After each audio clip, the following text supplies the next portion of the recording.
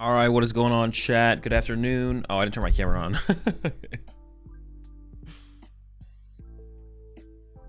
There we go. Yeah, I hope y'all are having a good one. Appreciate 11 months there, Blue. So we had a couple tournaments over the weekend. We don't have... I'm going to check real fast again on Limitless. We don't have any thing for Champions League to talk about today. Maybe we'll talk about it on Wednesday. I am doing a dude stream on Wednesday. No stream tomorrow. I saw someone mention that in chat. Monday stream. Yeah, I'm going to be doing... Moving forward, my schedule is going to be Tuesdays off. Instead. You can expect me to be streaming on Mondays consistently moving forward. If I do take another day off in the week, it would probably be Mondays. But yeah, Tuesdays. I won't be streaming on Tuesdays anymore. Me and Chip have changed our recording time for the podcast to earlier in the day. And then I run my Metafy group session on Tuesdays as well. So no streams on Tuesdays. So I'll be regularly streaming on Mondays. If I ever do end up taking another day off, it would be Mondays for sure. Just so y'all are aware. Yeah, we got a dude stream on Wednesday. So not streaming tomorrow, dude stream on Wednesday. And then I'm away for the rest of the week after that. I'm gone Thursday to Saturday. Thursday to Sunday. So I'll be back again streaming on Monday after that. So that's the plan for this week. Short week of streams this time around. But I'll be back at it when I get back on that Monday. I think like coming up there, we got like the same stuff going on, right? We got Utrecht happening on May 17th, not this weekend, the next weekend, and then the week after that's Portland. I will be at Portland playing. I gotta figure out what deck I want to play, man. I think I want to play Zoroark or Frostlass. I have to like pick between the two decks. Cause I'm not really intrigued by anything else in the format right now, but maybe something from maybe one of the lists we look at today will pique my interest, or maybe something from Utrecht will pique my interest.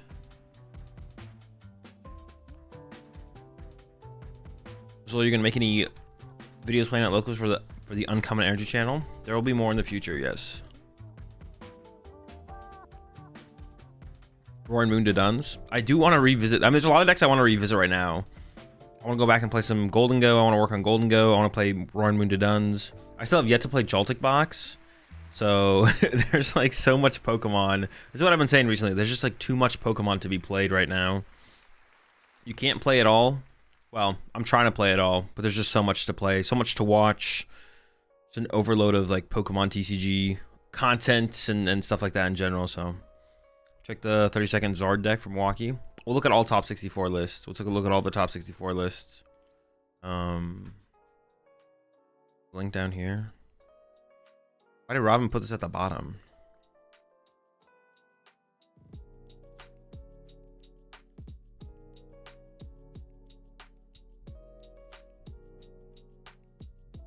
What's your favorite engine in the format? Zoroark.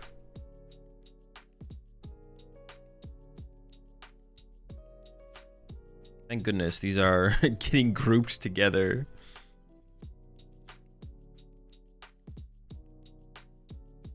Zoroark for Portland, surely? Maybe. I also do like Frostlass. I'm kind of between those two decks, but...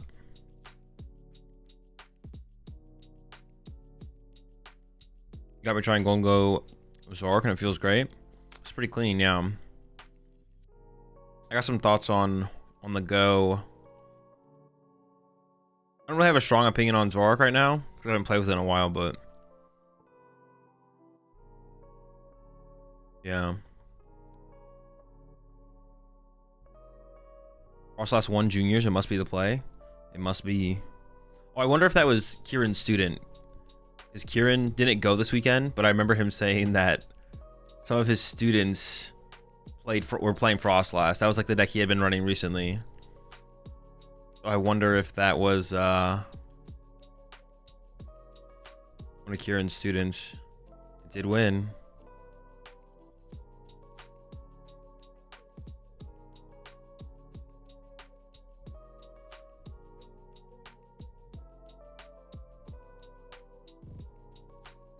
Their to make it to 25 was interesting. It was surprising. Definitely interesting, yeah. Was everyone hate on Joltik Box? What little dude do? I don't think anyone's hating on it. Well, I mean, like, most people are just like looking, like, it's all like, I won't say anyone's hating on it in terms of, I mean, I know Jake Gearhart doesn't like Iron Hands being so easily enabled, which is, that's like not hating on Joltik Box. That's like his disdain for what's it called. And I saw Chris Franco's tweet. What was his tweet? Heartbreaking. The worst player you know just got day 2 with Joltik Box. I mean, it's a little clickbaity. It's a little cloud farmy. He's just saying Joltik Box, for how good it is really easy. That's all he's saying. Like, it's just an opinion. Is it an unnecessary opinion? Maybe, but it's like, it's just the internet stuff. It's nothing crazy. Yo, what's up, pig? Just a meme? Yeah, it's just a meme. It's literally just a meme. Like, yeah. It's just a meme. Like, no one's hating on anything. Well, I guess I don't know for sure, but it's like not in the sense that I think people think it is. Yeah, it's all just a meme. It's all just a meme at the end of the day. Well, Jake genuinely hates Iron Hands, and Joltik is the best Iron Hands deck. But he hates it for reasons of like game design, not people who play it or like, yeah. How you feeling after like 30 hours of streaming the weekend, brother? I'm doing all right. Yeah. I got my 8 hours today, so I'm feeling good.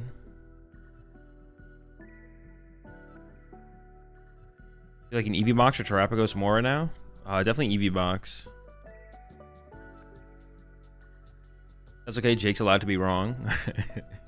As a Joltik player who got his first day 2 at Milwaukee, Chris came off not cool. Complain about hands, that's fine, but making fun of people blows. Yeah, I mean, I think it's a fair take to be to think that Chris is what's it called is annoying, but that's why like the I don't know, I don't love this response. I don't know. I don't love the response of that's why the block button is there, but like I mean that's Chris Franco on Twitter, like like at the same time that's just kind of how he is on Twitter. It's like one of those things that if you don't like those kind of that stuff, there definitely block button is there. We shouldn't like be encouraging people to be overly toxic in the community. But I don't think Franco's tweet was like that bad. Like, yeah, I don't think it was that bad.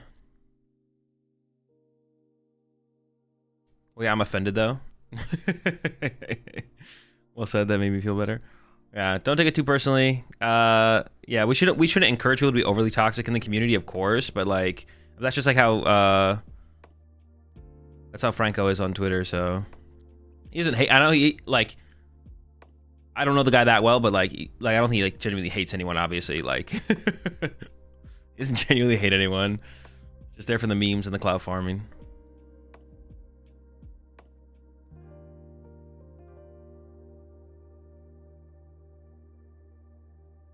I was Bombardier, Optimal, and Zoroark. It's just there as a counter for Cornerstone, just a Cornerstone counter basically. If you can like conveniently open it and utilize it and you want to, then it's like decent. But yeah, it's just a Cornerstone counter. Also, people dunked hard on ball players at Atlanta in their meetup area in the coloring area. I did see that tweet, yeah. It's just memeing at the end of the day, though. It's just memeing at the end of the day. Like, do you think? Now, listen, not every Bolt player is as good as like Labella, but like, do you think Labella cares? Like that people are like, he's a Bolt player. Well, I don't know if he like, I don't know when he picked up Bolt. I don't know if he's been grinding it for this term or anything, but like. Or is that like the way I want to explain that? Like it's I don't know, it's just like all how you take it. Yeah, I don't know. It's like not. It's just a meme. Like it's just a meme at the end of the day. No one actually genuinely hates or dislikes people who play Bolt or Joltik Box. Yeah, it's just a meme. It's just a meme. No one genuinely thinks less of the person who plays Bolt or Joltik Box. But it's like, if the sentiment is there in the community, then the meme around it is there to be made. And then at the end of the day, it's just for everyone to have a laugh. That's it. Like the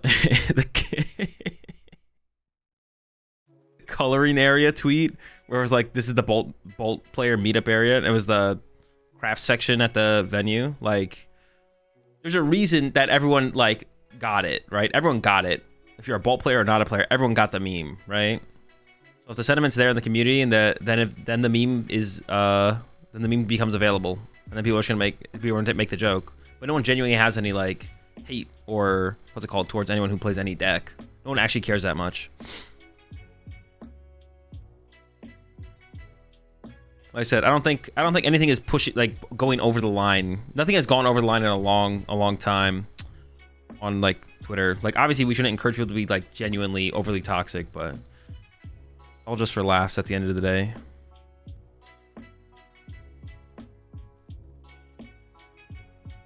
There definitely is a line that can be crossed, but I don't think like either of those tweets cross that line.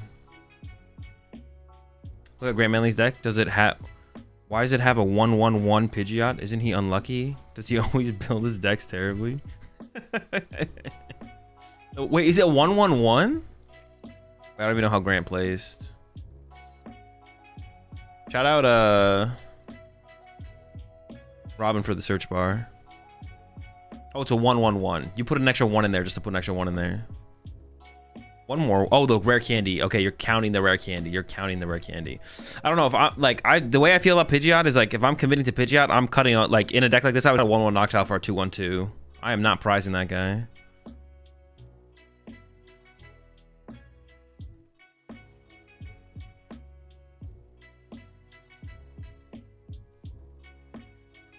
People have dog ball for so long. It's real hate. It's real.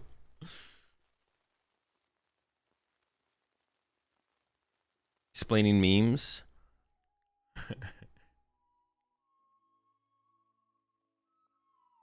The elitism of those who play evolution decks versus big basics. Bro, it's real in the community for sure. It's been around for a long time too. As soon as Lander CX got printed, that's when everything started.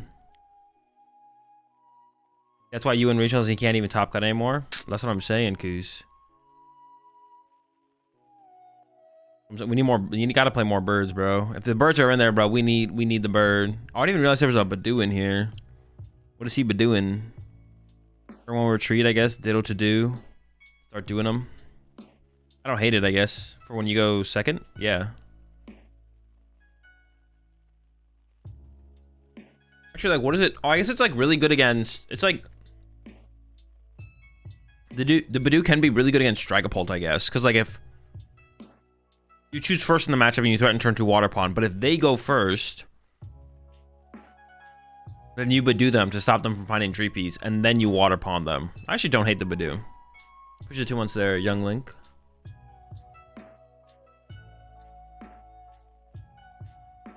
Sort of think wanted Badoo and Terra for a while. Makes sense. What other matchups is it good against, though? I have to think about that. Why is Lucas Zing playing for Cyrano? Well, we'll get into that in a second here when we take a look at lists. But first, let's take a look at the metagame for the Milwaukee Regional Championships. Day 1, Dragapult was number 1, 20%. No surprise. Everybody knew this was happening. One of the guys in my local play area was DQ'd at Milwaukee. He was 4-1-1 apparently. He tied in his opponent then. Then the opponent decided to just give him the win. So the opponent went up to the judge and said they circled tie by mistake and the guy in my local area was supposed to win. The judge went to the guy from my area and asked if that was true. He said, no, they tied, but if the other guy wants to give me the win, I'll take it. Judge ruled them both had got DQ'd. What? Well, that's weird. I don't like to I'm never gonna have too strong of an opinion on this stuff because I don't know the full story. Like I wasn't there, but I mean, it would seem like either they should be okay with giving him the win or say like, no, you can't change the result, and don't try and do it in the future. I actually don't know the judge procedure for that. I'm pretty sure once the slip is signed, as long as everything up to that point was legal, you're not supposed to change the result. So if something's been circled and it's been signed, and nothing illegal happened prior to the slip signing, then it should stand, is my understanding. If something illegal happened prior to the slip signing, then maybe there would be grounds for it to be changed. But getting DQ'd, if like the players didn't do anything else besides that being like, nah, you know what, actually I want to give you the win, and they go up to the judge like, hey, we tied, but I decided I want to give him the win instead. I feel like the correct resolve to that would be the judges being like, you can't do that. Like the result's final, and don't try and do it again. Otherwise, there could be, you know, further penalties. It feels weird that that would escalate immediately to a double DQ. But like I said, I don't know. I wasn't there. I don't know the full story, so I'm not gonna have a super strong opinion.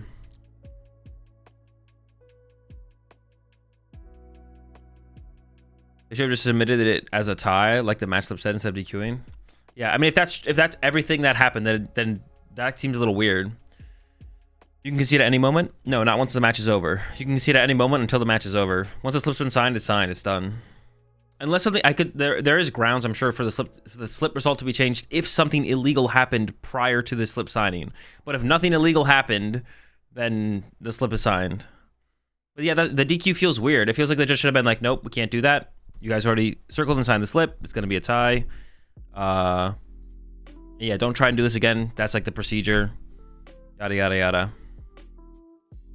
I'm having a hard time understanding what the DQable offense was. Yeah, me too. It's like the attempt to change the slip. But it's, I mean, it probably has something. This is why I'm saying, like, I'm not going to take too big of a judgment because I don't actually know what happened. It probably has something to do with how the players approached it, for sure. It probably has to do with how the players approached, yeah,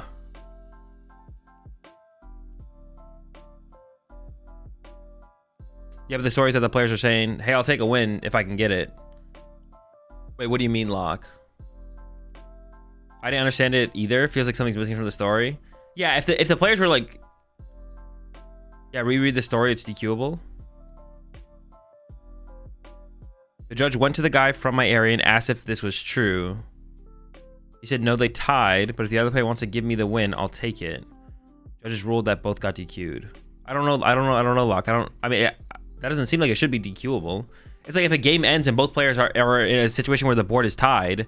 If it's like turn 3 ends and no one's won the game, it's technically a tie. Like, all right, I'll concede.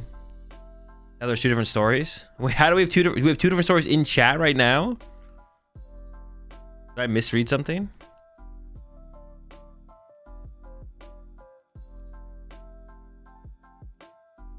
Now there's 2 different stories to the. Oh wait, they told the head judge 2 different things. The opponent went up to the judge and said they circled tie by mistake. Oh, they said they circled tie by mistake, but they didn't. So they lied to a judge. I mean, that kind of feels bad because it definitely seems like there was no ill intent. But yeah, you can't lie to a judge. You can't lie to a judge. I think if you lie to a judge, it's a DQ is probably fair, to be honest. That kind of sucks. Wouldn't it be the one guy that lied and not both, though? Well, at that point, they're probably assuming some kind of collusion between the players. Yeah, at that point, they're assuming some kind of collusion between the players, and at that point, it's a double DQ, which doesn't seem unreasonable from the judge's side of the point of view, to be honest. Yeah. Can't be lying to judges. Like, if he had just went up to the judge and was like, hey, we tied, but after thinking about it a little bit, I decided I just want to give my opponent the win. I don't want to, like, just take us both out of contention or being able to move on. Is it okay if we change it from tie to win? And then the judge will be like, no, we can't do that. Or they go ask the other player and they're like, yeah, we tied, but he said he wanted to give me the win. If that's fine, but if not, it's whatever. And then the judge will be like, no, we can't do that. It's going to stay as a tie. Go next, buddy. One guy did nothing wrong, got DQ'd. Any way to play around that? I know it'd be tough. I have to assume that the assumption there would be like collusion between the players to change the result. So with that in mind, it's hard for if there was further investigation, I'm sure the judges came to the conclusion that that's what they thought happened. So then they have to double DQ them there, which isn't like, yeah, I mean, you can't lie to judges. There should definitely be a precedent that, like, not no matter what it is, if you go up to a judge and be like, this guy's purple, it's probably fair for you not to get DQ'd. But obviously anything that involves like a Pokemon game or a match is happening, if you lie or lie about, I mean, there's like other things you could lie about as well. You just don't lie to judges, and it's definitely reasonable to get DQ'd if you lie to a judge.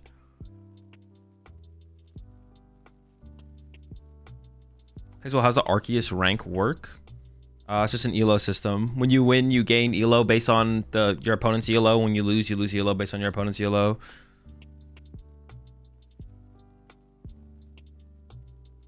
I kind of had that happen. I said trade, but touched Fez. My opponent agreed. I said trade and flipped Fez, but I decided I discarded a card and drew 3. I got a DPL for that. Or there's a player who got DQ'd for accidentally dropping a card to his hand during a deck search.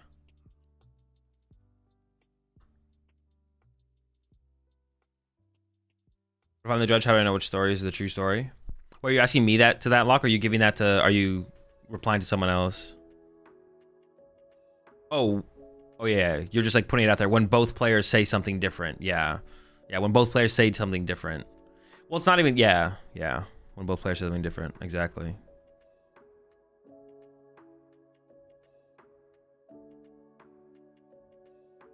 There was a player who got DQ'd.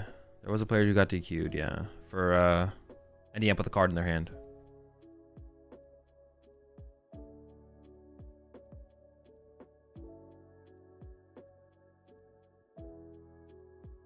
Your hand should be nowhere near your deck when you're doing a first search. Definitely optimal, so nothing happens. Hazel told me to play Wings and now I'm 3-0. Can I change my deck? Now I'm 0-3. Can I change my deck? Now you're locked in. Hazel, do you know there's a way to check how many people played Chow 60 day 1 and 2? Yeah, you can just go over. Yeah, you just go here to labs.limitlesstcg.com, click on Gardevoir, and then like the 60 he played. Oh wait, no, we have to go to, hold up. We have to go here. And then like that. And then scroll down. And it was Henry Chow.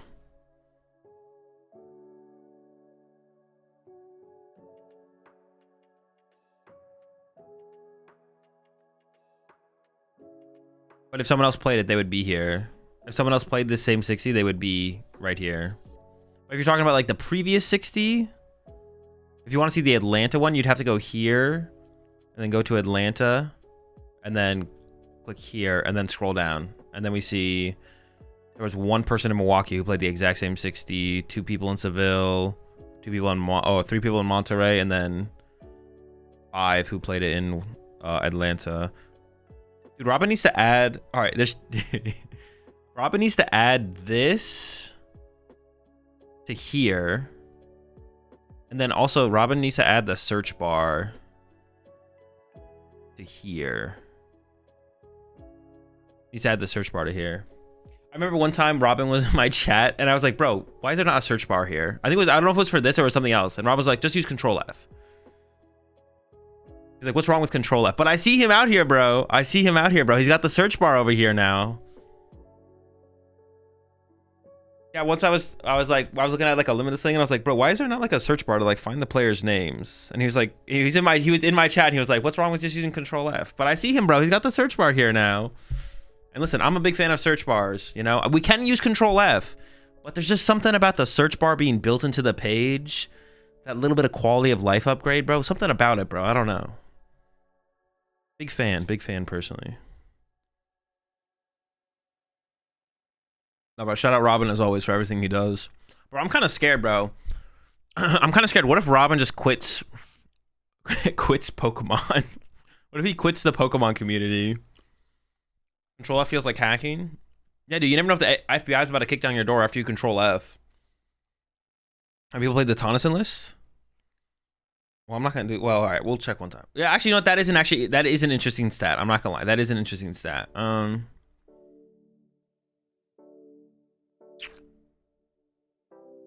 Wait, Tonneson's here, right? Yeah. Let's see. Oh, that's thick, bro. Oh my. It's about to be a full page. Who do you think is gonna be the first? Dude, when are we gonna see a 60? Oh my gosh! What? Look at this. That's, oh my gosh. Dude, Tonneson 60 dropped, bro. Second tournament. As long as Tonneson's not changing a card, bro, everyone's on board. It's like, he's not changing a card, bro? All right, let me lock in that 60. Let's run it back. Now, there's juniors and seniors here. It's gonna be really interesting. We're definitely gonna get to a point where it'll fill the whole page. I want to see that point where you have to like scroll. You have to keep scrolling to get to the bottom. We riding with Tawny like that? Bro, all aboard the Tawny train, bro. we're going to the top. Let's get it. Oh, dude, look at here. Juniors, 2nd place. Seniors, 7th, too. Tawny 60, bro. Hey, there's still more tournaments to play it in too. This could actually be the list. The Tonison 60 could be the list where we actually have like a full, we have to scroll further. We're just all names. We got Portland. What else do we have coming up? Portland. There's the tournament in Santiago. There's a tournament in Europe. There might be 2 tournaments in Europe actually. Can the Tonison 60 go all the way? We got the special event in Bologna, Portland. Special event, I'm not gonna try and pronounce that, but special event Melbourne. There's Melbourne. Oh, he'll definitely be playing it there. Well, he might see, but we need people to not, if he changes a card, everyone's gonna change a card. So we need Brent Tonison to still advocate for that 60 for us to see that happen. If Tonison tweets out tomorrow, it's like, you know what? I think I'd cut a Bingus. What'd you even cut from here? And he's like, I'd cut a nest ball. And we're like, oh no.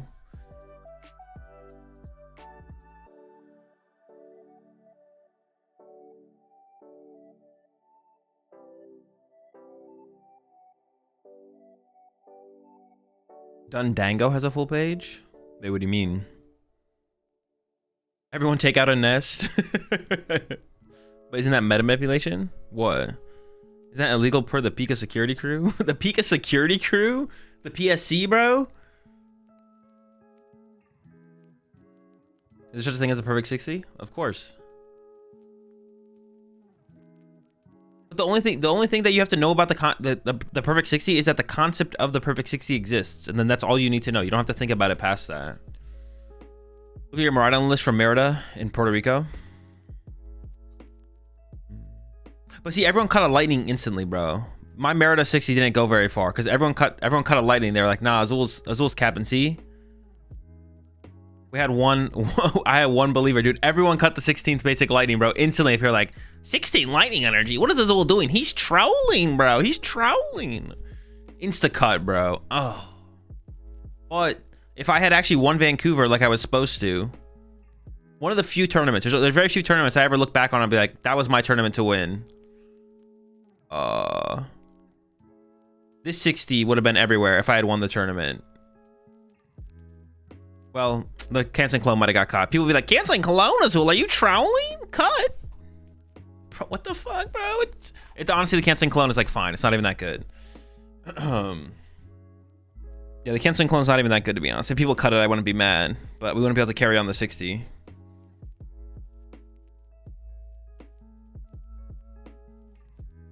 My last cards for the Tonison deck came in today, lol. Literally sleeving them up, bro. It's a guaranteed, bro. It's a guarantee. You're gonna get. You have to. This is actually just like a. It's like a. It's like a badge of honor or something to make the. You gotta make the list, bro. You gotta try and make the list. Who else will join? Who else will join the list? Let's go read that guy's book he sent. Oh my gosh. Me and my opponent at Milwaukee were playing. He put his hands under the table. His hand under the table. I tell him, keep your hand above. I Iono him. After the Iono, he puts his hand back under. I tell him to bring it back up. He does then look under the table, and I see a card on his thigh. Dude. I see a card on his thigh. I tell him, hold your hands over the table. I then call the Pika Security Service. The Pika Security Service. Wait, no, the Pika what? It was somehow PCS. Pika... crime, whatever. I call over Big Peak. Please don't move them. And I tell the judge. He immediately puts his hands back under the table and is moving them. The judge didn't do anything. After the judge leaves, he says he needs to go to the bathroom. Well, it cuts off there.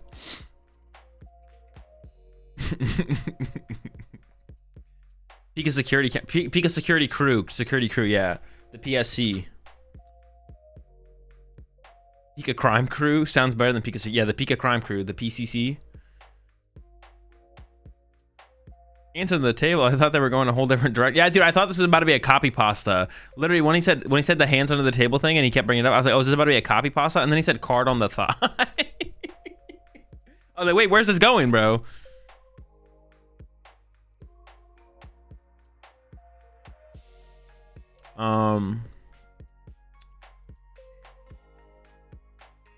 I mean, you gotta appeal to the head judge in that situation. You gotta appeal to the head judge in that situation. That's like the answer for those situations. Appeal to the head judge.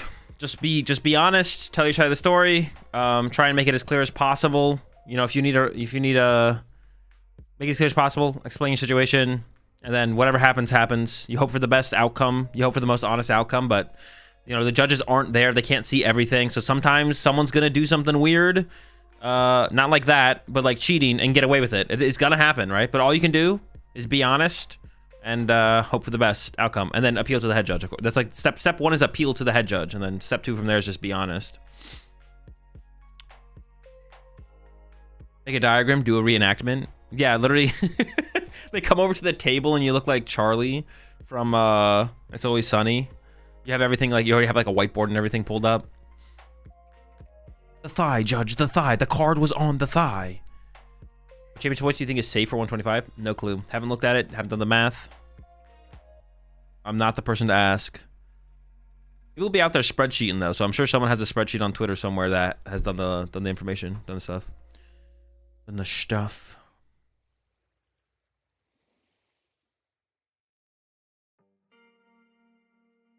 Stream lagging for anyone else? I don't know. Maybe. If you're on mobile, you should turn the quality down. Your opinion about Gardy? With or without Zoroark?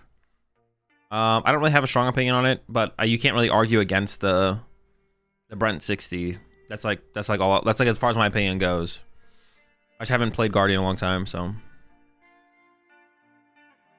But like, if I had to like just pick a 60 from these and rock it at, if I had to pick 60 from this and like play it at Portland in 2 weeks with playing 0 games, you know I'm bringing Raging Bolt, baby. You know we locking it in.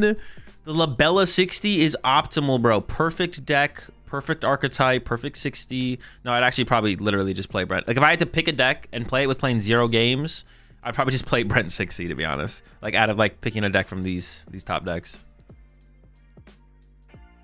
Maybe you have to play without owls. Of course. I'm gonna play Labella's exact 60, but without owls.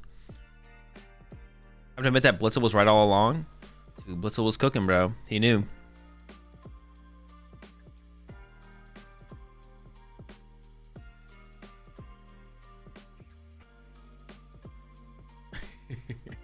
Want to refund my 14 years of subbage with that shit Bolt take? Labella's exact 50. Yeah, Labella's exact 52, bro. It's perfect. It's optimal.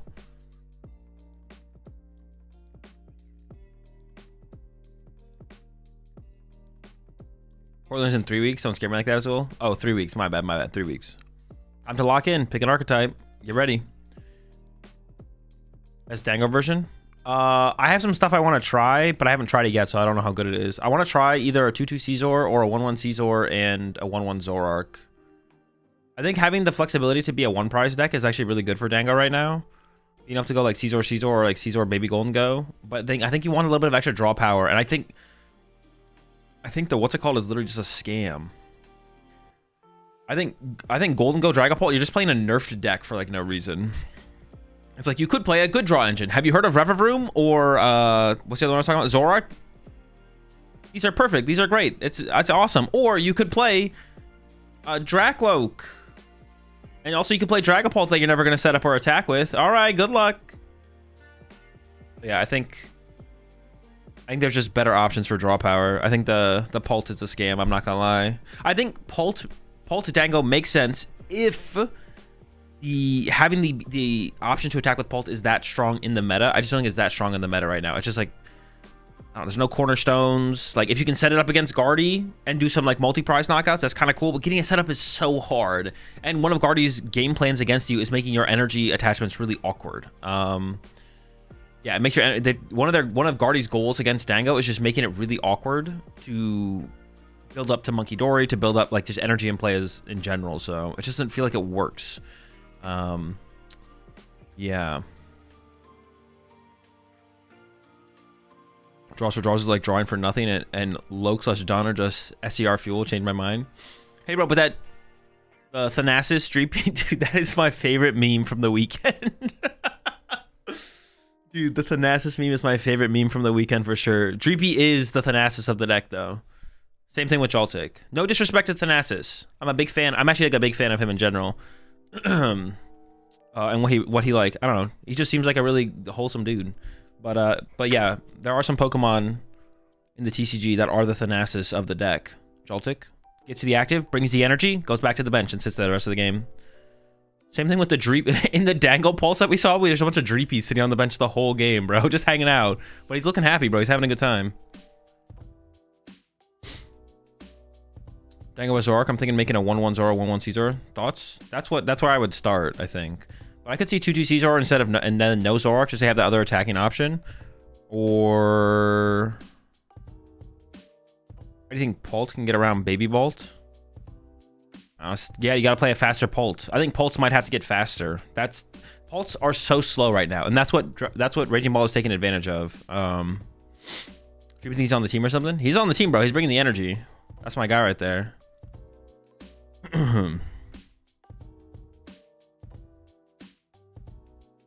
Need more cheerleader / vibe cards in the deck. It makes a difference. Bring back Crystal Bolt. Like, no memes. That, like, Bolt seems to definitely be taking advantage of, like, how slow the metagame is right now. You could even, like, make that argument for, like, the Guardy builds. Like, I think, like, TM Evo, Quad Arv and TM Evo Guardy builds are getting to a turn 3 or turn 2 Gardevoir quicker. And the question is, like, how much energy do they have in their discard pile at that point? I don't know. But to keep up with Raging Bolt, like, yeah, the Raging Bolt deck is taking advantage of how slow some of these decks are being built. Like, the Dragapult lists are so slow. They're so slow. Unfair Stamp, no Rare Candy, no Neo Up Energy, no Crystal. Like, they are miserably slow. I'm take my time. I'm chilling. You do you, I'll do me. Let's all have a good time here. Guardy and Pulp playing against each other. They're just it's like a meme. There's gotta be a meme. It's like a Guardy versus Pulp. Both of them but do. It's like two gentlemen, you know, hanging out, having a drink. And then Raging Ball comes in. It's like the kid on the skateboard or something with a freaking... What is that thing called? Jukebox? No, not jukebox. Dude, what is it called? Boombox. I knew there was a box involved. Not like a PokemonTCG deck, though. It doesn't have multiple ways to attack. Use the Prime Sub there. A-Rocks. Welcome to the Rat Pack. Yo, I'm the one who cheated against, who got, yo, dude, I literally read your message. Yo, I'm the one who cheated against, I'm the one that got cheated against at Milwaukee. My friend posted the message I sent him.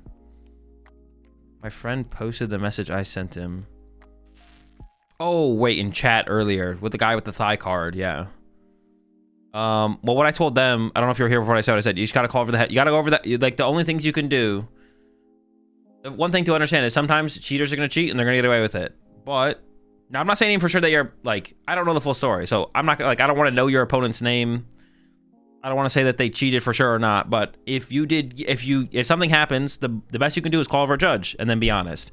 And then if it doesn't go your way, I know that sounds like weird to say, but if it goes your way, then like, who cares? We're good to go at that point. You're being honest and it went your way, how you think it should go.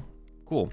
If it doesn't go your way, that's where you go appeal to the head judge and once again, just be honest. And then if it still doesn't go your way, I don't know, that just kind of sucks. Like, it happens sometimes. It's kind of like the worst possible outcome. It's the worst possible outcome, but yeah. Call a judge, be honest. If it doesn't go your way, appeal to the head judge.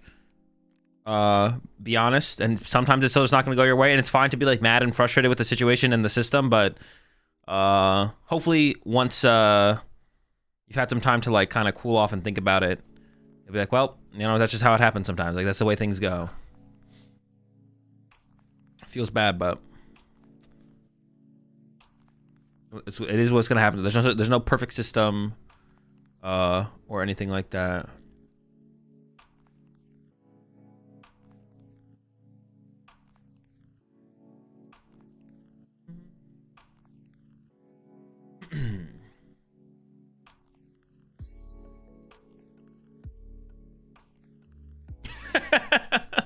I'm the one that cheated against the guy with the thigh card. I'd do it again.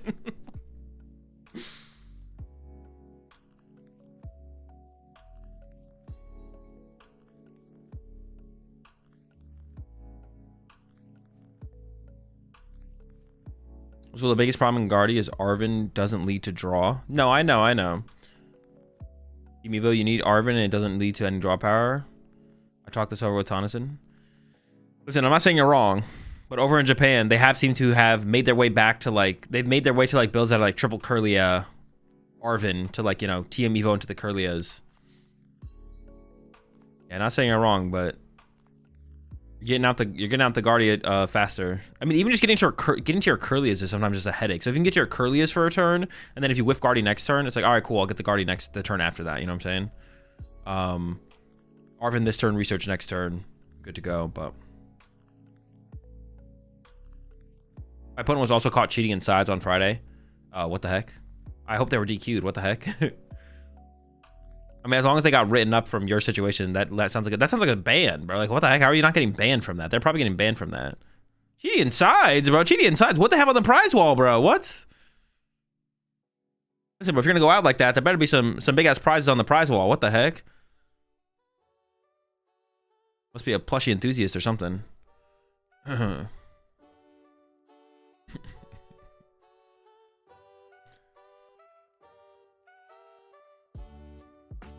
So this weekend took a toll. The Zardy kids are coming back, and the Bolt lovers now believe. Dude, we're losing the propaganda war, Nux. We're losing the propaganda war. We must stay strong. No, Zard is still truly terrible right now. We definitely listen. Nobody. I mean, unless you want to, go for it. But Zard is still waiting on Psyduck. I think Zard is definitely waiting on Psyduck still. I know Zard won. I know Zard won over in the Champions League, but it's different format, different meta. The amount of times I was asked, hey Azul, why do you think Raging Bolt is so popular in Japan, but over in the West, it's just not? Might have something to do with that they're playing in a different format than us, in a different metagame. I don't know. I'm not gonna say that's the reason why, but I do generally say that we're all playing one continuous metagame, which is, for the most part, is true. Yeah, over in Japan, they have a whole new set with new cards, and the meta has evolved in terms of just like thinking around those new cards. So, if you're I'll make a video speed running the prize wall. Write it down as well. Sounds good. If John had played Deluxe Bomb, he would have won the whole thing. Bro, chat with the gaslighting, bro. Y'all were saying that he had Deluxe Bomb in his deck. Although that would have been sick. I'm not against him having Deluxe Bomb in his deck, but yeah.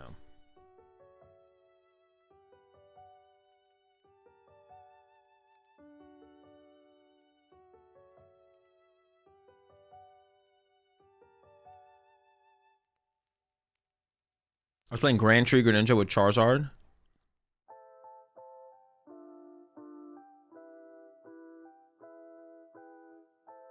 All slot rotation. Have you looked into it? I have not looked into it, no. John Zardless is interesting. It's still not good. I don't know. I don't know if I'd write it off that quickly. There definitely is something. I mean, there's something there, right? Like, I think we'll look at the list here in a second. There definitely is something there. Whenever you look at something, you think there's something there. Like, that could be, like, we'll look at the list here in a second, because we're going to go through a bunch of lists, but, like, it's possible Charizard is good right now. I think Charizard's bad right now, but it's possible Charizard's good right now, but it is the John Roberts build that is good, right? So it's like undiscovered. It's always possible any deck is good. Like, United Wings could theoretically be the BDIF. No, there's just like, and maybe someone out there is playing the perfect 60, but it's like, you know, either they're not actually bringing it to major tournaments, or they're not showing it to anyone, and it just hasn't caught on. But it's possible the United Wings is the BDIF, and someone out there has the perfect 60 for it, but it just hasn't made it to the mainstream, right? Or they don't go to major tournaments, you know what I'm saying? So, yeah. Well, had you seen Triff's request to money match you? I did, yeah. Bro, he's got to show up to a major first, though, bro. Like, he's got some other things to fulfill before I money match him. Yo, push the 4 months there, Nux.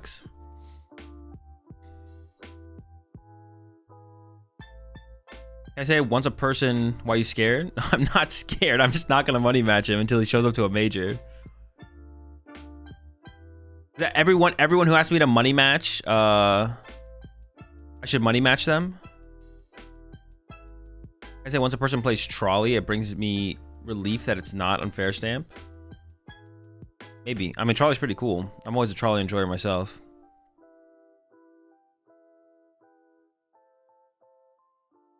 Appreciate the new, Prime sub there all damn day. Welcome to the pack.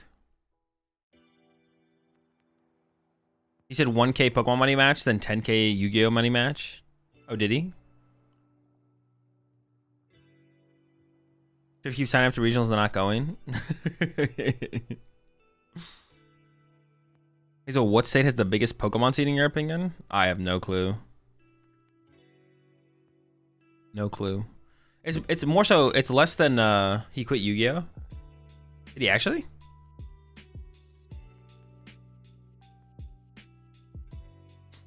He's not showing up now that the Yu-Gi-Oh pricing is finally better. I saw that Yu-Gi-Oh's getting stamped promos for like day 2.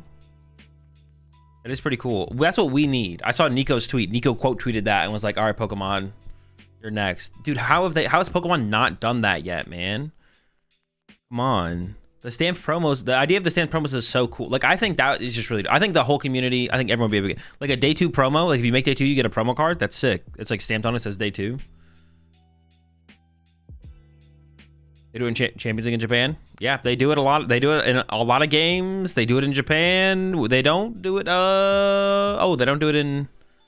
Wait, do they do it in Japan? Actually, what do you get in Japan?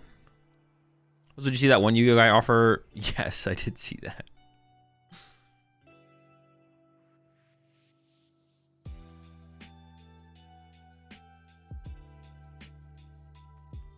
You get a Caesar EX promo card. Oh, for getting day 2 or just showing up to Champions League?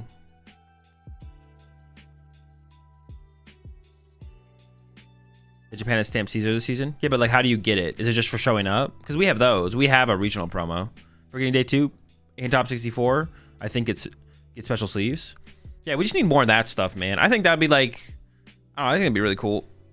I think that just like a day 2 promo would just be sick. I think that should be like super. I mean, there should be like high. There should be. You should, if you win a regional championship, you should get a champion regional card. Like we're playing a card game. How do we not have like more card placement promos or like trophy cards? We should have more. We're playing a card game. There should be trophy cards in the card game.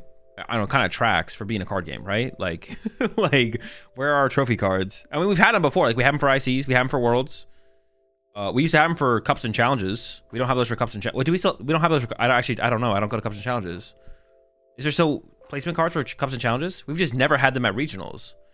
One thing I hate the last 2 regionals, they gave out old Latias mat and Surfer promos at Atlanta, and then another Briar at Milwaukee. I saw that, yeah. It's kind of cringe. Yo, appreciate the $2 super chat there. Luigi, what I missed until now? Nothing crazy, nothing crazy. Cups are champion playmats. Oh, that's right. There's champion playmats. Yeah, we've had those for a while.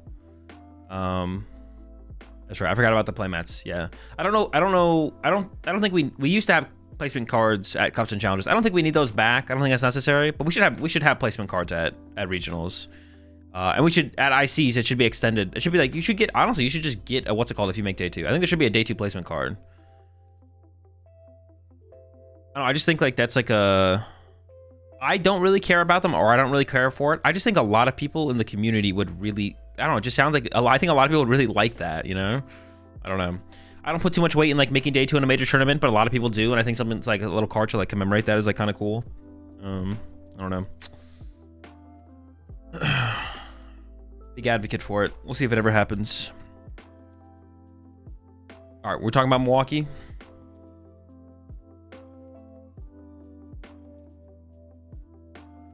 I start leaving empty sleeves on my thighs. I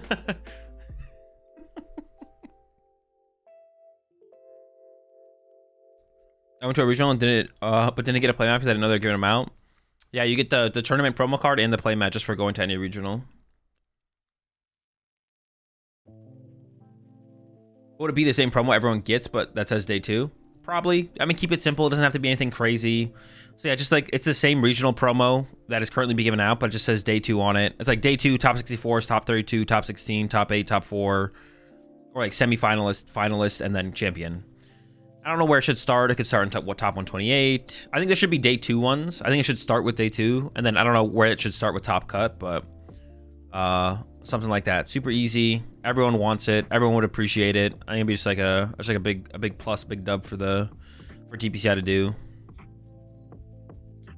You still have your top 4 Worlds card? Nope. Got rid of it. Frame 1.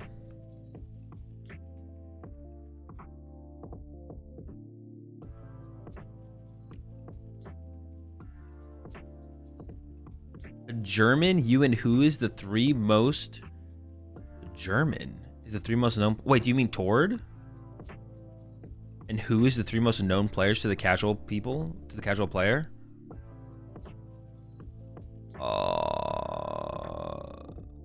Actually, I don't even know who would be number 3, to be honest. Well, if you're talking globally, it's going to be someone in Japan, probably. If we're talking globally, it's going to be someone in Japan. Mahone? It might be Mahone, yeah. Mahone. But Mahone doesn't even... If we're talking like competitive players, Mahone doesn't compete anymore. LDF? It might be LDF, to be honest. Unless the German is Robin. That's what I was thinking at first, but I was like, you've got to be talking about Tord. Because not that many people... Like, people know about Robin, but not to that scale, for sure. Robin's kind of more low-key. Yeah, Robin's a little bit more low-key. Yeah, it would have to be Mahone, but Mahone doesn't really compete anymore, does he? So if we're talking competitive players, then it's someone in Japan, for sure. It's like Daichi or something. Because the content scene in Japan is, like, pretty big. Like, a lot of those guys have, like... whenever I've gone over their channels, like a lot of them are at like 100k subs or over, like Daichi and Kato does videos as well, so it's definitely someone in Japan. Like we all, like most of us in chat know who Daichi is, but then there's like a huge following in Japan, of course, right? So I'm not sure. I don't. Daichi might be the biggest YouTuber in the card game space, but I actually don't know because I just don't know who else does it over there. It's like I know Kato does it, I know Daichi does it. Yeah, it's probably Daichi. But honestly, it's Tord, then Makani, then maybe it's... Honestly, you're actually not wrong. That actually is a good shout there, Luma. You're actually right. Also got 19th in Milwaukee. Any thoughts on how 5-2-1 has no shot for top cut? I went 4-0 in day 2 in Swiss. I think that's fine. I think it's like... All right, what if I told you, Sky Circus, that you could make day 2 at... what if I told you could make day 2 at 4-4? Do you think someone who went 4-4 but went 4-0 day 2 should have a chance to make cut? No, right? So it's like the record that its current setup that you can make day 2 at, it's just letting more people play day 2. But you know when you're going into day 2 at 5-2-1, you can't make cut. But yeah, you know you can't make top cut, but that's fine. I think it's fine that you can go 5-2-1 and can't make cut. I think X2 being the cutoff for cut is like fine. I think having another round of Swiss wouldn't be a bad thing. I think we should have another round of Swiss somewhere, maybe 2. But yeah, they should, asymmetrical cut should be top 16, top 8 asymmetrical cut down to top 16, and then give us another round of Swiss back in day 2. And then I guess 5-2-1 be able to make cut at that. But I think for the current system, 5-2-1 not being able to make cut is like fine. It's not that big of a deal.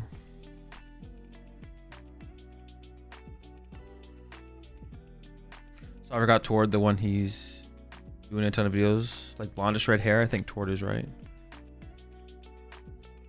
Tord has blonde hair or blondish red. Tord.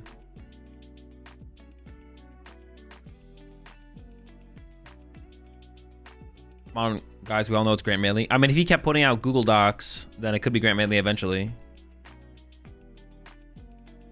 Any chance you could look at seniors meta? No, I just have no interest. What, the 3x world champion guy? His name escapes me. Well, I think you just answered your own question then. It's like, hey Azul, who are the most? Isn't one of the most well-known people in the Pokemon TCG space the guy who won Worlds 3 times? I don't remember his name. I think you just answered your own question. No disrespect to you know who, but yeah, the game is just the game has gotten so much bigger since he used to play. It's just like it's just different now. It's just different.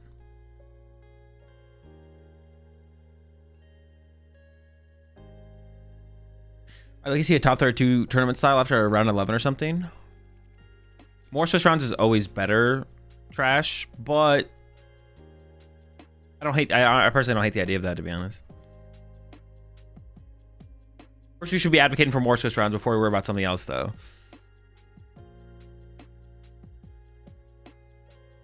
I'm actually super excited to hear your opinions on the winning deck. Yeah, we'll talk about it. We'll talk about it. Talking about Zapdos TCG, maybe.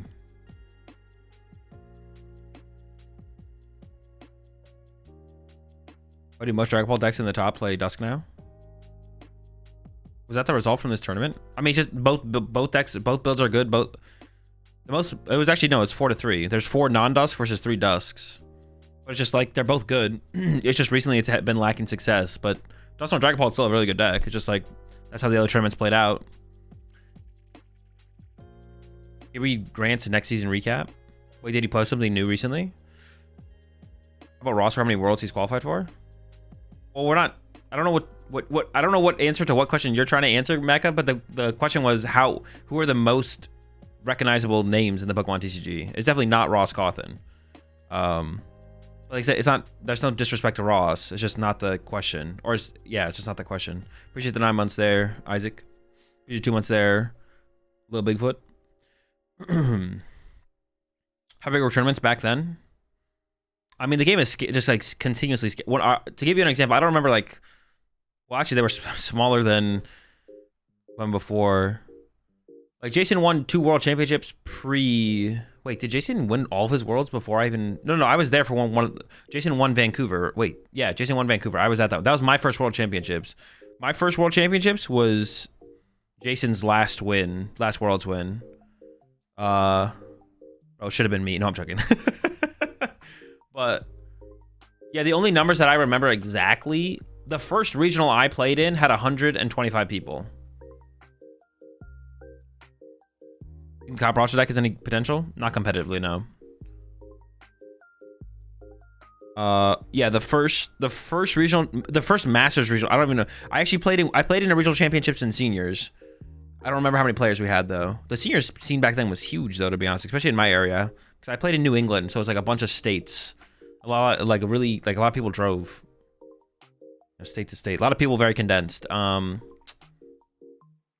Jason played against plumbers and electricians. Exactly. I'm blanking. Who is the Japanese player who loves Pachirisu and played BGC and TCG? They're not Japanese. They're Korean. Sejin Park. Do you think we're reaching the point yet where Dragapult has this speed up a bit? I think we are getting to that point. Yes, Luna. Yeah. Your mic cut out? Well, around what point though?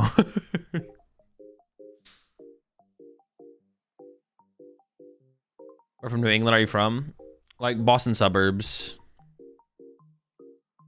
Boston suburbs. Lived in New Hampshire for like a year. Yeah. Mostly Boston. I grew up mostly Boston suburbs, like Arlington, Watertown. New Hampshire for a year, and then New Mexico as well when I was like younger, like 9 or 10 or something like that for a year or two. Sajin also qualified for Go this year. I saw that. That's actually super sick. Yeah, Sajin Park qualified for Pokemon Go this year. He's qualified for Unite, VGC, and TCG. He's won VGC Worlds. Top 32, I think, is his highest place in TCG. Maybe top 16. And then he got top 4 in Unite. And now he's playing Pokemon Go this year at Worlds. It's just such a sick story. It's so cool. I'm a big Sajin Park fan, if you couldn't tell. Would you move back to the East Coast? Who knows? Maybe. Are you coaching Triff? Of course. What the heck? He needs it. I'm gonna do it for free for him too, bro. He doesn't win any money at these Yu-Gi-Oh tournaments. Gotta help him get that Poke bread. He qualified for Go in 2023, but played Unite that year. Oh, he's already qualified for Go? Oh, but now he's playing. Now he's playing in Go. As for his autograph, honestly, I might, bro. The Sajin Park autograph actually kind of goes hard. If I see him at Worlds this year, I'm gonna have him sign something for sure. You know what I might? I'm signing him a ride-on, dude. I'm gonna have him, dude, that's perfect. I'm gonna have him sign him a ride-on. I'll bring one with me. What was it like living with AD? Loud. Have him sign something related to your Tall 4 games. What would that even be?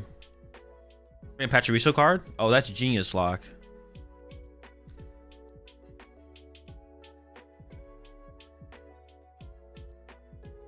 Wait, Chip's in here? What'd Chip say?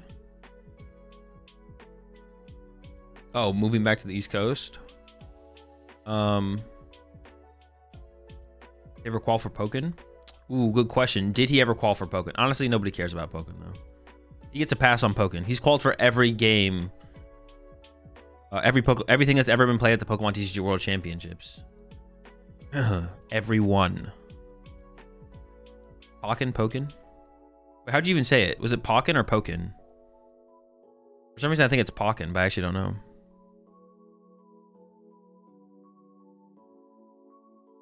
So you should come to Bologna special event. That's the Patria of Ragu and lasagna. What does Patria mean? Home.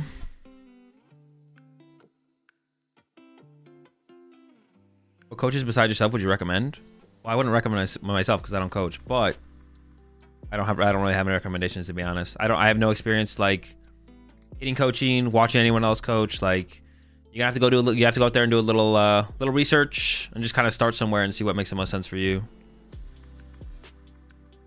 Did the song just say sipping on chlorine? It did, yeah.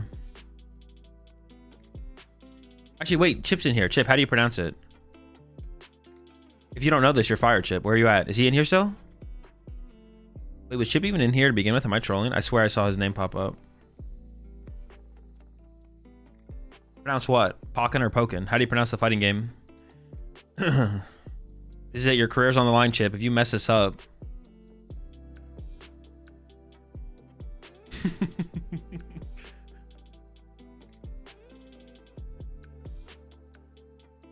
Pokeken? Pokken.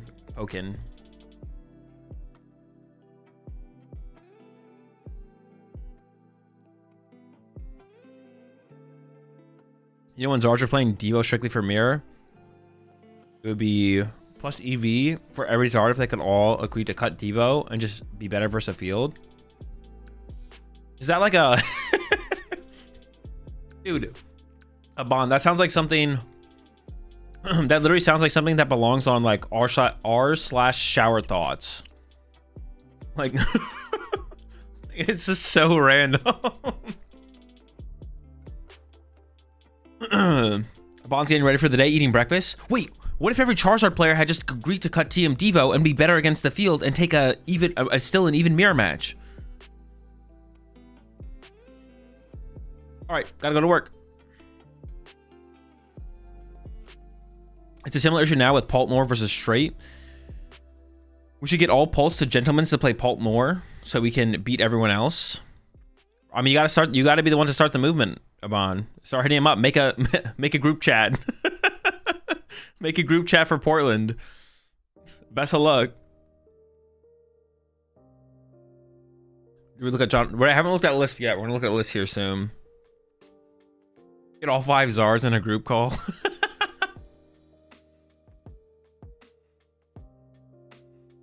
If you win a regional, are you automatically in Worlds? Yes. Winning a regional and top 4ing an IC gets you a Worlds invite. Well, I'm kind of doing that here. If you guys play straight Pult, you're on a list. You're on a list. How many people can we rally to play United Wings at NAIC? That task is insurmountable, bro. It's too hard. We still don't even have the perfect 60. There's some guy out there with the perfect 60 for United Wings, and he's not leaking to us. So what are we even supposed to do? We agree to run more than 2 Chi-Yu and Zard, right? Is that the agreement? Dude, how did that sentence activate Siri on my phone? That sentence somehow turned on Siri. Or activated Siri.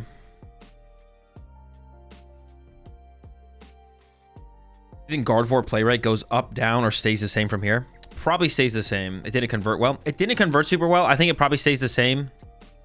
I think one of the things we'll probably see is we'll probably see people shift more towards the Brent Tonneson build.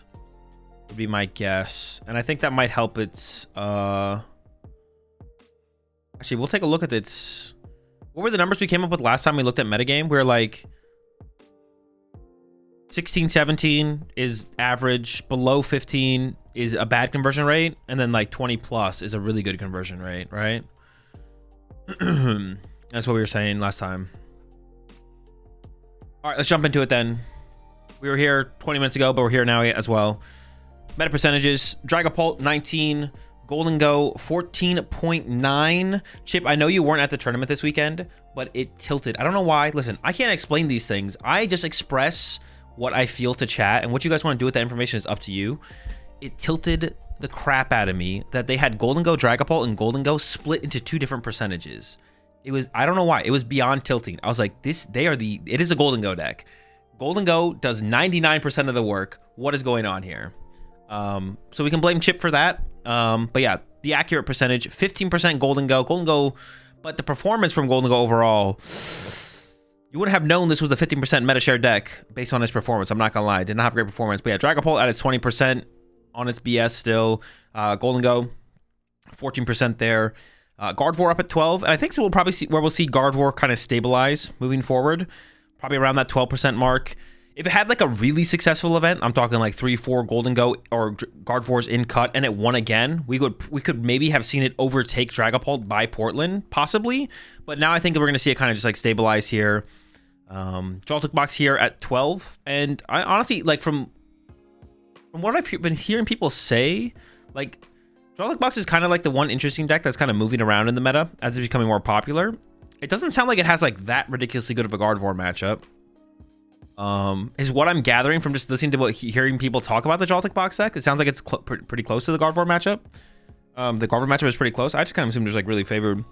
Overall, it does seem to have like a favorable Dragapult matchup though. I could see Joltik Box.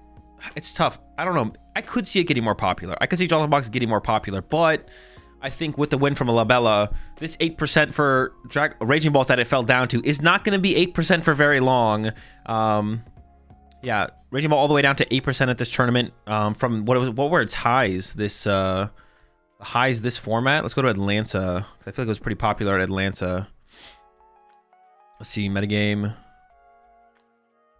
Raging Bolt 12. Okay, it never got too ridiculous, right? Maybe it didn't get too ridiculous. Now I want to take another look here. Let's go Monterey. Metagame. There we go, the 14%. So it had a high at Monterey there. Joltik is free for Bolt. Okay, so I guess maybe moving forward, things get a little bit tougher for Joltik then. Yeah, Bolt around that 8% meta share. I think this is definitely gonna be on the come up for sure. I would like my prediction pre-tournament. I wasn't too fond of Raging Bolt. My perspective definitely has changed. I don't think Raging Bolt is like some ridiculous broken deck or anything like that. I think I definitely undervalued it. I'm not gonna lie. I think I definitely underrated the deck a little bit. I think your Dragapult matchup is stronger than I initially gave it credit for. Your Gardevoir matchup is still close. I think you're still unfavored against Gardevoir. We did see Labella beat. Did Labella beat Brent twice, or was it a dub and a tie? I think it was a dub and a tie, or a tie and a dub. But yeah, I would still say the Gardevoir is at least slightly favored against the Raging Bolt. Raging Bolt does have a pretty good Joltik Box matchup, and that deck has been getting more popular. That honestly might be where this might be the highs. Now Labella got him twice. Oh, that's right. Labella donked him in game 3, right? This might be the high of Joltik Box, though. Joltik Box getting to higher than 12%. I think this is the highs of Joltik Box, especially with Raging Bolt probably going to make a bounce back in play percentage. That's not a great matchup for Joltik Box, so... He got Brent again in cut. Yeah, I know he beat him in cut. I thought in Swiss they maybe tied. Brent said on Twitter he couldn't find candy against Labella. Yeah, we were there. We saw that. We saw that lack of finding candy. He only plays 2 candy, though, so like, how much can you really complain? I guess you got Secret Box in there as well. Terra Box here. It was around 5%, I believe, last time as well. I actually thought Terra Box would have had a little bit higher play rate, to be honest. I want to go back to Seville and see where it ended up there in Seville. Yeah, 5%. Or hang on, let's do this real fast. Yeah, 5%. Okay. My guess would have been that it would have had a little bit higher play rate going into this tournament, because I think things were getting better for Terra Box going into this tournament. Namely, Dragapults. Some of them were trying to cut back on their unfair stamps, stuff like that. So it was looking like it was going to be a little better of time. Flareon Noctowl had a little bit higher play percentage. Same thing with Zoroark as well, which I'm a big fan of both of these decks, to be honest. I like Flareon Noctowl. I like Zoroark. I think Zoroark's a little bit stronger of a player right now for sure. I think Flareon is a deck where you're like, it's good against most things. I'm praying to dodge Gardevoir, which isn't terrible in a meta where Gardevoir's, you know, it's 12%, but it's like not overwhelmingly successful. I don't think I'd want to play a deck that I felt like was unfavored against Gardevoir. I'm not sure I'm a big fan of the idea of that. I understand how good Baby Bolt judging is against Guardy. Yeah, it's pretty good. It's pretty good, right?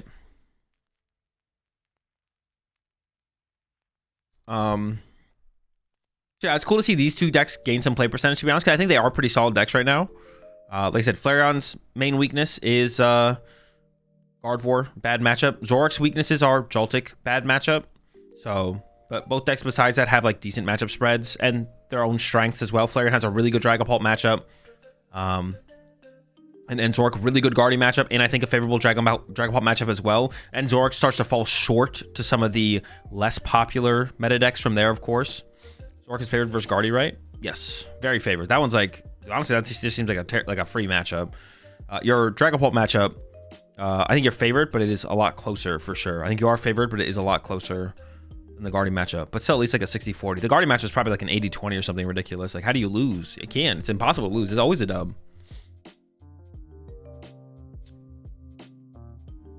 I don't like Gholdengo or Bolt. Call me old-fashioned, but I believe energy in the discard should stay in the discard. Bro, that is like a... Dude, I don't even know what kind of take that is. I'm trying to think of like an IRL comparison for that take. If that's like saying like... Dude, I can't think of anything, to be honest. There's got to be some stuff that old people have said over the years. Unk take? Yeah, that's an unk take for sure. At the very least, it's an unk take. I would never. Archaladon continues to fall off, which I think makes sense. Archaladon, I think it's like the same. Get off my lawn. No 3-pointers in the NBA. No 3-pointers in the NBA.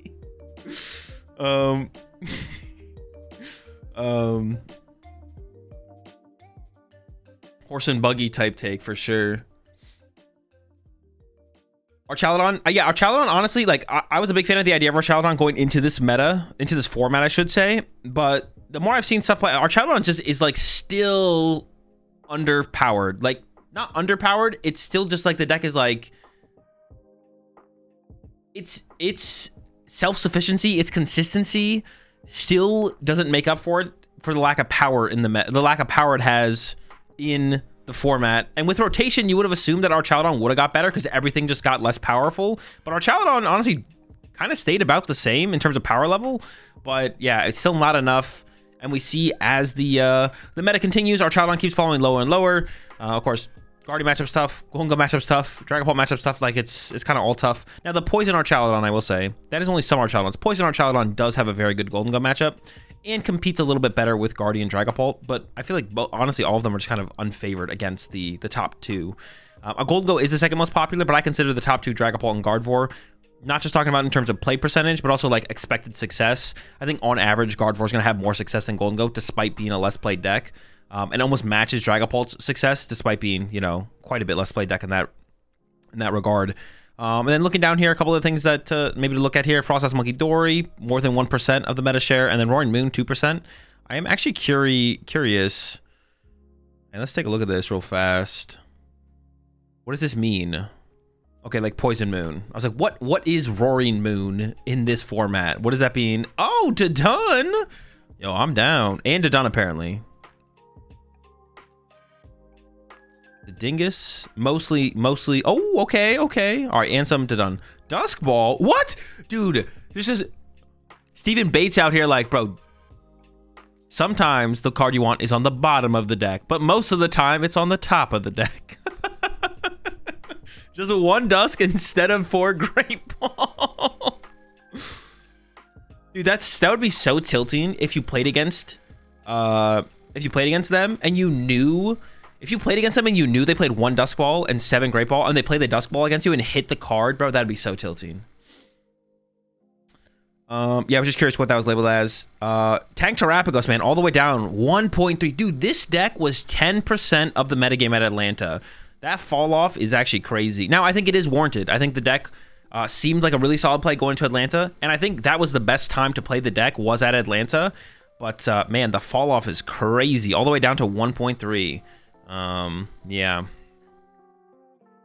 don't think people realize how difficult it is to beat Lux Cape Pult as Frostlass, and that's supposed to be one of your good matchups. Bro, no, that's free for Frostlass still, bro. I got 3 TM Devo. We can sell, I wish. Just wait until we get to the deck list and take a look at the top 64 first. Nothing super noteworthy past that, I guess. Blissey here, 1% of the meta. So Fuentes, second place finish, definitely having an impact on the metagame, but very marginal. Let's take a look at how things shook up in day 2 now. We see Dragapult. Actually, maybe we should just go to the conversion rate. Maybe look at looking at the percentages doesn't really matter too much, right? Like, looking at the day 1 meta percentages is interesting, but looking at day 2 meta percentages, it, like, doesn't really tell us much.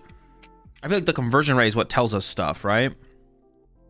So the rule of thumb for the numbers that I kind of have came to, and we see Delok in chat chatting it out, 16.95 was the average conversion rate at Milwaukee. So 17, this is similar to like the past number I think you put out there, Lock. So 17% is a fine conversion rate. 15 or less is bad. And then I would say like 20 plus is like really good. So we see Dragapult here at 18. It's whatever.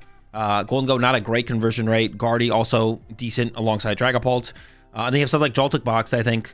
I wouldn't say, I guess you would say, you would call it overperforming, right? Like you would say this is overperforming in like terms of like the average. So Joltik converting better than the meta, better than the rest. Raging Bolt here did fine. Box did fine. Flareon did fine. 18% for Zoroark, so a little bit better. Our Charizard, oh my gosh, dude! Not only are people not playing it, not only are very few people playing it, very few people are playing this deck in day 2. Jeez, bro. Even the people who show up with the deck are like, all right, 1 day tournament for me. 7%, 8% conversion rate. That's bad. That is not good. 35% conversion rate for the Moon. This is Poison Moon and a Dun Moon. Can we really get in there and like figure out which one is kind of carrying the stats here? How can we figure that out? That's like some extra work to do. I would be curious, is there an easy way to kind of like look at that? Well, let's look at everyone who dropped. What were they playing? Poison Moon, Poison Moon, Poison Moon, Poison Moon, Poison Moon, Poison Moon, Poison Moon. Yo, there's no Dunsparces down here, bro. Rev of Room? All right, that's different. Dude, I don't see any Dunsparces down here, bro. The Dunsparces we're making day 2. I think we figured out who's carrying the squad here. Where they at? There they are. All right, the Dunsparce don't fail, bro. The Dunsparce don't fail. It's all on the Poison Moons. Bro, use the button? Wait, the button? Oh, off. Moon? Where's the Dun Moon? No, there's only 1 deck difference. Oh, wait, there's only, 2, 3. Oh, shoot. Yeah, you can see it. But actually, it's not that big of a difference. It still has a 32%. Thank you. I forgot about the variant.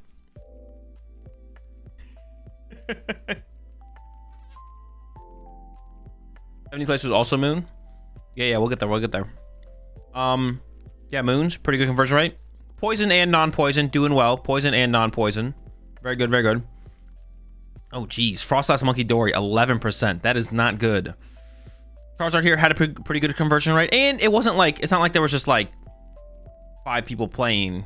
Where you at? You're over here. I don't know why you're over here, Koos, but we're gonna find out when we take a look at the deck lists.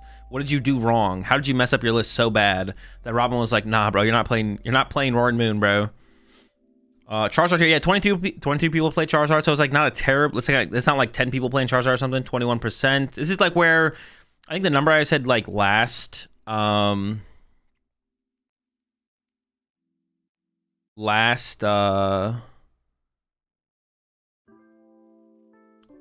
well, y'all flaming frame 1. Can y'all explain why it's bad? Wait, why what's bad? Yeah, this is like a small, the sample size starts to get a lot smaller. I was saying like sub 25, I think is what I was saying, is where we're like, how much do we care past sub 25? Because like if you get down here, 100% is gotta be broken. But no, obviously that's not how you should view that. Actually, to be honest, past Charizard, the conversion rate starts to get pretty bad. 0%? No, not the king, bro. Not the king. No kings in day 2. Dude. No Hydreigons either? Yo, where's... Where's Mauricio at, bro? Where's he at, bro? Where's he at? All right. Well, that's the conversion rates. Let's take a look at some deck lists next. Guardian Fire has multiple 100% conversions though. Hey, yo, you are kind of cooking there. You are kind of cooking. Hang on. You might be onto something. Gengar EX? Oh, Gengar EX? I mean, it's just... I'm not gonna like get super into depth why Gengar EX is bad. It's just like simple. There's like a bunch of other decks that are just better than it. Like, it's bad because other things are better. Like... Listen, though. Listen. With that, this is what I always say. If you're a true Gengar EX believer, if you think it can hang... Listen, I want Gengar EX to be good. I'm not saying I want the deck to be bad. I think the deck is bad. Yeah, everything else just does more. More HP, more damage, more efficiency, more draw power. But if you think you got something with Gengar EX, you should try and make it work. But nah, the thing's garbage for sure. Where you can see all that info, that's labs.limitlesstcg.com. Shout out Robin Schultz, World Champ, IC Champ, Community Champ, COVID Era Champ. Appreciate 3 months there. Ogid. And then appreciate the 15 months there, Captain Yeet. Do decks still play Briar, or is it just not worth?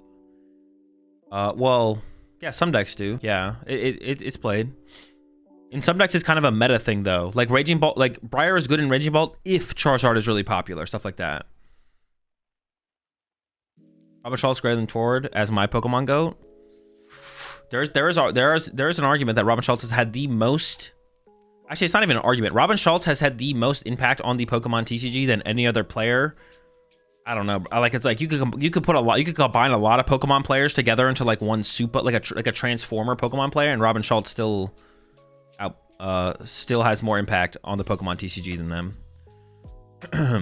Will the deck list from the Champions League be posted on Limitless? Eventually, yeah. I don't know what that process is like for Robin, but he puts them up eventually. It's Robin not even close? Yeah, that's what I'm saying. You could like take the top 100 other influential people in the Pokemon TCG, put them all together, and Robin probably still outplaces them. For sure. 100 top players versus one Robin. Yeah, exactly.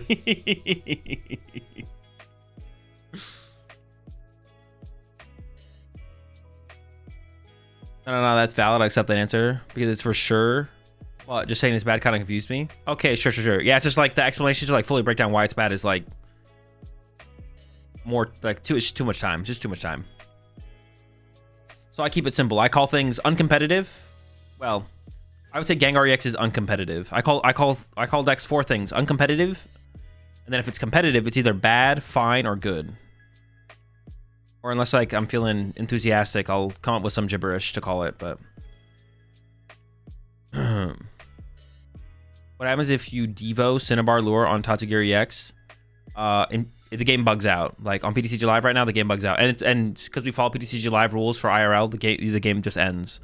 If someone uses Devo after you Cinnabar lured, like a stage 2 into play, it just double game loss. IRL, because we follow the PTCG Live rules. What would be Pokemon without Limitless? I mean, that's revolutionary. It would be really weird if Robin Schultz just like, I don't know, like before the modern era started, just went and played Yu-Gi-Oh or something. Like, who knows? Honestly, it'd be like, I don't want to think about it though, to be honest. Like, I don't know, maybe someone would have stepped up and done something. There's so many people in the Pokemon community who step up and like do cool stuff though. So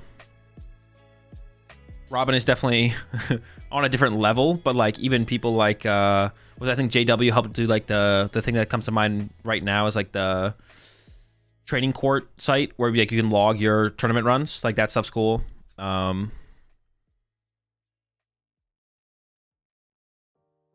would just be a worse Limitless. Well, there is a Pokemon is on Liquipedia. I guess that would be what we would have. We would just use Liquipedia, which is, yes, definitely a worse Limitless. Yeah, it's not even close. Yeah, dude, I will personally, if Robin is ever considering quitting or leaving the Pokemon TCG community because it doesn't make sense financially for him, I will consider personally bankrolling him to keep him around. I make it make sense for him. I'll do whatever I can. What's that where you can log your tournament runs? Someone can correct me in chat, but I think it's trainingcourt.com. Don't forget Trainer Hill. Yeah, of course. I'm not trying to give everyone a shout right now, but yeah, they know who they are. A lot of people in community know who they are. Appreciate the 8 months there, 3. Trainingcourt.app, yeah. Don't tell him that. He's going to say he's broken tomorrow. Sorry, just don't leak to him. Do you think we'll ever see one of those random one-off decks win a regionals like we see with city leagues, or is that skill ceiling too high? It's a lot less likely entity. That's why I like putting, like, yeah, the chance that something like bad or like uncompetitive or like obviously not optimized and just kind of the odds that it actually does well are like lower, is like way likely to succeed at a city league or a league cup or a league challenge. It is possible, but there is like a higher bar. Like you say, one of those random one-off decks, but like something that you might perceive as a random one-off deck might just actually be a pretty good deck, right? So just because like no one else is playing it or it's not popular in the meta or you haven't seen it before doesn't mean it's bad. It could be really good, but you just have to prove it has to be proved that it's good. Yeah.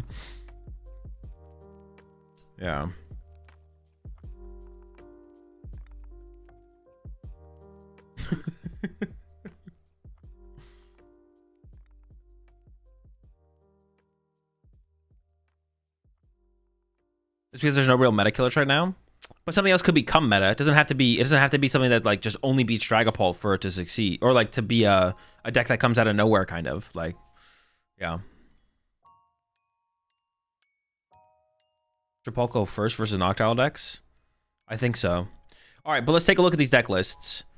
Now, Labella did win with Raging Bolt, and I'll say it. And listen, I am okay with being wrong in the PokemonTCG. I don't care if I'm wrong. If I'm wrong, that's cool, because then there's so much more about the PokemonTCG, the current meta, the current format, whatever, that I don't currently understand, which means like there's just more Pokemon. That's just a cool thing to me. I think I definitely underrated Raging Bolt for sure. Watching Labella play it and operate it, I was like, okay, there's probably a little bit more here for it to compete against some of the top decks and be a consistent contender and, you know, take down the whole thing, of course. So now one thing I definitely have been saying is that you don't see players of Labella's caliber pick up Raging Bolt very often. So that's going to be another big factor for Raging Bolt to continue to have success. Will players of Labella's caliber pick up the deck and continue to play the deck? Maybe. We'll see. But that is going to still... That's what I always say, is like the better you get at the game, and this isn't like a knock on the deck or people who play Raging Bolt. It's kind of just like a fact, is what I always say. The better you get at the game, the less likely you are to play Raging Bolt. But that's going to always be a factor as well. The backpedal? Bro, there's no backpedal, bro. I am fine with being wrong. I don't care. Everyone who makes a big deal about me being wrong is just projecting their insecurities of how important it is for them to not be wrong. I'm okay with being wrong. I don't care. If I have like a strong... If I have an opinion on something, I don't mind being confident in my opinion. And then like... People do... Like, the vocabulary that I lose... The vocabulary I use definitely makes things seem that they're a little bit more extreme than they are. I'm not trying to change up how I talk. So you made a prediction and it didn't come true. Can we arrest this guy or no? Oh. That's exactly someone who was wrong would say. True. Yeah, Raging Bolt wins. Nothing crazy in the build either. I think like one of the big standout, I think one of the big standouts here from Labella's list is the lack of Iono. Not even so much the inclusion of Judge, because we've seen Judge before, but usually Judge is included alongside Iono. But yeah, no late game disruption, just early game, mid game disruption. And the Judge is really powerful early game. If you go first and you go like turn 2 attack with Raging Bolt plus Judge, like that's a pretty powerful combo up against quite a few decks. Or even potentially like turn 2 attack with Raging Bolt EX instead. You could like attach a Raging Bolt, next turn attach, accelerate with Ogerpon, Judge, knock out the active. Like that can be pretty tough to deal with. So one thing really interesting about Labella's run though, watching it happen, that I think is worth like talking about is Labella, unless I am wrong with like the coin flipping wins, unless I'm remembering incorrectly between like who won and who lost games, picking first or second, and Labella and what Labella chose. Labella always chose first, and some of Labella's opponents chose second. I'm leaning towards that. I think it's correct for Raging Bolt to go first, even in matchups like Dragapult. And by that, and with that in mind, it's correct for them to choose first as well. But we saw people like Makani, and I want to say there was another player choose second against Labella. So I'm not saying that's why Labella won, but it'll be interesting to see how people approach that moving forwards. I'm very curious to see what people do as far as choosing first versus second against Raging Bolt moving forwards.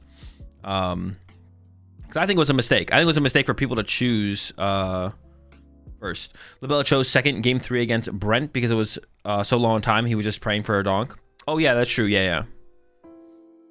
He did choose second there, but yeah, it does make sense. There's no time left. You may as well try and get aggressive. If you go first, it's easy to get donked. It's really not. The Raging Bolt deck doesn't like turn 1 attack like it used to. It can. We actually saw Labella do it, but Brent chose second. Oh no, I think Labella and Brent were choosing second in the Guardy matchup. I think in the Guardy matchup they were both choosing second. But I feel like I feel like Dragapult you should choose first. I could be incorrect on that. I don't remember how things fully played out, but I feel like Brent and Labella both chose second, Gardy versus Bolt, but then, or yeah, Gardy versus Raging Bolt, but then Raging Bolt versus what's it called feels like you should choose second. But I think it is very close. That is one thing I'll say with that as well, though. I think you should choose first if you're up against Raging Bolt. If you're playing Bolt, if you're Gardy, I could see it maybe, but I think you still probably choose first. But it's very close. It's like 51-49, 52. Like it's better. You gain like very few points by choosing first as Bolt or Bolt versus going second. So it is very close, I think. But yeah, I think Bolt should be choosing first against Bolt. But it's like a 52-48. So how much will it actually impact the outcome of the set? Probably not too much, but it's one of those things where you're still trying to optimize, right? So I'm definitely curious to see how players approach it going forward. When we see some Raging Bolts on stream at, what do we got up next? Utrecht? Yeah, when we see Raging Bolts on stream at Utrecht, are they going to be choosing first or second? I mean, the Bolt players are going to be choosing first blind, but once the players figure out they're playing against Bolt, if they lose, are they going to be choosing first or second? It'll be something I'll be curious to figure out, but yeah, Labella with, yeah, nothing crazy here. Pretty standard as far as Raging Bolt goes, right? Double Crispin, I guess, maybe is a shout there. Most people only play the one Crispin, but yeah, nothing wild. Second place was Makani with a pretty standard no-nor Bolt build. Nothing crazy in here at all. It is the Arven build, so there are still some Arven enjoyers out there. Makani is one of them. 3 Arven, 4 tool cards. I think Arven is like a really powerful card you want to include, but it's very, very weak in the mirror match and against Gardevoir. So that's kind of like the trade-off you're taking with Arven right now, it feels like, is you're like, Arven's broken until I play up against the mirror match or the Guardian matchup, and then it doesn't feel very good. And even outside of those matchups, it's like fine. Like that's not what it used to be, obviously, but Arven I think is still pretty good. I think it's still a pretty good card overall. No Jack is interesting, but I guess this is like, I think we talked about this recently or talked about it last time. It feels like it probably is correct to not play Jack if you're not playing Dusknoir and instead play Brock Scouting. But if you're playing Dusknoir, you probably want Jack, I would assume. This list loses to a single Baby Bolt. That's what people have been saying, yeah. Do you think the Evo builds will come back to Dragapult meta with all the aggro decks right now? I don't know. The meta is getting a lot more aggressive. Dude, I've been actually cooking a Dragapult list. Maybe I will play Dragapult for Portland. When I get back from my trip this weekend, I'm going to try Dragapult. I've been cooking a Dragapult list with seeing how the meta's evolving. I mean, it probably sucks, but who knows? Maybe it'll be good. I'll try it when we get back. No leaks, though. No leaks. Yeah, it'll be interesting. I think more candies might be necessary. I think shifting back to Crystal or Neo Upper might be the way to go as well. The meta's getting more aggressive. Like, you know, just sitting there and evolving turn 1. Put a couple Dreepy in play. Turn 2, maybe a couple Dracloak. You know, the Joltik deck, this deck are taking advantage of these not slower decks, because Dragapult can be quite a bit faster. You put Crystal in here, you put 4 Arven in here, put some Mercandies in here. You know, we can turn 2 attack with Phantom Dive. The deck can do that. But the way it's being built right now, obviously that's not, well, it's impossible if you don't play Rare Candy. But even if you had like 1 Rare Candy in here, it's probably not happening. We did see the Joltik box here from Alex.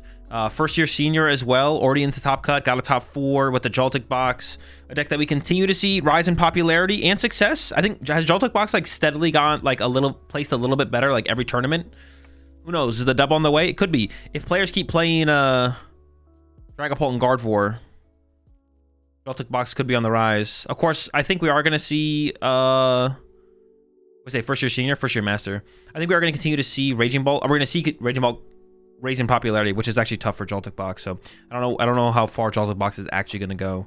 But I have to imagine that matchup is not like awful. It's just like unfavored, right? Like I feel like Joltik box can keep up with Raging Bolt. Honestly, in that matchup, does it ever make sense to play? I'm trying to think about what you could play for that matchup to make it better. I don't know. I'll figure it out. Up next, we had Julio with the Dragapult Dusknoir. And you see the Jack in here. Once again, nothing crazy in the list. The big standouts to talk about are the League HQ. So it was coming prepped for the Raging Bolt matchup, and probably more so the Joltik matchup. I would assume that was what Julio was probably prepping the HQ for, was the Joltik matchup more so than the Raging Bolt matchup. But obviously it's still good in the Raging Bolt matchup. And this is an adaptation I wouldn't be surprised to see us see moving forward.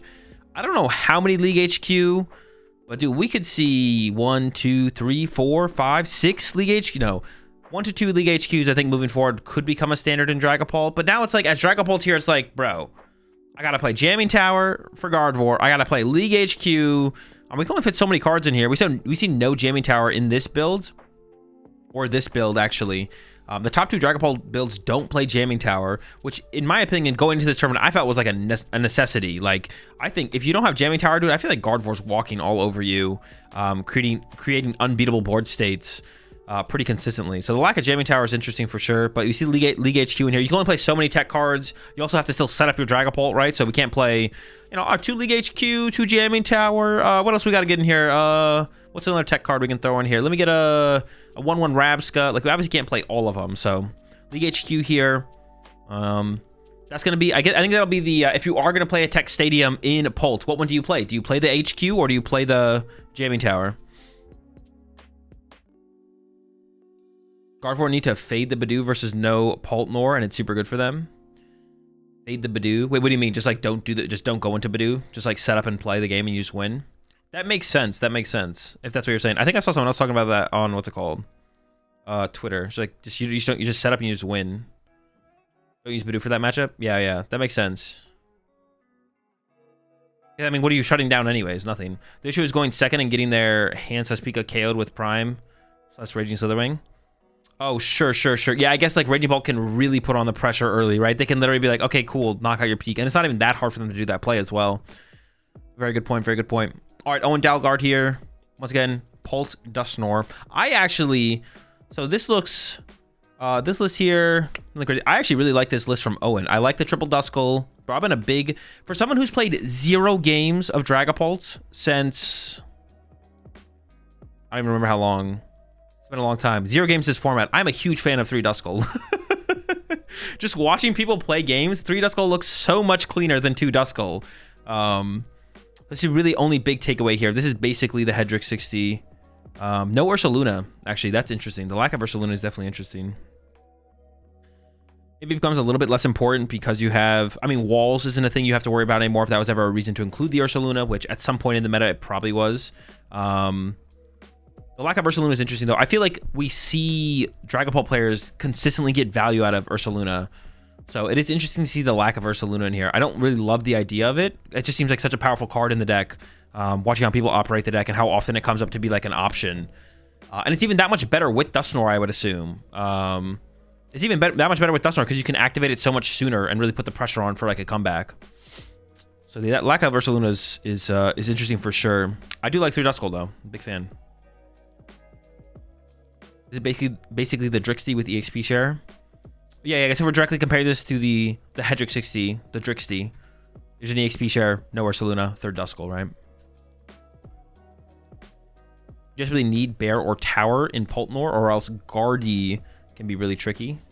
View Charmer's going to Mog you at the end. Switch but no Ursa.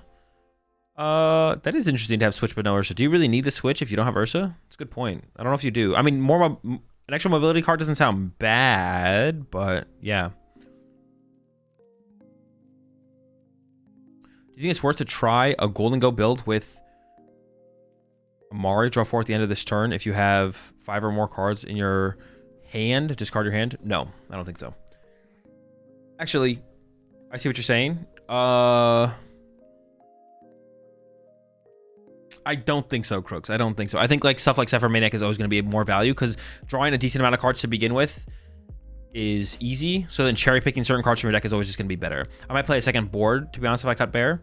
That's actually a decent shout for sure. I feel like you just don't need the Switch, but second board seems better than Switch for sure. I guess Jamming Tower technically exists, but how often is it going to come up and that actually matters if you're not even playing Ursaluna to begin with? Probably not very often, right?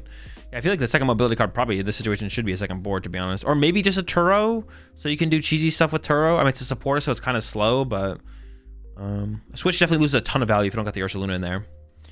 Up next, we got the list from Ian Robb. Did play the Eevee Box, so it's cool to see Eevee Box get a placement. I think, yeah, and like I said earlier, Eevee Box is basically pray you dodge Guardy, but it's pretty good against most other things, if not like literally everything else. And you have like a really strong Dragapult and a ridiculously strong Gholdengo matchup, and you can kind of beat most other things besides that. Like nothing is like a terrible matchup.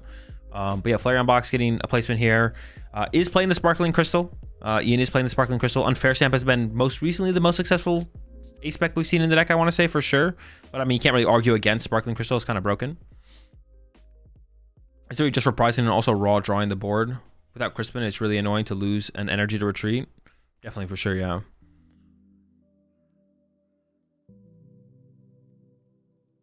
Terra Box is a little better if Pulse play Neo over Stamp. That is true. Terra Box and yeah, Terra Box could the meta is getting better and better for Terra Box. I mean, we're in a situation right now where like I feel like Dragapults are like, man, these aggressive decks are kind of getting annoying. I think I need to be a little bit faster. And if they start making the switch over to Neos and Sparkling Crystals, that's creating more and more opening for the Terra Box. We'll see what, yeah. I wouldn't be surprised to see Terra Box not really gain a whole ton of popularity, but I think it'll start to be more and more successful for sure. I think we'll start to see it be more and more successful.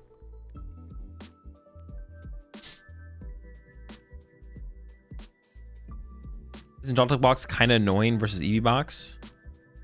Marauder can just refill the bench versus Angelite. I mean, you don't Angelite, you just like combat them, you just punch them. Oh, I guess you can't really deal with... actually, the Joltik Box matchup is probably pretty tough, right? Because you can't get through... No, actually... Well, Lockyer was saying that the matchup is free. He said that Ian tested it a bunch and that the matchup was just like very... this deck favored, very Flareon favored. I guess that's probably because you usually get the first one prize KO and then you just gust around... You probably get the first one prize knockout on the Joltik, and then you just Briar combo them. And then you boss around, KO 2 prize off the bench, and then counter catch a Briar win on 3 for 3. So that's probably why where the matchup goes every single time. And was it Joltik Box plays like one Iono? Was there even an Iono in this build? One Iono, they have to hope to find it, so that makes sense. It would make sense that you just like Briar them every time. Another Dragapult list without Dusknoir once again, from Benjamin here. Also another first-year master. And nothing crazy in the build, I don't think. Let's take a look through it here real fast. Nope, 4 Tool cards, 3 Arven, 2 Brox. Actually, is this... How many cards different is this from the list that Makani played? 1 Artisan versus 2 Artisan? As some other change. It's pretty close. It's pretty close to the exact same 60. We go flying first or second with Flareon? First. How do you beat Charizard with Eevee Box? Don't worry about it. You're not going to play against a Charizard until next format. Look out. Brent here. Played the same Guardy 60. Another top cut. Not the dub this time around. But hey, you can't really complain. Another top 8 here for Brent with the same 60. The Brent 60. How many more people will join the list of players for the Brent 60? It'll be a lot more. We'll see. I guess we have to wait to see if Brent thinks anything should be changed. If Brent's just like, nah, it's a perfect 60 and runs it back at Melbourne, who knows, bro? The list could get thick. The list could get thick. But yeah, not too much to say on the Brent 60, to be honest. Lucas Zing with the Zoroark. There definitely are some cool cards in this build. So we've seen a couple different ways. Zoroark's been succeeding a decent amount, and we've seen a bunch of different ways be successful. It doesn't seem to be like a best. Now there's a best way, but in terms of success, we haven't seen like one way to play Zoroark truly dominate. I feel like we've seen some research builds, see some Arven builds, like the top 8 list from last weekend over in Seville was research, and the top 16 list outside of that was a Arven list. And now we see the Cyrano build here. I think there was a Cyrano build in like top 32 as well over in Seville. Now we see the Cyrano build here from Lucas, and there's actually 3 Zoroarks in cut, I believe.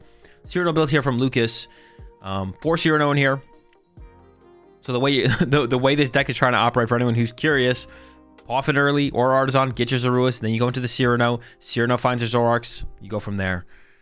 It's pretty similar to like Zoroark builds of old, other Zoroark, where you used to play like 3 or 4 Bridgets and you use it like turn 1 and that's it. Same thing with Cyrano, and then from there it just becomes trade fodder. Super powerful card to find and use early, and then after that, just trade fodder for the rest of the game. Badu proof Zoro. Yeah. Also, it helps to find your Zoroarks while you're protected against Badu. I mean, the Arven build is pretty good against that as well, to be honest. The Arven build is pretty good against that as well, because you can, Team Evo, whatever. But the Cyrano build probably a little bit more consistent at doing it for sure. Just like 1 turn ahead on your trades, which is a really big deal. Yeah. The things that like scare me a little bit about this list: no Nest Ball. No way to find Darumaka besides Artisan, but Artisan's fine. Giving your opponent Artisan feels weird. However, Artisan is good against Badoo. And only 2 Darumaka, which also kind of scares me a little bit because putting down double Darumaka is really good. No Nest is crazy. I don't think it's too crazy if you're playing double Artisan. It's like not too ridiculous, right? Because you were playing, what, 2 Nest Ball, now you're playing 2 Artisan? I guess you used to have Ultra Balls as well. So your outs to Darumaka used to be a lot higher. Hold up.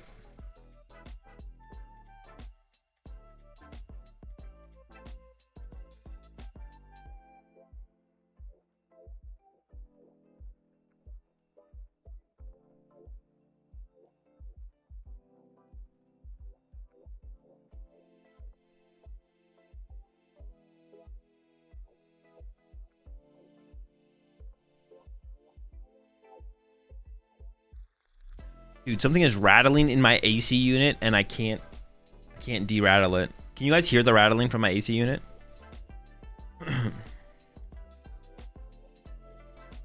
Can't hear it? Okay. As long as you guys can't hear it, it's not that big of a deal, but it still annoys me. Yeah, no Nest Ball, but you have the Artisan, so you have ways to find Darumaka. Only 2 Darumaka, though, so of course, like, if you prize one, you can't ever get down the double Darumaka board state until you find it, which is a little scary. Has the Cleffa in here alongside the Badoo for early game options. The other big standout cards from this list are as well, I feel like. Only 2 ends PP up. Also is playing an energy switch, which is interesting. Energy count is standard, of course. 1 Power Glass, 1 Defiance Band. The Secret Box for the A-Spec. We've seen a lot of different A-Specs in Zoroark. Recently at Seville, we saw the Prime Catcher be the most successful A-Spec. And for me personally, when I saw that, I didn't like the idea of the Prime Catcher because it is Zoroark is the counter catcher is so consistently activated. It feels like a waste to play Prime Catcher personally. I never tried out the Prime Catcher build, so maybe I like him more than I think so. Secret Box, kind of a combo card just to get you set up, get you going. I like the idea of that more for sure than Prime Catcher. Also, Black Belt's training here is kind of cool. It allows you to hit higher numbers with Zoroark or the Darmanitan. I don't know all the use cases for it, but like you can do stuff like counter catcher, Zoroark, copy Reshiram, Black Belt's training, KO, Pheasantipity off the bench, stuff like that. So the Black Belt training is super cool.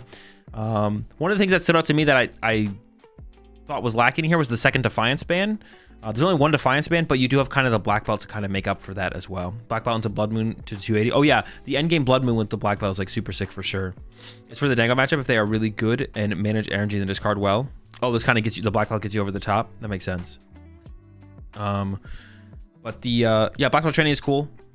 For sure. I was a big fan of double Defiance in the deck, but yeah, I could see the 1-1 split being definitely the optimal choice. A lot of recovery, double Night Stretcher and a Super Rod.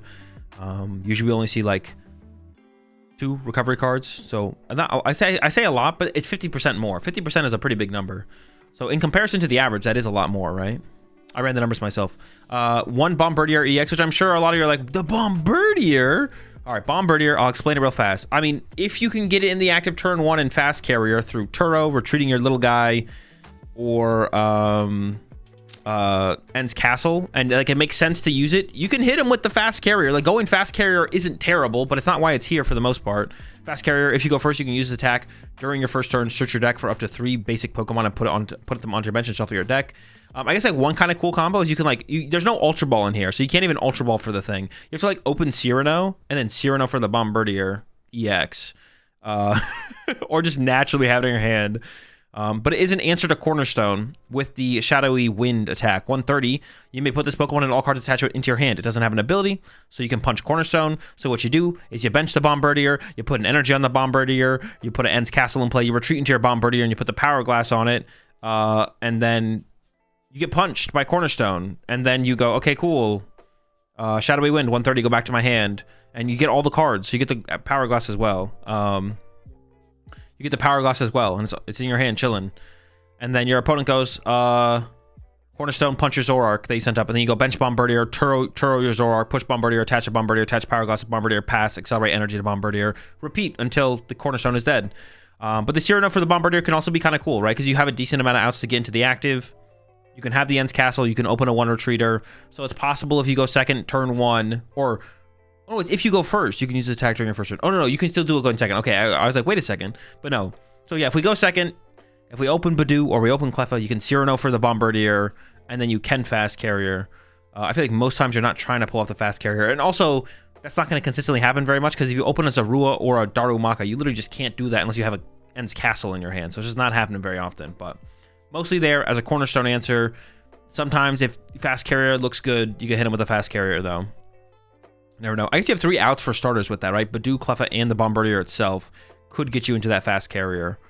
Now, if you actually want to do that, would be the question, because you are leaving this 2-prize 200 HP Pokemon in the active. However, Zoroark is a big comeback deck, so like, I don't know, feed your opponent 2 prize cards. Who cares? Get the squad set up. You know, you can actually find your Darumakas that way. Boom, we're good to go. And let them take the knockout. Turn 2, we're doing our Iono counter catcher shenanigans to start making our comeback. Sure, why not? Give him 1 prize card 1 turn earlier.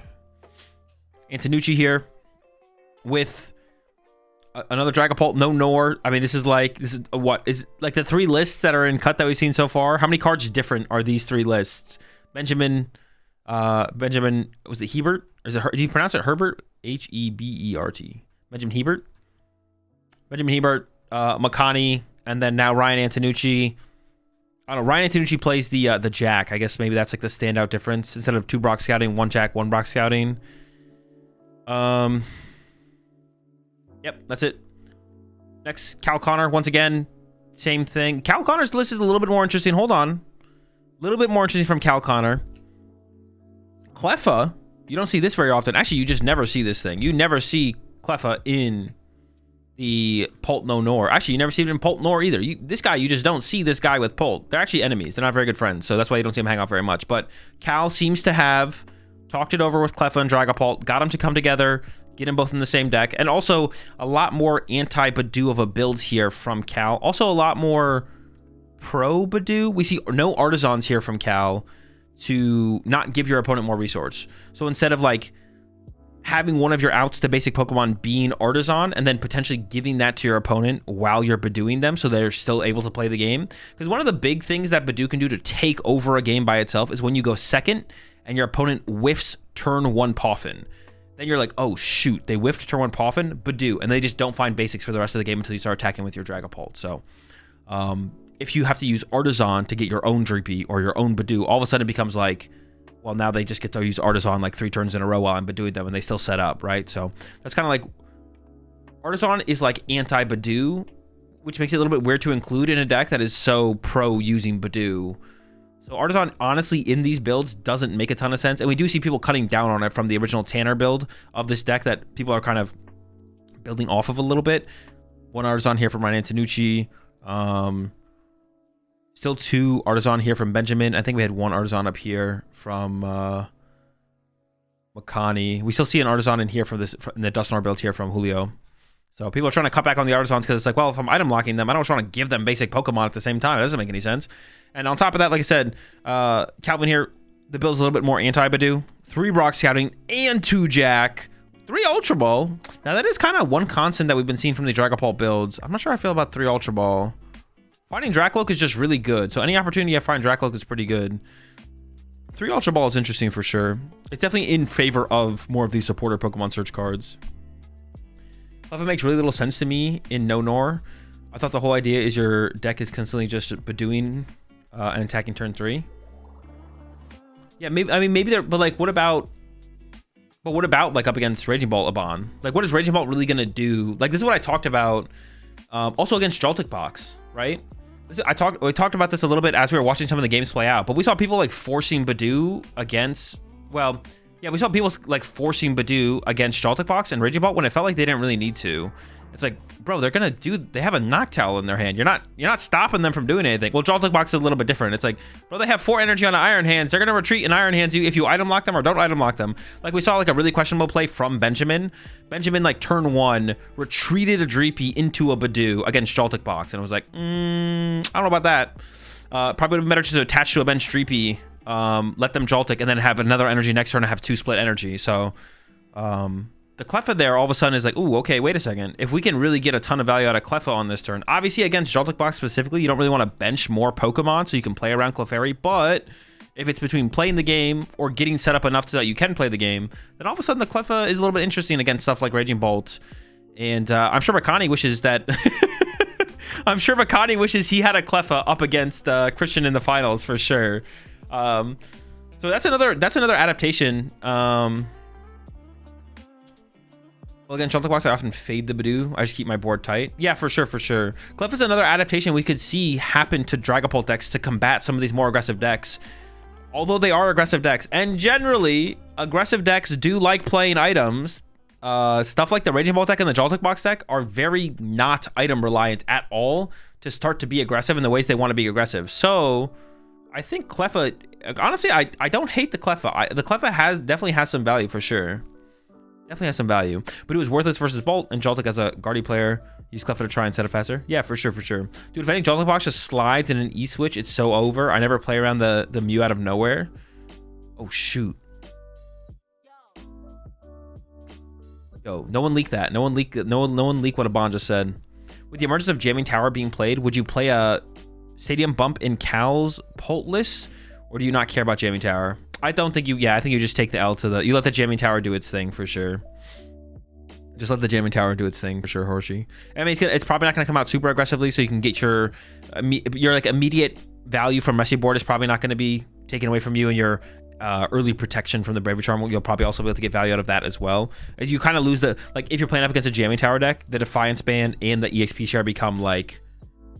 a little bit more questionable on if you'll be able to get value out of them. For sure. Justin, I believe this is where... No, we have two more players who made top cut. It was a 14-person asymmetrical cut for anyone who's curious. Hey, the Brent 60. 2 Brent 60s in cut and only 1 Brent Tonneson. Bro, I don't know. If that doesn't tell you something about the list, bro, I don't know what else you need at this point, man. All right? I don't know what you need, all right? If you're going to pick up Guardy right now, you got to go with the... What are people calling it? The Brixty? Did someone else say something funny with his last name, though? You gotta go with the Brixty, bro. Lock in the Brixty, bro. Put the Zoroarks back in the binder for now. Nice try, Chow, but you've been outdone this time. I really don't like the Twitter Discord about Joltik being unskillful because there's a lot of room to optimize with the deck and list and gameplay in general. Oh, for sure, Abon. Yeah, the ceiling with any deck is like super high. In the Pokemon TCG, even like Ragey, like... Yeah, dude, the ceiling of the Pokemon TCG is just so ridiculously high. So, I mean, I don't hate the memes. They're mostly memes, right? For the most part, Bond. And I think what people are speaking to is like how little you have to do or how many mistakes you can make and still win with Joltik, not like how much room there is to play it optimally, right? Because I think if you sat down, if you like had a conversation with anyone who's like making the memes about Joltik Box, they would agree with you. They're like, yeah, so, like from playing Joltik suboptimally to optimally, there's a big difference. But also you can win almost just as much when you're playing suboptimally. I think that's what people are getting at with the memes on Twitter for sure. But yeah, anyone who's like a Joltik Box enjoyer or doesn't like people being mean on Twitter, like no one's actually being that serious about it anyways. Hazel, check your whisper messages. Where? Twitter or where'd you whisper me? I'm perma-trapped on the unskilled decks in testing and I'm always surprised how much cool shit I can do. Dude, that's just because the TCG is sick. Oh, I'm trying to think of like a deck where it's like that's just not true. But like, yeah, in general, if you play any TCG, like it's always sick. Like it is sick how much you can get out of a deck in the Pokemon TCG. Gengar EX. Gengar EX. All right, I see that, Red Wizard. Appreciate it. Yeah, Gengar EX. Dude, there's definitely been some decks in the past. And usually it is the decks when I play them, I'm like, dude, this is so boring. Oh, like, dude, honestly, Gholdengo with Togekiss was so boring. That deck, Gholdengo right now is actually, I enjoy it. Gholdengo with Togekiss, dude, that deck was so, that deck was so boring. There's nothing to do. You didn't do anything. All right, we see another Zoroark here in cut. I said there was 3 Zoroarks in cut. There was 3 Zoroarks in top 16. There was 2 Zoroarks in cut. I'm pretty similar builds here from Evan. Only 2 ends PP up. 3 Cyrano, 4 Iono, but actually plays a Jack in here as well. Wait, does that make sense? Actually, our challenge was a decent example of when I actually couldn't do anything. I guess Bolt 2 before Baby Bolt Owls. Yeah, Bolt Owls is definitely way different than... Yeah, Raging Bolt before. But even Raging Bolt before, to be honest... The depth was there for sure, especially once you got the Bravery Charms involved, like Bravery Charm placement, bench management. It's kind of like all the same little things that come up with stuff like Joltik Box, to be honest, like Raging Bolt. before. Now, like four Trekking Shoes, 3 Pokestop, Raging Bolt. I don't know. Once the Braving Charms gets involved, the decision making becomes a lot higher. But yeah. But yeah, pretty similar here. Pretty similar build. The Jack here, of course, allows you to find the Darmanitans. Also has that Bombardier tech in here as well with the Power Glass, the Black Belt, Defiant Spin. Only one Artisan, one Nest Ball split, actually. Interesting. 4 Buddy Poffin. So pretty similar build. This feels like they're like playing the same, like this is just like a little bit different than what Lucas played, but it's like the same, from the same 60. And I believe the build that Lucas played came from Liam Halliburton. I know Liam Halliburton's a big Zoroark enjoyer. I think Lucas gave him a shout on Twitter. So I have to assume that's where Evan got it as well. John Ang here with, is this literally just the Drixty? Close enough. Nothing to really say, to be honest. Do I have a challenge coming up? Do I play Gardy or Pult? Gardy. 3 rare candy. No. Brent 60.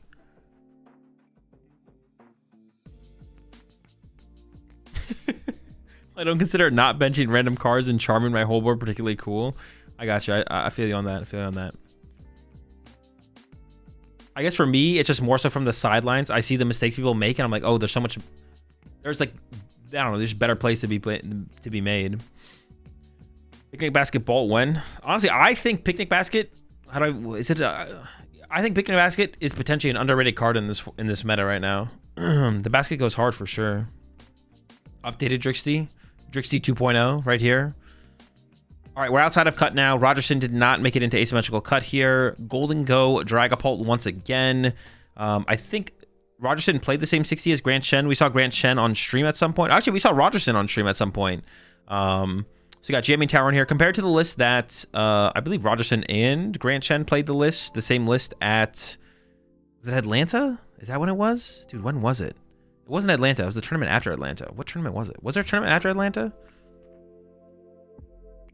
You can't skip the John list. 2 Luminous, no Monkey was genius. The 2 Luminous. Bro, they've been doing this in Japan, Aban. They've been doing this in Japan, bro.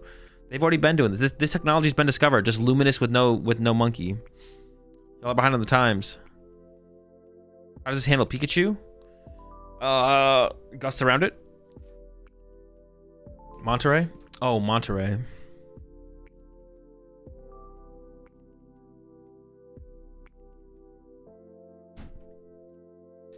Was it Monterey? Atlanta? Did Monterey happen after Atlanta? I guess it did, yeah. So this is like an updated build from there. It seems like no Vengeful Punch, no Genesect. Instead, they have the Jamming Tower in here to help with the Guardy matchup. And then 2 Earthen Vessel.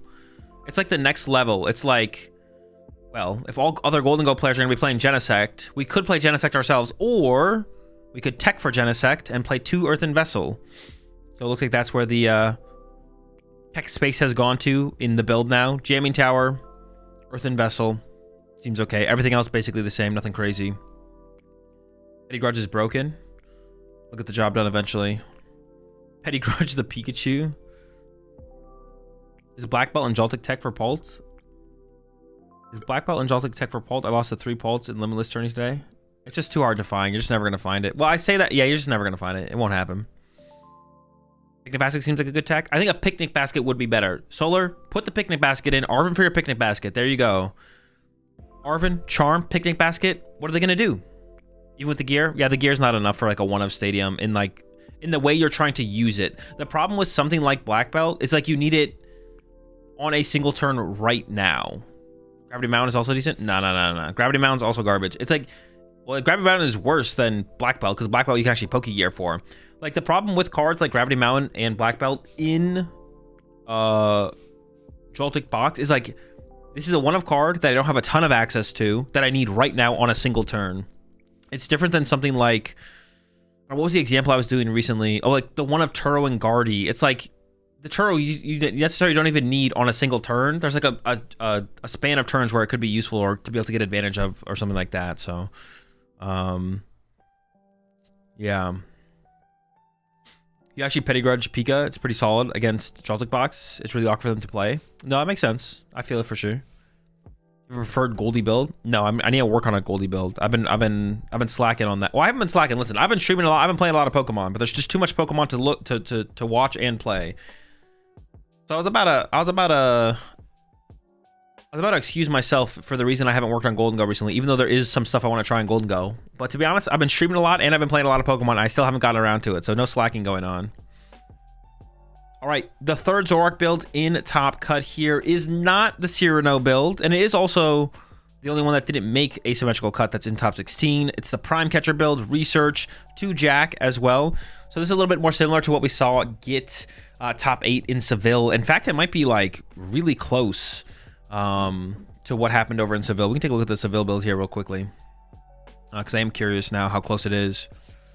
From Harvey here, no Jacks. More Research, Prime Catcher, so it's pretty close. I'm not saying that it directly came from them, but you know, pretty close. Nothing crazy. Prime Catcher Research build.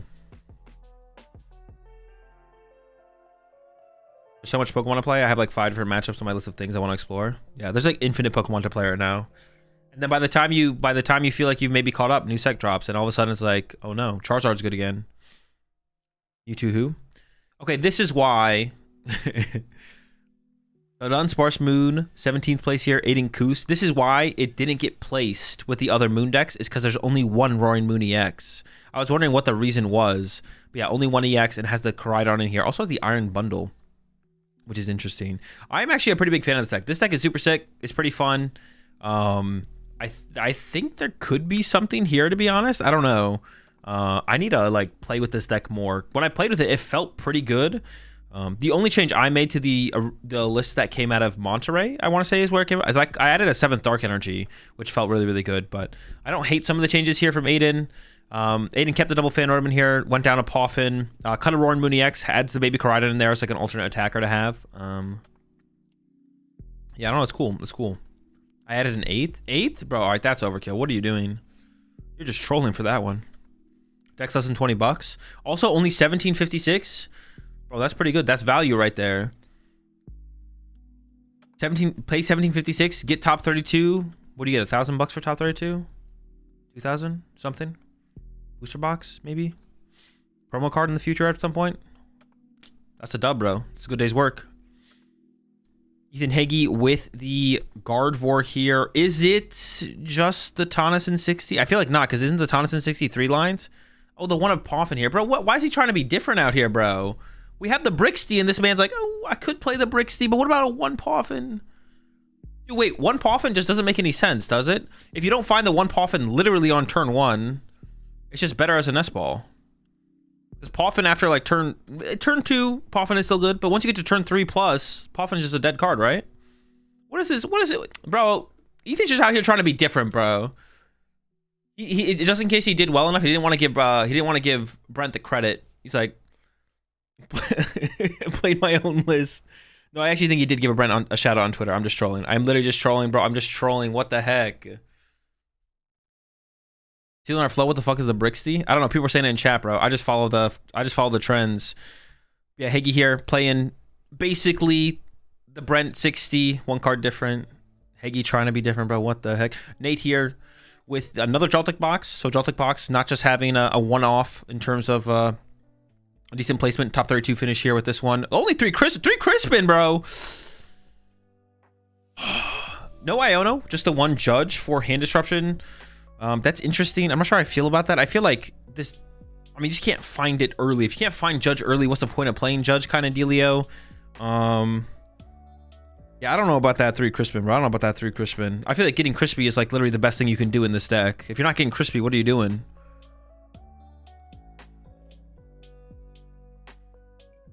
It's like the best thing you can do with this deck is get Crispy. Getting Soggy. Not running the Brixty, going for the Brifty 9 is vile. Dude, the Brifty 9. Dude, someone should go to Twitter and reply to Haster's tweet. I think Haster tweet. I think I saw him tweet. Be like, nice Brifty 9. What deck has the best time against Joltik Box? The best. Raging Bolt's pretty good against it. Raging Bolt's pretty good against it. I played against a Joltik that judged me turn 1 and fucked me. I mean, if they find it turn 1, like if they do it, like if I go second as Joltik Box, I'm like, oh, what the heck? Jolting Charge Judge? I'm feeling pretty good, bro. I'm feeling pretty good. But 1? What if we played like 4 Judge in this deck? Yo, Gamer, yeah, that's what I'm saying, Gamer. What if we played like 4 Judge Joltik Box? Dude, people hate Joltik Box now. Wait until we have 4 Judge in there and it works smoothly. All right, next highest placing, Raging Bolt here. Once again, nothing crazy. I mean, this is almost like the exact same 60 that we just that Christian ran, but an Iono over a Judge and a Grass Energy over something else. So nothing wild here.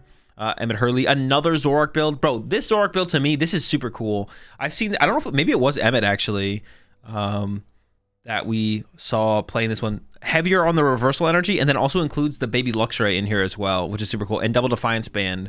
So this can be like an aggressive, the Luxray can be like an aggressive attacking option, doing 180, but you make that 210 with Defiance Band. You can KO like Pheasantipides and Ogre Pawns and stuff like that aggressively through Counter Catcher or Prime Catcher. So yeah, this build here is like super, super cool. Never got around to trying it. Also has the Cleffa in here, bro. People are tired of just sitting there and doing 10 damage. People are trying to draw some cards and play the game, bro. Now, is this like optimal, or is it just a mentality shift? Are people just tired of doing nothing? I don't know. A lot of Cleffa enjoyers popping up recently. More Raging Bolt, nothing crazy. Oh, I guess like, you know, one more thing I think worth mentioning about the Christian 60, and we see it actually here as well from Raul. One boss, one prime. This actually has no counter catcher, no second boss, but actually from Christian did play the Pal Pad, so no counter catcher, which not everyone has played the counter catcher, but I feel like usually you see 2 boss prime or boss prime counter. Now we're seeing boss prime Pal Pad, which is interesting. I thought that was just like worth pointing out as far as the gust effects go. I hate Pal Pad in Noctowl decks personally. I would rather just see another boss there, to be honest. I think I hate Pal Pad. Well, honestly, I kind of just hate Pal Pad in general. Pal Pad's like good in Zoroark. That's about it.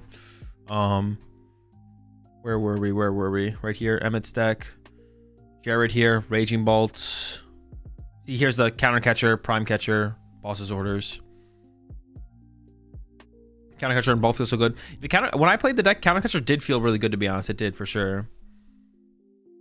Why is this deck not thin as well as Guardy? I just think I remember being able to destroy, basically thin my deck to 0, then pad, and then and hit when I went with what I want with Guardy, but somehow can't do it as well with Zoro.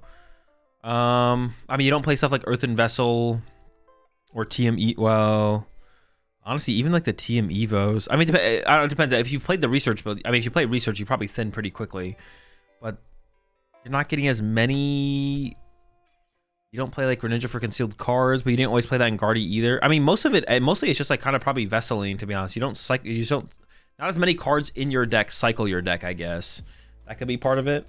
Can't as aggressively play Ultra Balls because you just don't have as many good targets for it, or you just play less Ultra Balls as well, right? That's probably a reason as well. Like, if you Ultra Ball your hand down to 2 and then play Iono, that's minus, I don't know how many other cards, right? But if you don't even play Ultra Ball to begin with, and then you Iono, you're putting like 4 cards back in your deck, right? Just less discarding cards. Even if you have the same amount of traders on board, no Vessel, no Ultra Ball, you're just not going through your deck as aggressively.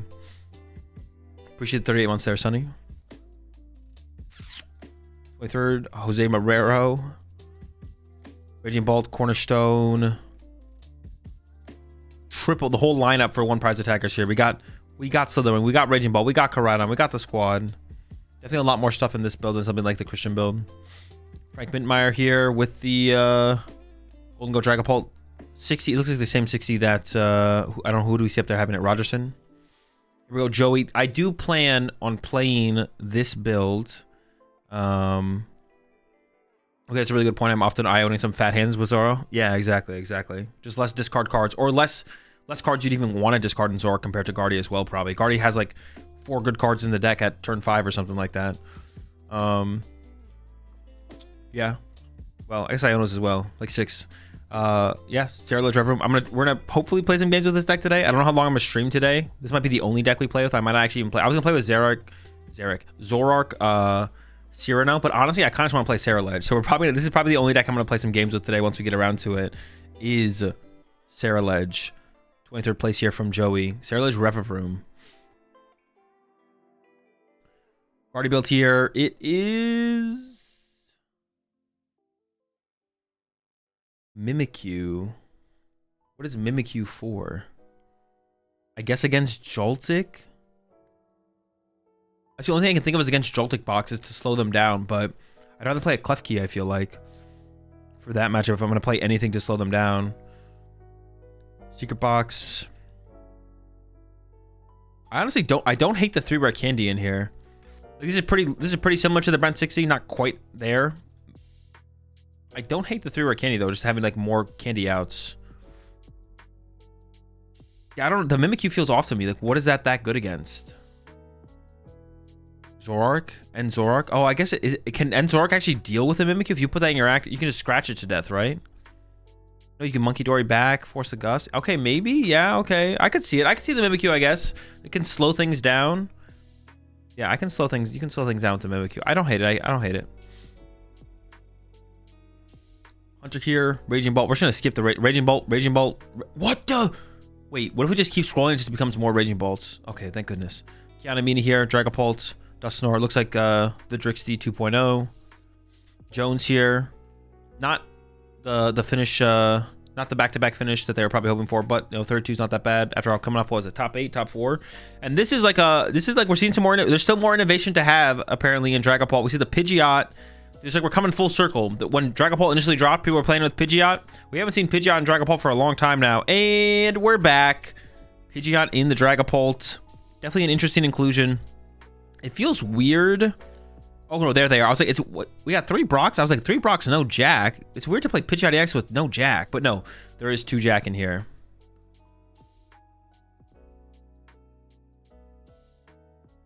There's 2 Jack in here. Yeah, I don't know. The Pidgeot... It's a good tool against Badoo, you know, getting to set up Pidgeot kind of for free while you both are Badooing each other back and forth and having that in the mid-late game. Kind of cool. There's a rare candy included here as well as Crispin, which when we're talking about like reasons that, I mean, Dragapult is potentially coming up short in like the Joltik matchup and the Raging Bolt matchup, it is just a lack of fast cards or just like acceleration cards. Rare candy accelerates your evolution into play. Crispin accelerates your energy into play. And honestly, those are the cards. I mean, it's only one of each, but better to have one of each than 0 up against a Joltik Box or whatever the other deck is that I was just mentioning. Joltik Box or what was the other one? Joltik 1, 2, 3. Raging Bolt. Yeah, any kind of acceleration card against Raging Bolt and Joltik Box is like pretty good. So Crispin, rare candy. I think from the list we saw from Jones at Atlanta, I want to say, I think had 2 Crispin, but of course we have quick search to work with. Going down to 1 Crispin definitely seems fine. Why the Dark Energy? Just to have a little bit more flexibility to find the energy for your Monkey Dory. I say that, but there's no energy search in here. So I guess for the recovery factor, yeah, I say that, but there's no energy search in here. So, I mean, I guess just for the recovery factor.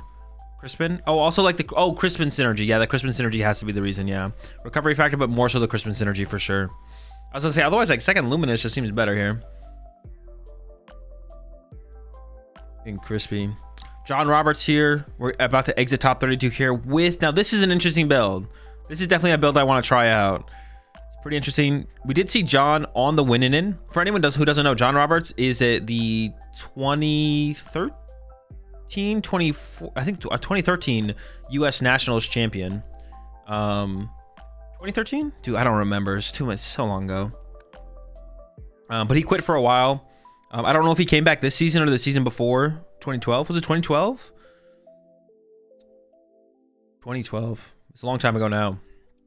But yeah, U.S. Nationals champion way back in 2012 with a pretty sick meta call with the Kling Klang like Kyogre Groudon deck.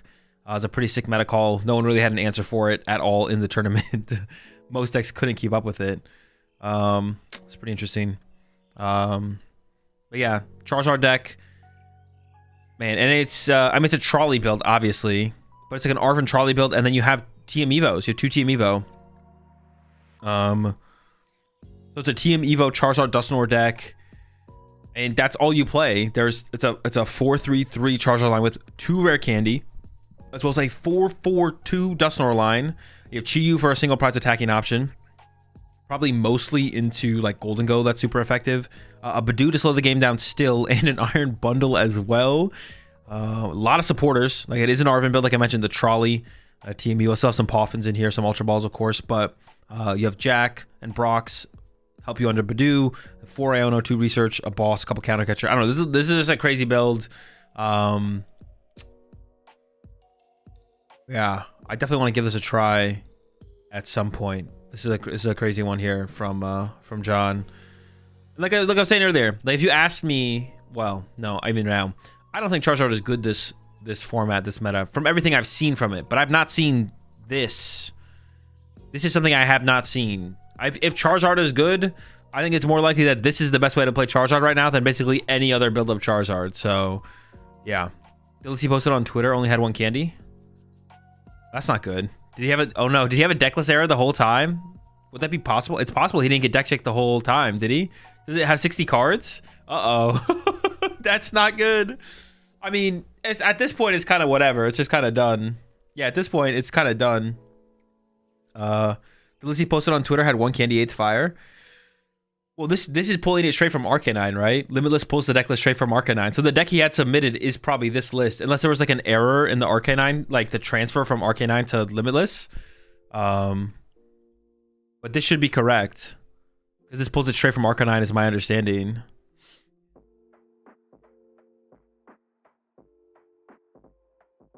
Why can't I click that link? An unfortunate mistake.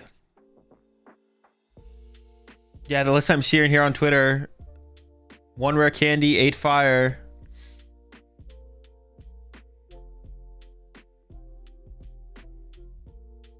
This is with a few changes, is honestly pretty good. What the heck?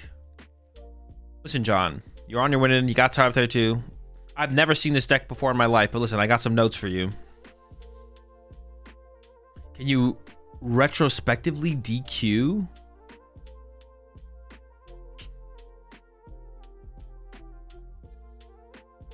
I don't think there's any precedent for it.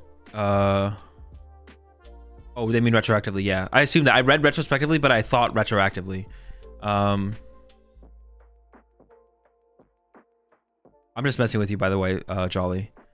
Now once the tournament is finalized, yeah, there's no precedent for it, right? Like it's never happened before, right?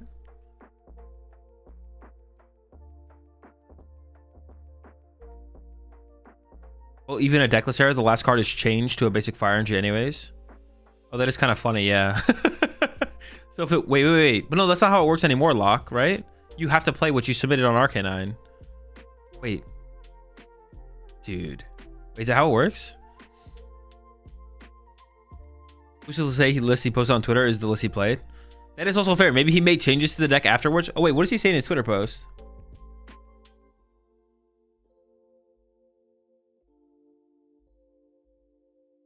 No, he doesn't say anything about making changes to his list that I can see, so... Yeah. Yeah, I might doubt there's anything malicious going on. It might just be a mistake here. You have to play what you sent on Arcanine? Yeah, exactly, yeah. You have to play what you sent on Arcanine. It's not the way it used to be, for sure. Lucas Calza was DQ'd after admitting he cheated in LASC 2023. Oh, was he? Did they retroactively DQ him? Appreciate the membership there, Chad. Welcome to the Rat Pack.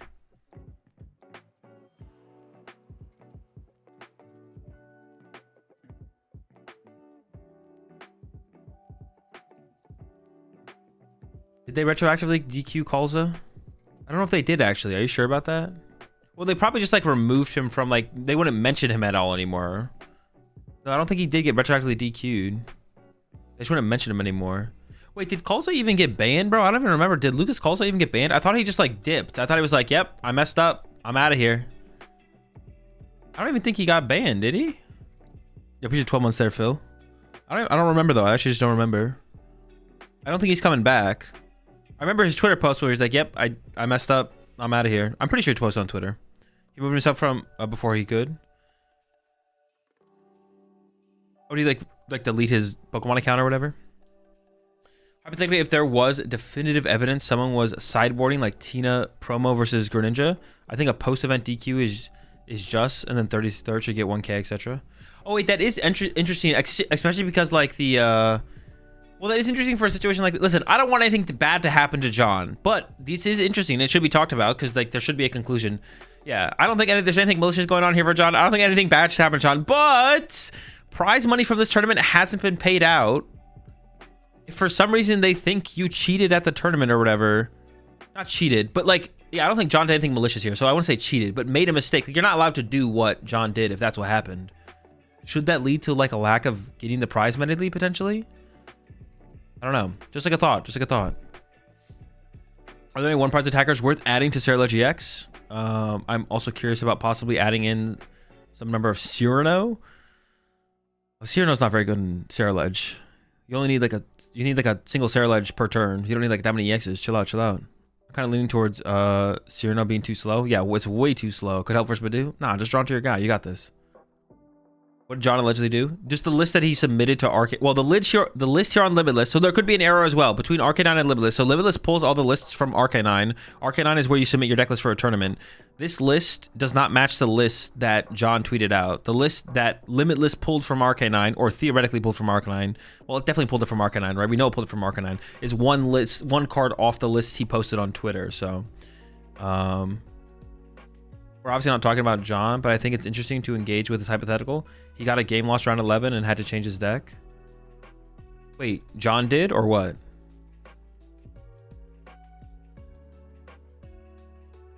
Wait, what are you? John did, yeah. Oh wait, oh he got a game. Oh, so wait, no, it did get caught during the tournament. Oh, okay, that's different then. Oh, did I just like miss that in chat? There was someone else already mentioned that in chat? So he got a game loss in round 11 and had to change his deck to the correct list. So the list he tweeted is what like he would have played if it wasn't for the change, I assume then. Like the list he tweeted is what he would have played, but then he did have to update his list for the rest of the tournament. What the list he posted on Twitter was just different, one card different, but the list here is what he played with. Yeah, that is possible as well. The Twitter list also could just be like a different list as well. Yeah. Arcanine, I see one candy 7 energy. One candy 7 energy. Maybe the candy was deemed marked and made him change the candy out for basic energy. No, that's not what would happen, J-Dubs. You have to play the 60 you submitted. Check his Arcanine list. It says one candy. Wait, actually, it's different on Arcanine? Wait, now I want to... How do you check? Can someone have the link for the Arcanine list? But then it was an error for when it got transferred over here to Limitless. On Arcanine, I'm pretty sure it says 3 candy, 4 energy. Appreciate that, Crooks. Let's see.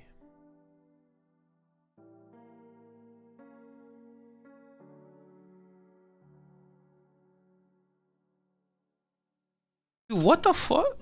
Wait, this is a different list than... There's 3 lists. 3 lists? This one has 7 energy and 1 rare candy.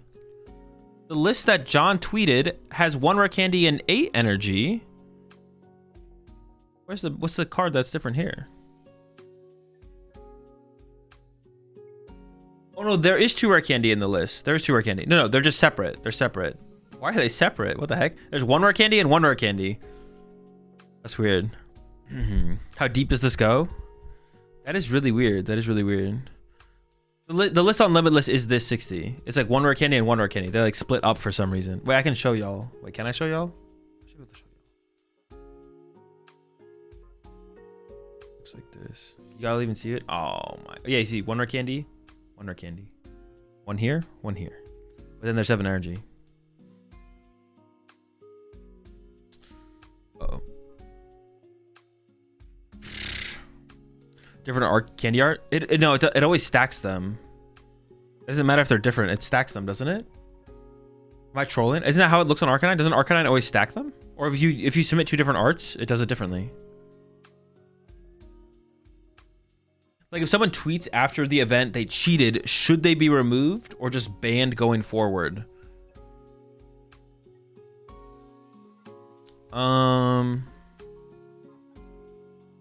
Dude, I don't know. That's weird. That's an interesting question though. Tournament happens. Tournament's finalized. Monday of the tournament. Monday after the tournament, someone tweets. No, they should be banned. Yeah. Yeah, they should be banned. Yeah. But like, Well, should there be some kind of process though? Should it be like someone from TPCI reaches out to the person and is like, hey, just want to make sure you're being genuine about this. If you are, like what is up? Like obviously, like someone could be trolling. I guess like it depends on what. It depends how like what kind of post it is, right? Well, it should obviously be banned, but with but what about their prize money and points for standings? Oh, that all gets, yeah, you just don't give it to them. Just remove it. Oh, you're saying like should they be effectively DQ'd from the tournament? I see what you're saying.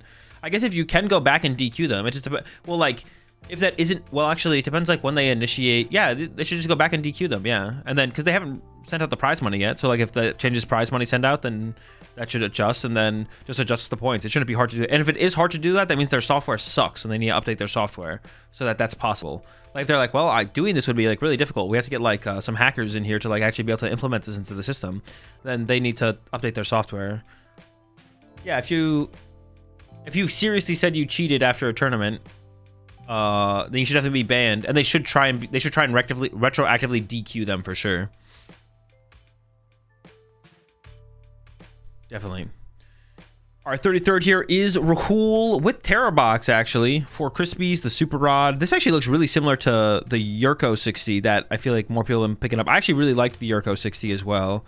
Or it might be, there's also the 60 that the Harper played to second place at the Johannesburg special event. This is close to that as well. I like that 62 though. I like the Jamming Tower, the 4 Crispin, the Super Rod. Just gotta try and get that energy flowing, and then keep it flowing throughout the whole game so you can actually make sure you draw your prize cards. So I didn't play Fez in my Zoroark because it felt like more like a liability more than often. Was I trolling? I don't know. Fez is pretty good. I don't like it either in Zoroark, but it might be correct to play it, to be honest. I also hate it. Brock Scouting is teed. Yeah, the Brock Scouting, honestly, and we saw this from, I think, Ian as well. Ian's Eevee Box deck with the Noctowl, I think, also played the Brock Scouting. Brock Scouting in Noctowl decks is just kind of good, to be honest. Like, there's a lot of times where you're like, dude, I just need these. I need these some high impact basics, and you're just like, using Noctowl for my Nest Ball, that kind of sucks. But if I can Noctowl for a Brock Scouting, that's kind of lit. I definitely like that. If they admit to cheating after the tournament, then I don't know if they should be banned unless there's evidence despite the admission. I think you would just, like I said, at the very least, I think someone from TPCI would reach out and be like, are you being serious? And if they're like, yes, I am, then that's good enough, I feel like, right? Because obviously they could be trolling or something, so like, you gotta be careful with that. But it depends how serious the post is and what the post says, where they can maybe just like infer for sure that, yeah, yep, that's good enough for us. But some more Gholdengo Pults, same 60 we saw before. We go next. Preston here with the... It's the Brent. Oh, no, it's not the Brent 60. There's 2 Arvins in here. It's close to the Brent 60. No Mew, the Cleffa, but 2 Arvins in here over the Turo and a Nest Ball, and then is playing the one of Poffin. Okay, if you're playing Arvins, the one of Poffin makes a ton more sense. I don't know what Hagster was cooking, but yeah, I like the idea they should be reached out to, so I don't want TBCI trying to decipher meme posts and just snap banning people. Yeah, for sure. And then yeah, and I think with the question of should they be hypothetically retroactively DQ'd, they definitely should be, as long as we're not too far away from the tournament. I'm sure there's a certain point past the tournament where it's like, all right, we're not going to go back and retroactively DQ them, but if it's like the Monday after, yeah. Preston low-key killing it right now. Love getting coaching from him Friday. Wait, why is Preston's name so familiar? What have they done recently? Another, looks like a Brent 60 to me. We go next. Dragapult from a Bond. Bro, I don't want to see what a Bond played. No, but this is the exact same 60 that John played, so we've seen it. The double Luminous Energy. A Bond in chat has been hyping it up. But bro, I've been telling you, bro, they've been doing this over in Japan. They've been running Luminous without Monkey Dory, bro. Y'all are behind the times. Would you say Gholdengo is underperforming? I don't think Gholdengo is underperforming. I think if you re-simulate this tournament, probably at least 50% of the time there's a Gholdengo in cut. Like, I think Gholdengo is still pretty good right now. I think one of the things holding Gholdengo back is people are still playing it with Dragapult. I honestly think Gholdengo Dragapult is like one of the, that's not a terrible way to play Gholdengo. Gholdengo in general, like as long as you have Gholdengo and Energy Search Pro in your deck, you're playing a pretty good deck to begin with. I think that I'm not a big fan of the Dragapult build, to be honest. So I think that is holding back some of its success because that has been like one of the more popular ways to play the deck. That's just my take on Gholdengo right now. I think if you re-simulate this tournament, I think you see Gholdengo in top cut probably 50% of the time, maybe more. And it probably has Dragapult because that's what the better players are playing as far as when they're playing Gholdengo. So another Flareon box here. Rocky helmet. Ooh, okay, for the Pikachu. But I don't know if that's needed. You talk about the misplay on the finals when the Ursaluna takes down the Ogerpon. I know I didn't talk about that specifically. I don't know. I don't remember thinking back if that was actually a misplay or not though. Like Kevin the Ogerpon there seemed decent, but I have to go back and like watch it again to have like a stronger opinion on it possibly. Opinion on Copperajah EX? I don't think it's competitive. But yeah, another Eevee box. Deck's sick. This one actually plays the Water Pond. Ian wasn't playing the Water Pond in his. Water Pond is definitely weaker in this deck than other Terra builds, but if you are playing the Sparkling Crystal, it's not bad. It can just be like hard to like reset up into doing something else after you commit to the Water Pond play. That's like the problem with using Water Pond in this deck is like once you Water Pond, it can be hard to like, it can be easy to Water Pond again because all you need is another Crispin. So sometimes you can just do that. You can just Water Pond 3 times and they lose. But trying to get into like a Flareon or something after that can be a little bit awkward after you use a Pond for the turn because you've exhausted all your energy in play. So, you know, trying to get into a Flareon after that, you have to move your Water Pond after it has the Crystal. I mean, you got Switch, I know. You got Crispin, I know. But you don't have everything all the time, so... Jeremy Gumilla here with Dragapult, 4 Brock Scouting, 2 Jack. Oh my, 4 Scouting. We've definitely seen this before, though. It's not the first time. I was actually surprised to not see more Maractus, to be honest. I thought the Maractus was like a pretty sick... KOing Tealmass wasn't very good, but neither was KOing Baby Bolt. The position is already dead lost. Yeah, it was pretty tough for sure. I didn't hate the Pond Chase, to be honest. Yeah, I definitely didn't hate the Pond Chase because it did limit the amount of, like, powerful outs on the next turn. Because you took away the possibility of Noctowl because there was no Ogerpon in play. But yeah, there was obviously like no great play. But yeah. Yeah, I'm surprised we didn't see more Maractus. I thought Maractus was pretty cool. Watching the plays that Kim did with the Maractus, I was like, oh, that's pretty sick. The card seems like it could be like a continue to be played moving forward and start to get more popular. But I think we haven't seen a single Maractus yet. I think we've seen 0 Maractus. Another Flareon here. Nothing crazy in this one as well. Actually, I think this is the exact same 60 that Ian played. I saw someone mention this name alongside Ian's name on Twitter, I think. Dragapult here as well. Dragapult Dusknoir. Nothing crazy. We go next. Zoroark. Billy with the Zoroark Archaladon. Bro, you love to see it. You love to see it. Is this the highest placing Archaladon deck as well? Bro, you love to see it even more. Dude, honestly, all the other... I hope every other Archaladon deck doesn't even make day 2, but the Zoroark Archaladons, bro, to the top, bro, all the way.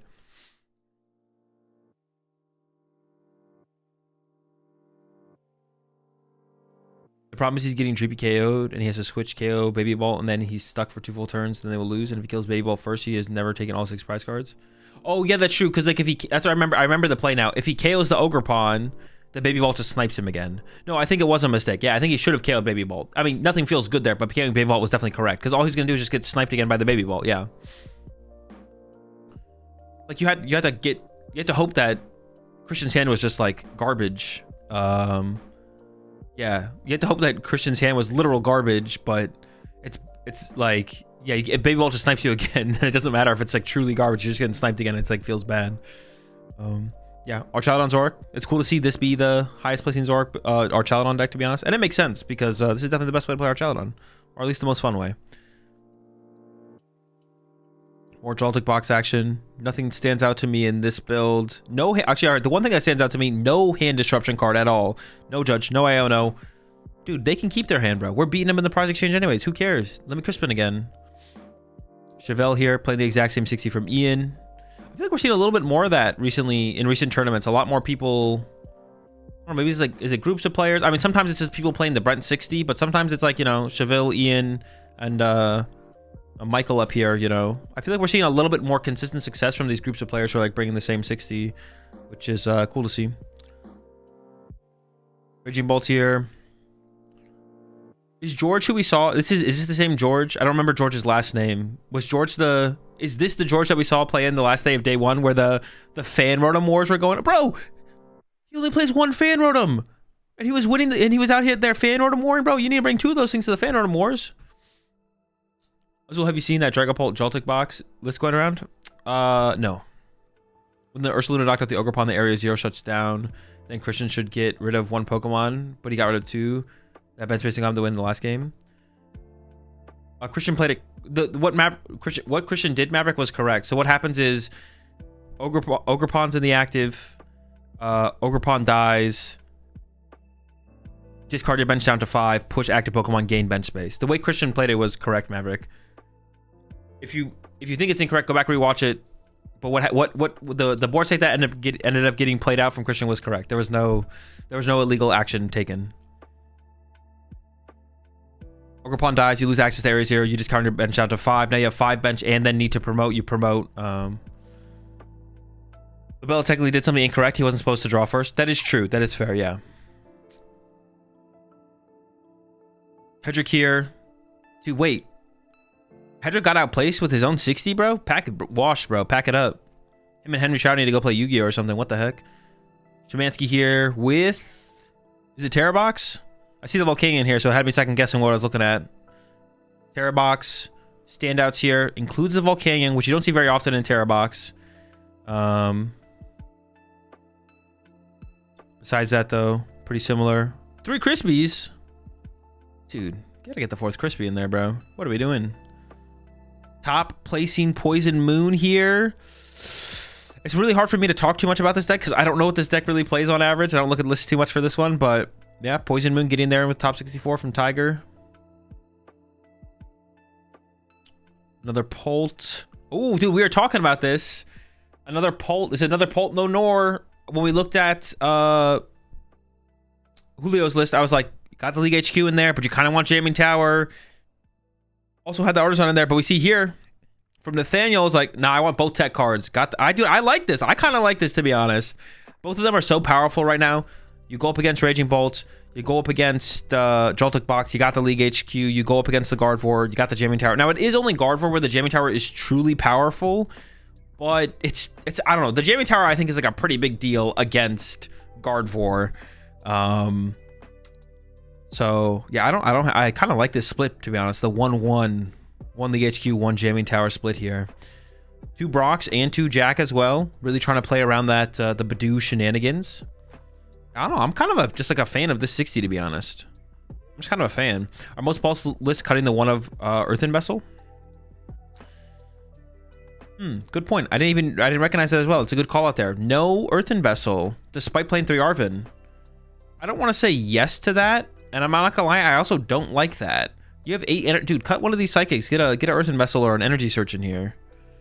I'm not gonna lie, if you're playing 3 Arvens, it's different for if something like you're playing like the list that Johan or Pedro played. Yeah, the list that Pedro played to second place at Seville, where it's like you don't play Arven. Well, if you don't play Arven, why would you play energy search cards? But if you've got 3 Arven in here, I don't hate it. I guess like the chances, like, what is it? How often can you just find an energy naturally versus how often do you need to use Arven to find an energy? Like the only thing you're missing for your turn is an energy attachment. I could see it. I could see it being correct to not play Cut Fire, not Psychic because of Mind Bend. Sure. Cut Fire, not Psychic. That's true. I could see it being correct to not play an energy search card, but I have a hard time believing that's true when you're running 3 Arven. Now, if you went down to like 1 Arven, obviously if you play 0 Arven, but I don't know. Bolt don't play tools right now. Well, you say that, but Christian played a Bravery Charm. It might be coming around. I mean, people are just going to be copying the what do you call it? La 60. Is Flareon Leafeon bad? Flareon Sylveon is the deck. Leafeon is like a consideration for a tech inclusion, and probably is correct to include next format or once we get Grimmsnarl. Labixty. All right, Labixty. I think Arven's kind of mid this format, to be honest. I only play 2 in my Paul. It's definitely not as good as it used to be, that's for sure. Not so much that yeah, we lost 4 Sealstone, but on top of that, there's so much Badooing that's going on. So Vessel is 2 good IMO. Having 2 attachments lined up for the Badoo Wars is lit. Yeah. I mean, I agree. I don't understand the energy search personally, but having not played a single game with Dragapult this format, I'm not gonna judge too hard. There's a lot of really good players choosing to play energy search in Dragapult.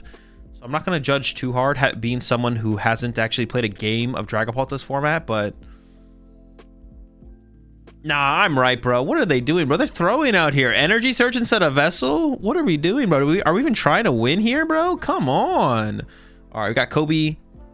More Dango here. Did play the Rocky Helmet alongside the Jamming Tower here. Rocky Helmet is for the Pika matchup. Look at 250th place, please. All right, we'll take a look at that one. We're almost. I'm just gonna go through the full 64, and then I'll let y'all in chat. Let y'all in chat shout out some lists, some placements you want me to check. Christian Chase here. Dragapult. No anything crazy going on? Nothing crazy. Yeah, nothing crazy. More Bolt action. We stay skipping Bolt. Hey, I'll take a quick glance. No, we stay skipping Bolt. More Bolt. No. Another Zoroark deck. I'm not seeing anything too wild out here. Daniel, this is this might be the exact same list that was it Benjamin? I want to say it was Benjamin, right? Yeah, that's the exact same. No, it wasn't Benjamin. It was Evan. It looks like the exact same 60 that Evan actually played, who made cut. Joltik Box playing the Volcanion. Now, there's a problem here with this Volcanion, though. The Volcanion is interesting. There's no switch card in here, which feels weird to play Volcanion without a switch card. Well, Prime Catcher, I guess, can kind of work, but not really. You need to get, like, the Volcanion into the active. So you have to have, like, Volcanion preemptively on your bench. See, the Volcanion without a switch card literally does not work. Because if you go up against Dragapult, so theoretically, Volcanion burns your opponent's active Pokemon, then you punch him for 300 with Pikachu, and then it dies to Volcanion. But if you don't play Switch, you put Volcanion on your bench, you put your Iron Hands in the active swinging, then they set up their Dragapult, they punch your Iron Hands, but they don't KO it. So then your Iron Hands is still just on the bench, and then you go, okay, Gus KO something, and then they go, well, I spread to your Volcanion last turn, so now I'm going to bring up your Volcanion and KO Iron Hands. Latias Prime Catcher kind of unreliable. Well, it just doesn't work because the Dragapult's in the active, so Prime Catcher just doesn't work. Although, Abon is right, you could go Prime Catcher Boss. That is like the out, yeah. The Volcanion isn't like, the synergy is there for Volcanion, but you have to play a switch. So you could, when they punch your hands, you switch into Volcanion, burn them, retreat into Pikachu knockout. So basically, cut Iron Leaves, add switch. You can use it in other matchups too, but if you're going to play the Volcanion, you better be trying to get value out of it against Dragapult. Like, if you're playing the Volcanion, let's make it work against Dragapult. Let's make it work against Dragapult. It's more of a Pika Mirror, I assumed. Sure, you can use it in Pika Mirror as well, but if we're playing it, let's make it work against Dragapult as well. Like, we may as well cut the Iron Leaves for a switch when the Iron Leaves is basically a switch to begin with. See Colton here, more Eevee Box. And burn Bear on Dango. You mean burn Dango for Bear? Oh, wait, no. Punches my hands. I'm dodging and swinging back. True. I mean, you're just built different. Why don't you do an Iron Valiant that you can attack with and attach Future Capsule? Volcanion makes no sense. Well, the Volcanion works in other situations, though, Goobtron, like Abon just said. Like in Peak Mirrors, if you go Peak KO something, or no, let's say you go Miraidon KO something. You set up Miraidon, you KO their Miraidon, and they go Peak KO your Miraidon. Then you can push Volcanion, burn them, retreat into your next Miraidon, your next Pikachu, or Ursaluna, and then KO the Peak. So you don't need the switch in that situation, right? You don't need the switch. Also, it does deny the Fez, yeah. It's like, it just, the reason Volcanion doesn't work against Dragapult specifically is because Dragapult doesn't actually take knockouts. So you don't have the, you don't ever push your Volcanion to the active. That's like the difference. But the one point you do make is that you can attach a Future Capsule to it, so you don't actually need Latias in play to function with the, you don't actually need Latias in play to function with the, what's it called? But I think Volcanion is better, but you should just play a switch in here. How confident in the 3-2-2 instead of the 3-3-1 energy? Or you're not asking me, you're asking Abon. No comment. More Flareon Box. Joseph here. Gholdengo Dragapult. Nothing crazy. Mike Gibbs here with the Joltik Box. Vitality Band. I don't know, I'm not going to do the math on that one. I'm sure it lines up somewhere. Piper here with the Gardevoir. Is this just the Brent 60? Nathan, Dragapult, no Energy Search. Brave Charm and the Luxurious Cape. That is an adaptation that we've been seeing. People are playing the Brave Charm and the Luxurious Cape in their builds. Is the answer Piper had the Poffin? Piper did play the one of Bro, what is this? What are these one of Poffins doing, bro? Was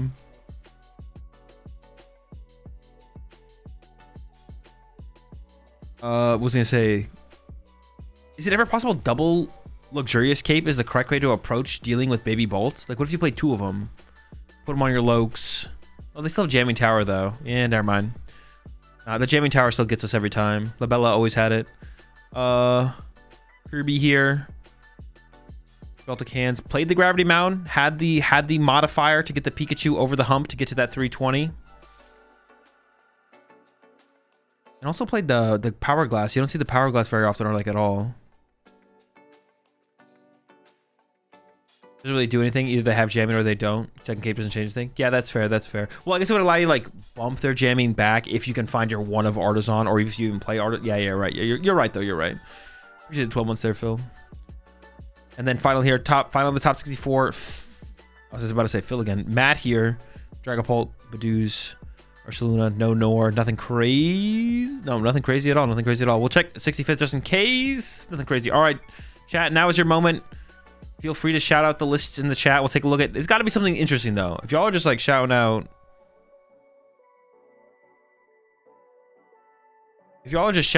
more people play. Your homie playing the Brent 60, 101.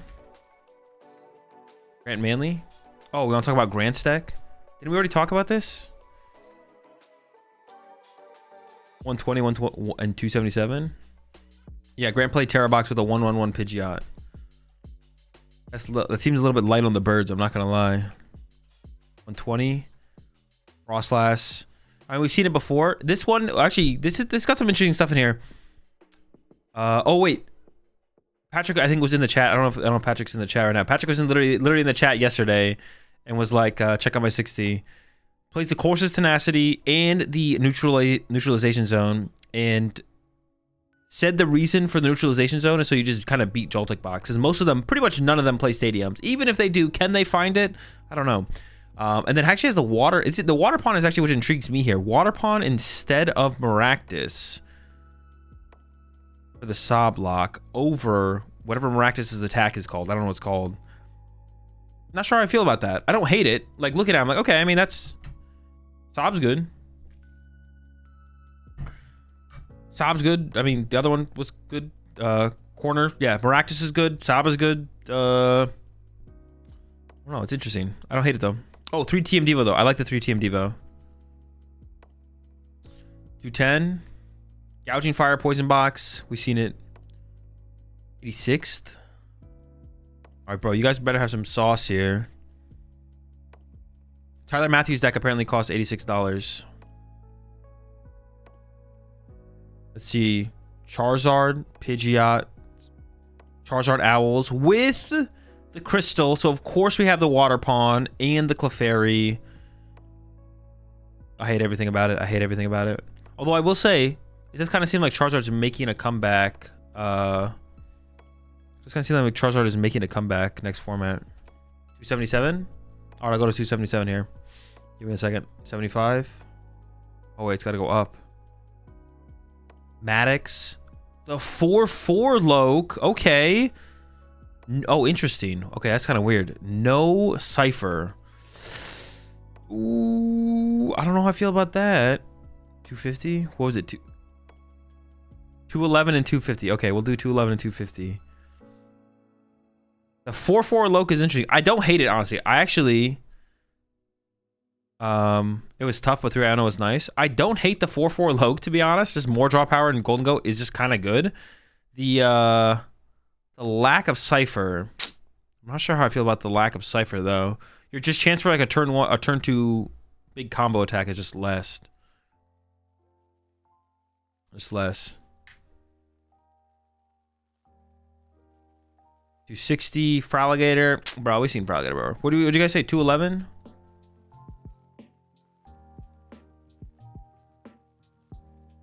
Also 250, right? Someone said 250. 250 Henry Chow. The Black Belt's training. Black Belt popping up in a couple decks. Henry played it here. We also saw... I have no idea what it's for. Oh, also include the Cleffa here as well. Had the Cleffa in here. We saw Black Belt popping up in the Zoroark deck. We see it here now in The 60 from Henry Chow. I have no idea what it does for this deck. I mean, you can hit harder with Gardevoir, which is kind of cool for sure. Being able to hit for 130. That brings up your numbers a lot against stuff like Gholdengo, I guess. Besides that, I'm not sure. Badoo? Yo, wait, is it... You just one-hit KO there, Badoo? It's for OKO Gholdengo, but Henry is finally admitting Brent's list clears. Oh, he's giving up, bro? He's giving it? Even he's going to be playing the Brent 60? Oh, no. That's it. It's over, folks. Henry is tapped out, bro. That's a that's a Brent dub. 165. All right, I got you.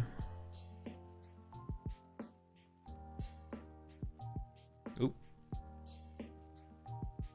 Oh, this is just Poison Moon, bro. Come on. You guys gotta have something spicier than that. 211. Did I not go to 211 before? Yeah, Peterson. The Okie Dogie. Dogie is in. Ooh, Tatsugiri, bro. We gotta try this. This is a broken deck, bro. What the heck? 135. Dude, we definitely have to give this Okie Dogie list a try when I get back from the weekend. 135. The Blaziken, Greninja, Zoroark. I still have not given this deck a try either. I gotta give this deck a try. The Blaziken, Greninja, Zoroark deck, broken deck for sure.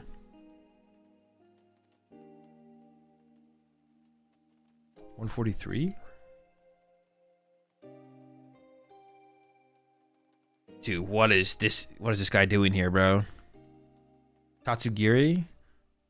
Or Cypher, Arvin. I guess I don't hate the Tatsu. You kind of have to play the rest of your board if you want to run the Tatsu. What does this guy do again? If this Pokemon evolves from Nimble during this turn, the attack does 100 more damage. So you're doing 130, which KOs what? Cornerstone? Oh, so, dude, there's got to be better Cornerstone decks, right? This guy is like only good against one thing. Actually, you know, it's kind of just like playing Baby Gholdengo, but it kills. I guess it is just your one prizer in the deck as well. All right, I don't hate it. I don't hate it. It's like a one prizer. It one hit KOs Cornerstone, which is kind of cool, I guess. And then it's just like your one prize attacker for other matchups, I guess, as well. Sure. 170. Toad Scroll sighting, as that's just like, yep. Gearheart with the scroll, bro. Halt No Nor, double jamming tower. Has the scroll in there. Yeah, I think that's an adaptation moving forward. 277? Sure, I got you. The Mamo, wait, is this in day 2? Mamo in day 2?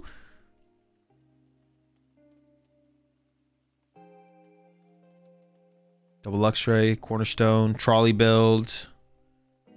I mean, you love to see it, to be honest. You love to see it.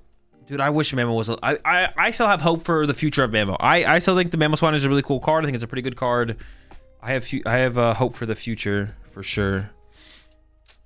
Tank Terrapagos. Anything cool in here? The 101 Pidgeot, the Red Candy, Prime Catcher, Volcanion. Nothing crazy. All right, I'm only going to do a couple more here. 256. Eevee Box, choosing to include the Umbreon EX. I forget what this one does again. Discard all energy, take a prize card with it, and your opponent's active is not confused. Dark type, what's weak to dark? Is there anything that this hits super hard? What's weak to dark? 86th.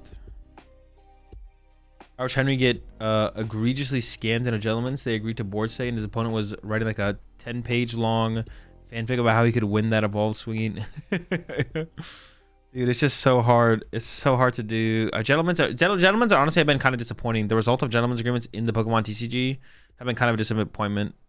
Well, I mean, I don't want to speak for that situation specifically, obviously, because I don't know what the board state was, but too many people going back on gentlemen's in general.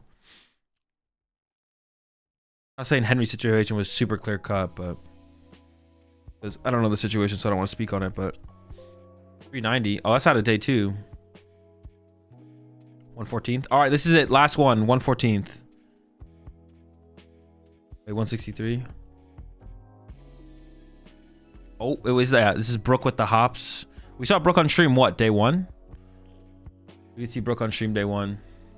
1,570. All right. Yeah, I think with that chat, this is where we're going to end our recap of the Milwaukee Regional Championships. Some interesting evolutions. I think a lot more to evolve about the format as well. I think I'd play if I'm playing Dragapult next weekend. I'm playing a League HQ, I think. I think I'm rocking a League HQ for sure. I guess that's the one thing I'll say for sure that I'm taking away from this tournament. If I'm playing Dragapult, I'm playing League HQ. 4 of them, 5 of them, 6 of them, as many as I can get my hands on. Play John Roberts deck. Well, there's too many decks I want to play from this. What are all the decks that I want to play from this? So we want to play the Zoro. I gotta write these down. I should have wrote these down as I was going. Zoro, John Roberts deck. Let's call it John Zard. I can remember. I'm only gonna be able to play like and then Sarah Ledge, but I think I'm gonna play a Sarah Ledge first, dude. I kind of just want to chill and play Sarah Ledge, to be honest.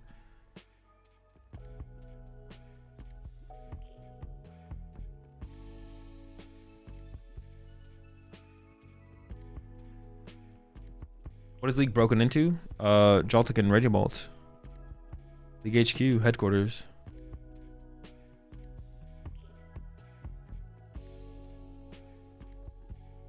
Sarah's is mind-numbing gaming, so that's exactly when I play it.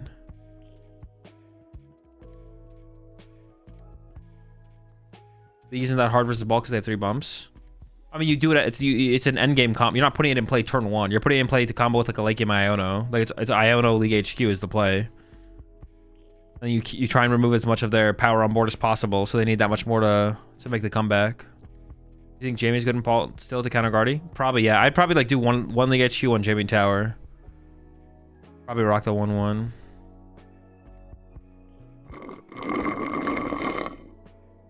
John knew Blue was BDIF before the rest of us. He must know the truth again. He definitely might be onto something. Like as far as Locust also kills Baby Bolt. I mean, that's like not super relevant for that matchup though, I don't feel like. It's like okay. What was my slurp that loud in the mic? My bad. I didn't think it would pick it up that loud. Is Artisan a cut for Paul? Yeah, I don't think I'd play Artisan. 1 Jammy, 1 League HQ. I don't really. I think I would definitely play League HQ. I don't really want to play Jammy, but I don't really want to play the Jammy Tower. But dude, I don't want to lose to Gardevoir, bro. Can you imagine sitting down, playing against someone playing the Brent 60, and then just getting bodied by them? You're like, no shot, bro. I'm not losing to the Brent 60 that bad. I gotta beat that. Jammy Tower. 1, 2, 3, 4. Not losing to that 60. I just wanted to like go through these here real fast. If there was, I was kind of like zoning out while I was like doing that. I don't think there's anything up here. I was gonna see if there's anything else I want to write down that I want to play with. Don't worry, I still have Joltik Box on my list. I just haven't done it yet. Sarah Ledge.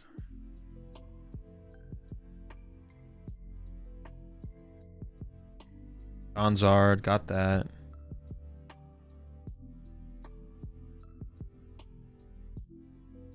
Honestly, the meta, I'm gonna say the meta is starting to get like a little bit boring. Blaziken Greninja. Oh shit, I should write that down. Yeah. The meta is starting to get a little bit boring, but the new set's coming out soon, so like we're not that far from a new set. But I'm still enjoying the game personally. Did I have Moon on my list? Yeah, dude, I got so many decks on my list to try out, bro. Holy smoke. There's just too much Pokemon to play. That's what I was saying. Too much Pokemon to watch, too much Pokemon to play, too much Pokemon here, too much Pokemon there. Dude, I need to go to like a simpler game where there's like 2 good decks like Yu-Gi-Oh or something. That'd be easy. Alright. That's it. Let's play some Sarah Ledge. What was it up here? 20 something.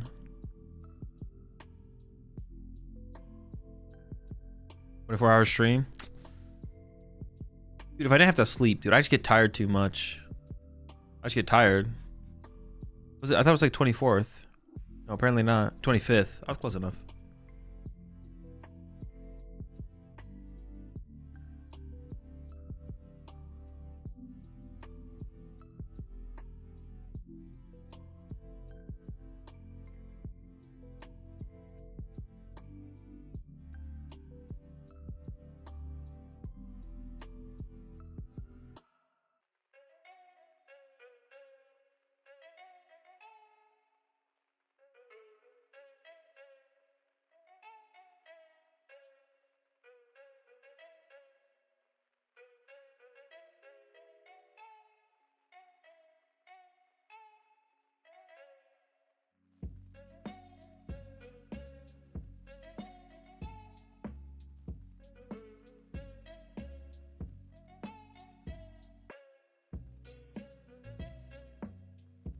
Red Bulls? No, dude. Having a good sleep schedule and then streaming and sleeping on the schedule is optimal. If you just like try and pull like a 24-hour stream, then like your next 2 days are just ruined. You're just bodied. Red Bull D's.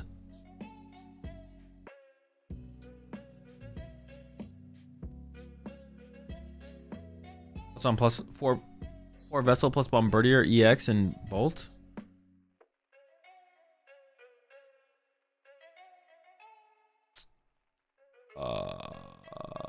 No, I don't think so, no.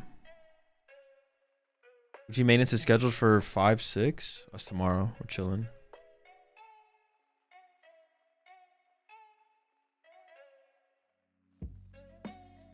We'll just discover the evolution series and I love it. I just went through it.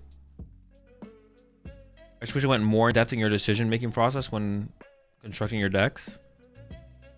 It would be kind of hard. I can like, because of you, next time we film some, to be honest, Woodfloor, I'll try and be a little bit, I'll talk a little bit more about my list if you want me to. I'm down to do that. I could even like have some of the cards that I had in my last list, or like other good cards I could have played and why I don't play them, and then I don't mind doing that. Like it'd be hard to like show our whole card library, like be like, this is everything we could have played. Like we have a lot of cards that we could play, obviously not everything, but all the good stuff, and then be like that. Is it maintenance tomorrow? It's tomorrow, yeah, tomorrow. Maintenance tomorrow. Is that your awards behind you? Yeah, I got a trophy case in the back corner. You know, just chilling. It's just chilling back there. Got some Pikachus in there. You should just as a chip too. I agree, it'd be cool.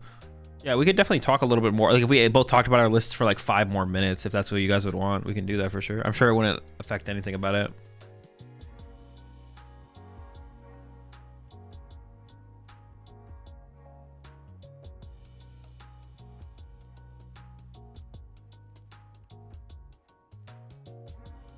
Bombardier X for super strong board going first. Well, the problem with that, Ethan, though, is like you only have so much space. And you already need to bench some Hoot Hoots, and Phantom already finds your Hoot Hoots. So if you don't have Area 0, then you don't have that much space to work with. And you'd also have to have Latias to get your active to the bench, and then turn your Ditto into Bombardier. But then at that point, your bench is Phantom, Latias, 2 Hoot Hoots. So you're Bombardiering for like 1 Pokemon. Does Bombardier put the Pokemon directly on the bench, or no? Yeah, so there's like the synergy. The synergy like seems like it might be there, but it's really not there. I see what you're saying, Woodfloor. Yeah, I mean, expanding on that a little bit would definitely be no problem.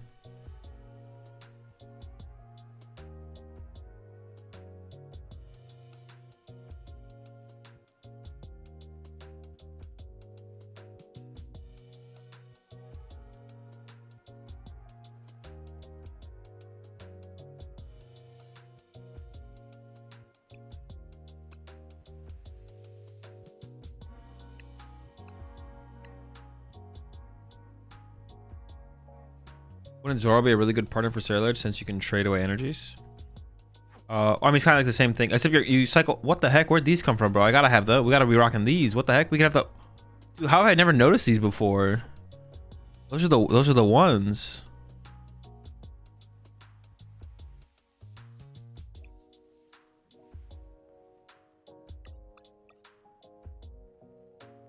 Those are them ones. Someone says, let me check. Wouldn't Zoro be really good at partner for Ceruledge? I mean, like, Revivroom's like the same idea, but it has to cycle energy. But the thing with Revivroom is you thin out your hand. Like, you have less cards in your hand pretty consistently. So it's just going to draw you more cards than Zoroark would on average. So that's why you play Revivroom over something like Zoroark in Ceruledge specifically. It's because, yeah, on average, you're drawing way more cards. And once again, yeah, it does force you to cycle energy, so there's that flexibility possibly with Zoroark, but yeah. Surely we play 2 Squawk. You know, 1 seems fine. You don't need to use Squawk every single game.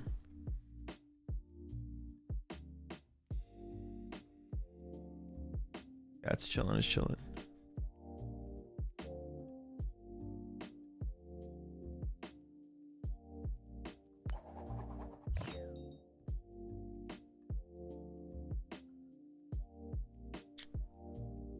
Good question.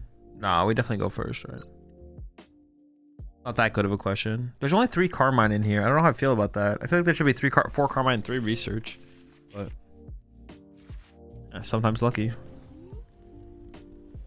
It does feel a little weird to not just like play 4 Carmine, but like if we're gonna play Carmine, why? Like, I guess I mean, it's like one of those things where it's like we have it a decent amount of time. We don't need it all the time, but yeah, it's like fine. It's fine.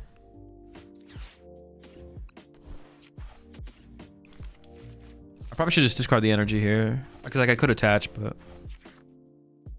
oh my goodness. All right, well, I need to increase my top deck odds here. Let's go with this guy. Oh boy. I could go attach or treat, but then I can't move this next turn if I wanted to. So I think we jet this up, pass. All right, we can top deck research. Yep, we can top deck research. Ledge does play Briar, yeah. And I got a message to launch this thing still not working.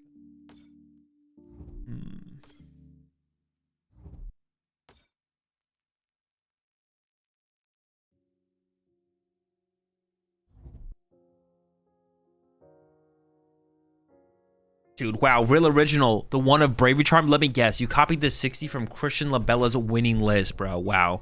Real original Raging Ball list here. You're a genius. If you top deck Luminous and Clefairy, you can swing into Bolt for weakness. Wait, you're not talking to me, right? Oh, you are talking to me. Tell that to all the the Brent 60 years. True. First or second on Eevee? First. If you're playing a Noctowl deck, you should... I can't think of a single you blind first with every Noctowl deck. There's possibly some matchups where you go second, but pretty much every matchup is blind first with Noctowl. Or blind or not blind. You just always go first.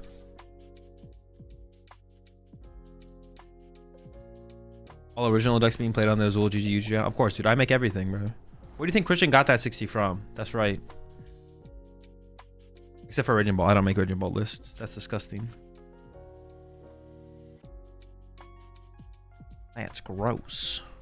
Their bench is kind of chalk, to be honest. Like that is such an ugly bench over there, dude. Their bench is so ugly. One hoot? Squawk? All right, they'll area 0 out of this eventually anyways. Wait, did I flip this? I did, thank goodness. Bro, you can... Dude, don't talk to me. Oh, they just let this go in the active? Ah, dude, come give me something, man. Dude, what the heck? You can't even punish this, bro. They left the Ogre Pawn chillin'. Straight Pawn chillin'. Attaching a Hoot Hoot? Honestly, the attach to Hoot Hoot isn't... It's not... Well, it's not terrible, because getting energy preemptively to have on your Noctowl so you can move Noctowl seems like okay, but... I don't know.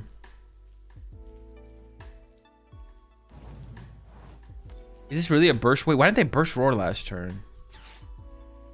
Did they attach a Raging Ball, retreat to Grass Pawn, cycle Grass Pawn when they could have burst Roared? I think that's literally what happened, right? Dude, we're still in this. Like, we're still very much in this. This is a dub. We don't lose these. Hold up. Oh. Get bendy with it? Oh, wait, I can't. Oh, no. I forgot. Oh, it doesn't work. Fuck.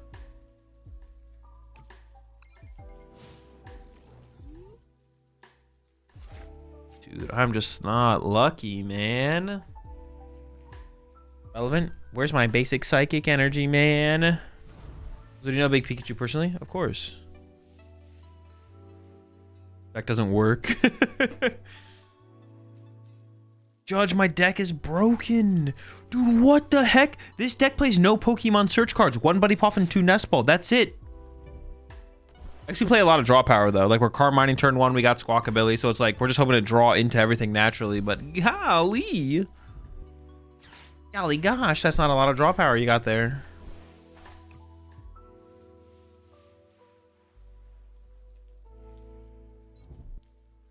Sorry, maybe they don't have a Gust. Although I feel like they should have a Gust. Well, I guess like they could have whiffed. Prime Catcher could be prized, I guess. Is that how Pokemon's intended to be played, Azul? True. They searched Prime Catcher? No. Did they? I wasn't paying attention. It is still winnable. It is still technically winnable. We can still win the game.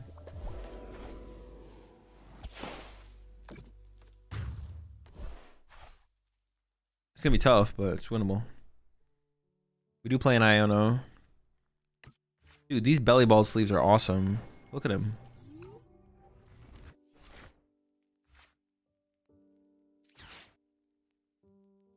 I can't even boss trap the Noctowl because they freaking prepped the grass energy.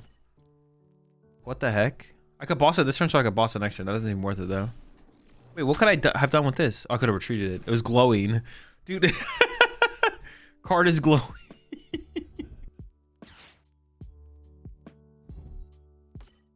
Card's glowing. Must do action.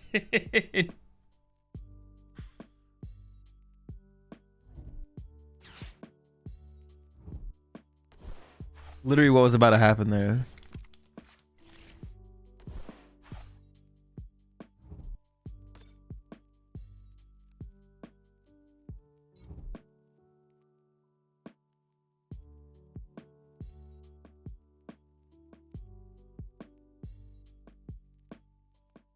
Yeah, I can't mind bend. I wish.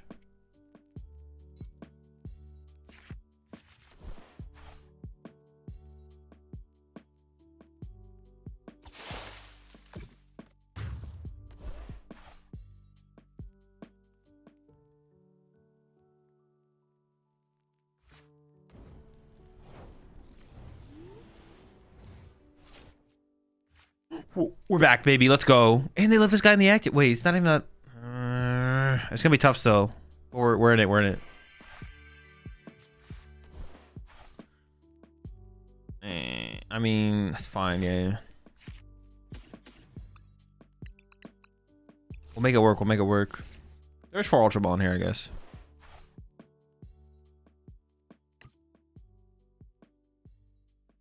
Do I ever throw the jammy out? I might not be able to hit I might not be able to hit 290 anytime soon. If I throw it out now, is there value to throwing it out later? I guess is the question. I don't know if there really is, to be honest. Guy's got 1 retreat cost.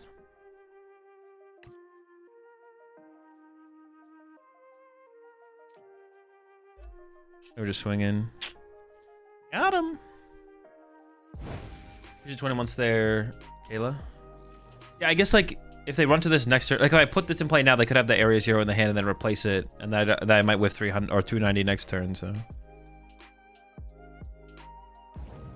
is why all the Guardian players played 1 Poffin, just high roll.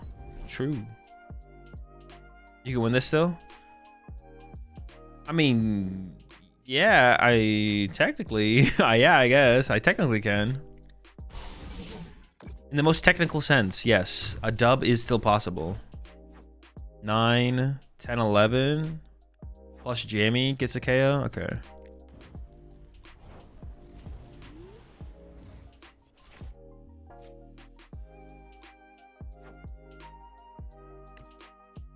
I don't have that many energy left, to be honest. Was it play 10 fire? I kind of want to. How many jets do I have left? 1. I kind of want to preemptively attach here. 9. 10, 11. Was it 20 times? 220, 250? Yeah, so I think I can just go... Well, I guess I should put the Luminous there. Well, no, I have 2 Luminous left, so I think I should put the Fire, actually. I should put Jamming Tower first, obviously, but so that was a mistake, but... Any suggestions to keep going even with 2 really bad runs with locals? I feel like shit. I mean, you just gotta like... Alright, so the biggest thing in the Pokemon in general, it's actually like some kind of life advice in general. It's okay to get like frustrated and annoyed with... coming up short or failing or not doing well, but you have to learn to love the process and not be consumed with the result. Like if all you care about is the win but not getting better at the game and not learning how to get better, not learning how to get better at winning round 1 and then winning round 2 and then winning round 3 and then winning round 4 and then winning round 5 and then winning round 6, and all you care about is having the trophy at the end of the tournament, but you don't enjoy the process of what it takes to be able to get to the trophy at the end of the thing, then you're not going to enjoy the Pokemon TCG in general. But there's a lot of things in life you're not going to enjoy. You have to learn to love the process and not just be obsessed with the result. We need to find... I gotta actually like these 3 Ceruledge. I think we have to cycle this to try and find our Buddy Poffin here. Yeah, you have to just like learn to love the process. Like loving the process is super important, not just with Pokemon, but with like life in general, with like anything in life. Like you want to win, but you have to like but if you can figure out how to enjoy getting there, then you're like more likely to succeed. You're gonna be way more likely to succeed. Okay, the Palpat's in there. I mean, I only need one more Ceruledge, so I can get rid of Ceruledge. I don't think I'm ever setting up this guy. We shouldn't need Jamming Tower anymore unless I want to get rid of their area 0. I have energy. Maybe we just do that. I don't really need any more energy either. There's a Turo in here as well. Interesting. The Turo's interesting. I guess, I mean, it kind of makes sense for the Revavroom, right? Mr. Varoom. Wait, can I get a Varoom set up now? No, I can't. Bye, squad. Oh, I kind of did need to keep an energy in there because I have to cycle this energy with my draw. Dude, I just messed up. I need the energy in the deck because I need to cycle this energy next turn. Oh my gosh. He's throwing again. Okay, we're good. The second energy was big there, to be honest. Are you charging us for the stream? I'm thinking about it. But you're gonna have to pay for everyone.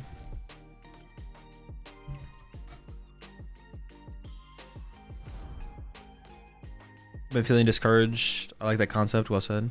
Yeah, and you're gonna feel discouraged, and you're gonna feel disappointed, and you're gonna feel frustrated. Like all those things are not. It's not saying that I'm not saying like you shouldn't feel those, but like try and you should try and find how to enjoy the process or love the process, and like understanding the process is a big part of that. Because like if you don't understand what you're doing, but you're not winning, it's like it becomes that much more frustrating. You're like, I play a lot of Pokemon, but I haven't won a local tournament, a challenge, a cup, or whatever. You're just like, I can't win these things. I'm playing a lot of Pokemon, but it's like, okay, but you can definitely get better. But what does that look like? And then once you figure out what that looks like, you'll enjoy it more, or you'll figure out how to enjoy it more, and then it'll lead to the result. The obsession of the win. When you become obsessed and enjoy the process, you'll get the win. Appreciate the 2 months there. Beat.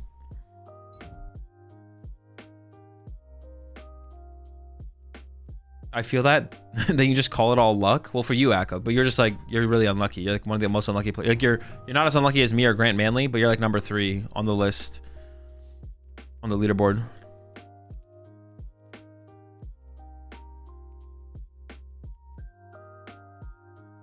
When I play in person, I get super anxious. When I play against super serious people, they just make me feel so uncomfortable. Yeah.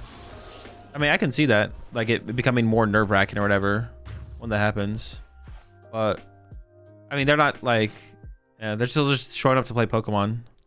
Oh, shoot, I didn't even realize I could get access to this thing. So help, I got DQ'd for my League Cup for asking my opponent to fucking shuffle their fucking hand when I own them. I mean, that's on you, bro. Oh, hey, we're kind of cooking.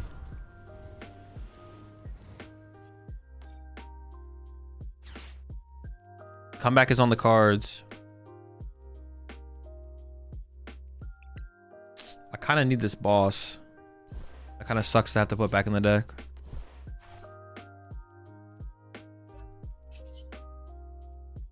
I definitely should have left the energy in the deck. That was so bad to put the energy back. Take the energy out of the deck. So bad, dude. Why am I out here throwing, man?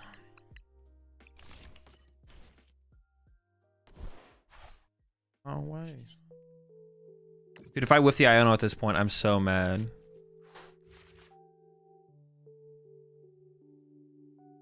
Well, now I want to take away their bench, right?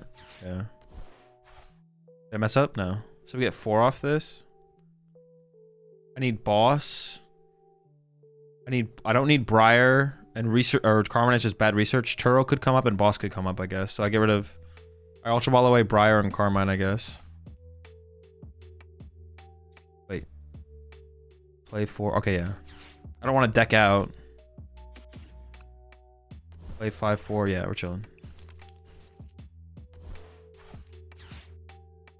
Iono to 1. They have the Mew in play though, bro. They're so lucky that they played this card in their deck, bro. If they weren't copying Labella 60 here, they wouldn't play Mew. So if they win, they owe this dub to Labella. No one's playing Mew and Regiball right now.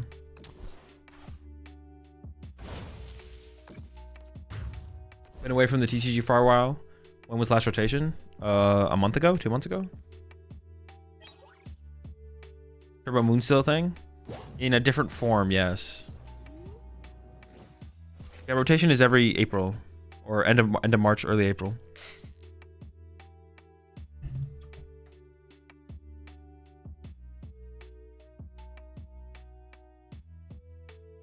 Maybe they forgot they had restart. Oh, for 1? It's a whiff! No! Alright, hold up. For the Fez. Dude, come on. Make the comeback happen one time for the Fez. Stomp off? Oh, shoot. I didn't think about stomp off. Where's he at? Fez for 3? They need Sada. It has to be a Sada. They're down 4 Sada. They are down 4 Sada. Crispy? No way.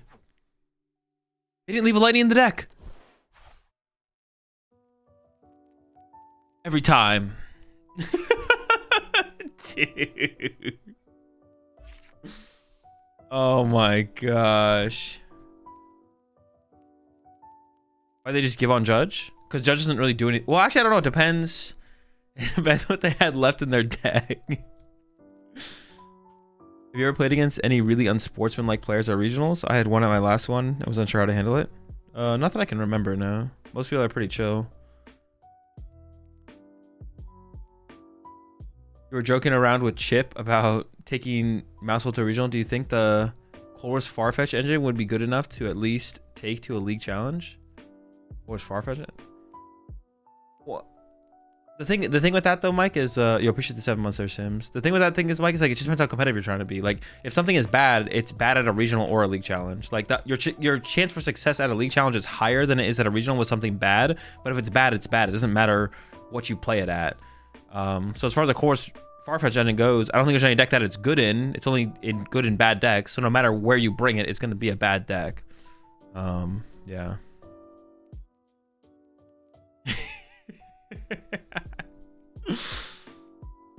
Azul gonna immediately walk back Bolt. Yeah, you're right. Bolt actually sucks. It can't even beat Sarah Ledge. What the heck?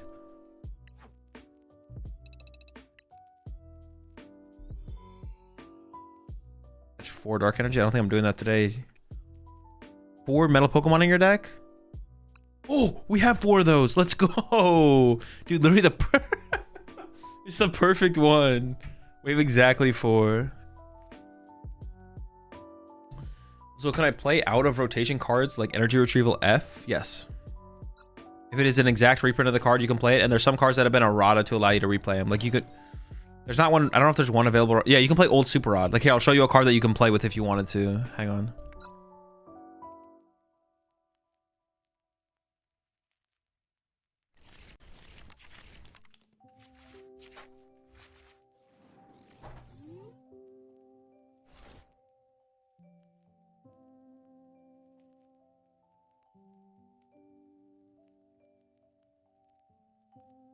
Don't tell him, but I stole these from Chip Ritchie. Dude, it was so easy, too.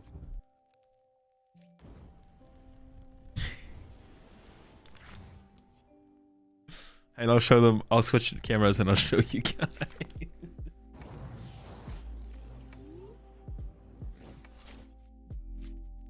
There's no way he's flexing on us. Someone go ban for ban. See, Squawkabilly in play against this matchup is really bad, so I'm not going to put Squawkabilly in play. Faroom also seems like questionable to put in play in this matchup as well, to be honest. Yeah, Squawkabilly against Dragapult's got to be an L. For sure, for sure. Can I risk the... We prize the other Rev of Room, so it's probably not worth it. Oh, Monkey Dory could have been... Oh, I can't grab Monkey Dory with that.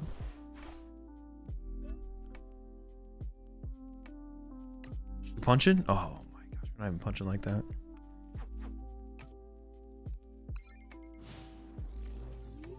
Is Sarah Ledge against Dragon L2? No, this matchup's fine. What the heck? Actually, no, screw, it's a dub, bro. If they're playing Slowpoke, I'm going to destroy them. I wish they had uninstalled before this game. If they're playing Slowpoke. You have any cases Dango? Oh, shoot. Good call. Wait, what the heck are they playing? Are they playing Dang? Oh, no! Unbelievable, man! People still playing this thing in Dango, bro? Dude, this is why I hate the Pokemon TCG, because when they open a Pokemon, you get baited. See, if I was playing Yu-Gi-Oh here, I wouldn't know what the heck they were playing, but I know I don't know. Because you don't open something in Yu-Gi-Oh! So you don't know. So you have to play around everything. But in Pokemon, you get baited with stuff like Dreepy. Wait, what the heck? It is Dragapult, bro. It is. Never mind. It's Dragapult. We're back, baby. We're back. Let's go. But I'm just on the next level. So I knew that it wasn't what I thought it was. So we're chilling. There's no way people will still be playing. I literally like 2 seconds ago, I said, I think Dragapult is bad in Gholdengo. And as the supreme opinion of the Pokemon TCG community, obviously everyone instantly cut their Dragapult lines from their Gholdengo decks. So it obviously had to be Team Evo Dragapult. We can get him with that Will-O-Wisp too. This guy's soft, bro. You're garbage, kid. All right. Jam him.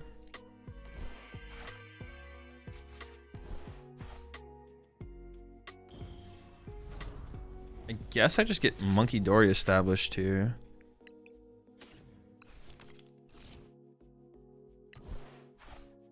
We're not hitting very hard right now, to be honest. Losing my Briar would also be pretty bad. But if it happens, it happens. It's like I top like a research. After them baby poo. Bro, that quote is so good. I'm just gonna play this for the Ceruledge, I think. We ain't even swinging. Oh wait, 180, dude. This Badoo is toast. Yeah, we have special energy in here. I was like, man, we have 1 energy in the discard pile. I could evolve this, but I think I actually just wait. Ah, is that true? Could just evolve now, but depending on how they spread their damage, I might want to evolve one over the other one. And hey, if they add this back to the deck, I'm cool with that. I have a 3-card hand.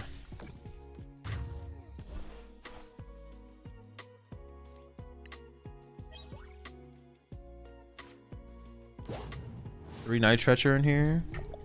I think you could get away with 2.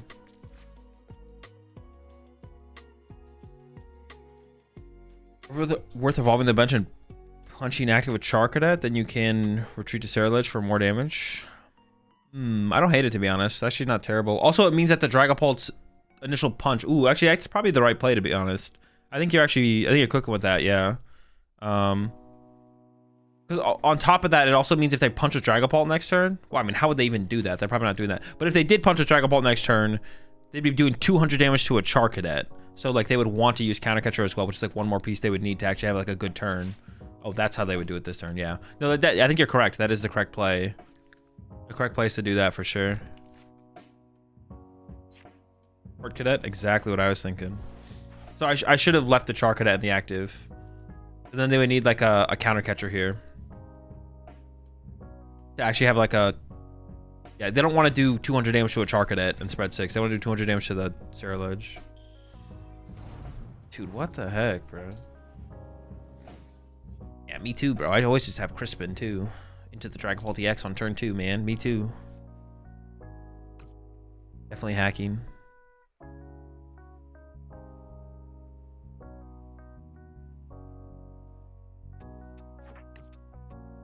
How much are we hitting for right here?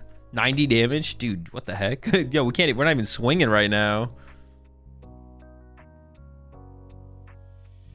We gotta get a top deck. These will play Badoo. In here? I mean, just in general. Okay, well, we can thin out the deck more. Here? Oh, it seems okay. We're a pretty aggressive deck, though. It doesn't seem that good.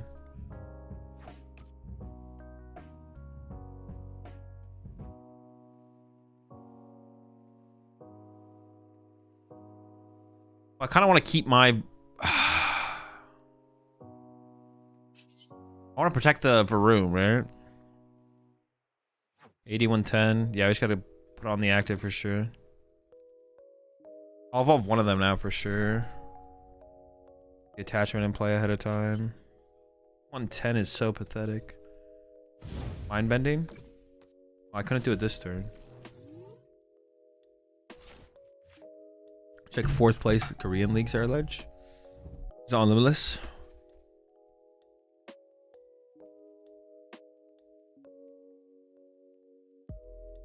Career League Season 4. Sarah Ledge. Wait, it's literally like a 1 card difference. These are literally the exact same lists. This is literally the exact same list. Oh, they definitely got it from here, probably, actually. They definitely got this list from there. Ooh, double mist?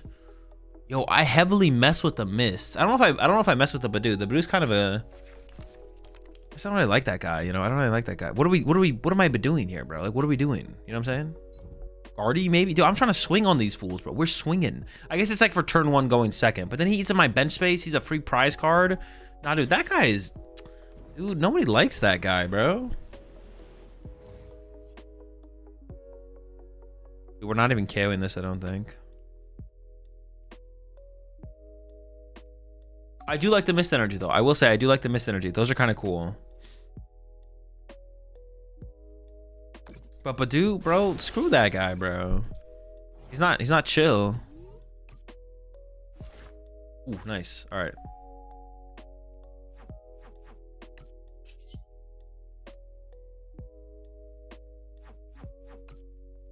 I'm just gonna be action efficient here.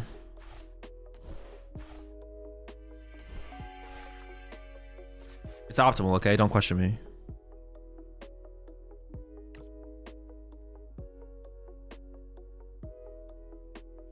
What do we have left for Jets? 3. I'm debating if I want to bench this for room to be able to have 2 Rev rooms set up. We have so many Jets left. I feel like it would actually be kind of fine to do. So I could do like this.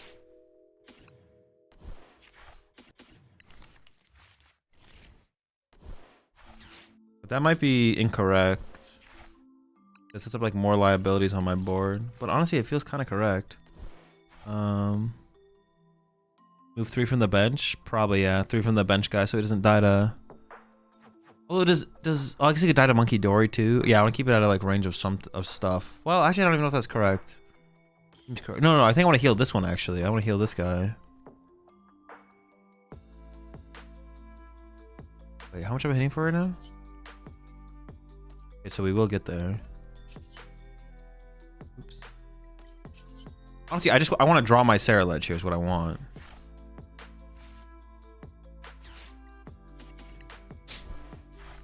Let's go. All right, we're chilling. Yeah, where do I heal from though? Actually, now I maybe heal from here. Now that I got the Sarah Ledge, I think I do heal from there. We're swinging on him too, right? Oh, 210. Let's get it.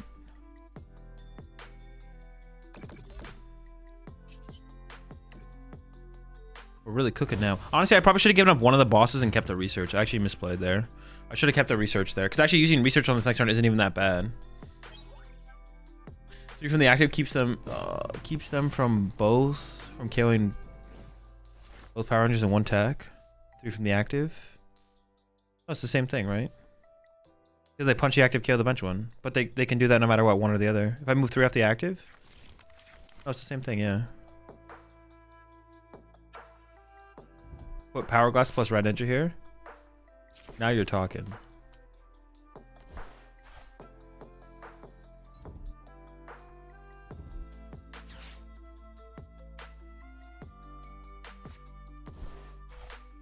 Three off active and retreat. Oh, 3 off active and retreat. 3 off active and retreat. Ooh, all right, that could be cooking to be honest. I could because then. No, attach this active, retreat, move 3 off here, attack with this one. No, you might be spitting to be honest. You actually might be spitting. That does make it awkward for them, and I don't think I'd care. Like my energy, for what I have left for energy and stuff, it should still be fine, right? Yeah. Whoever's on the left side of that board is burning my eyes. Yeah, me too, kinda. Look how, dude, look at it. He's enjoying it too. Literally lasering our eyes from the bench. Look how happy he is, bro. Look at this guy, bro. Dude, he's just having a good time, bro. I want to, we all need to be more like Snowrun. You know, you might think you don't need to be, but honestly, we could all use to be a little bit more like Snowrun. I heavily F with his energy.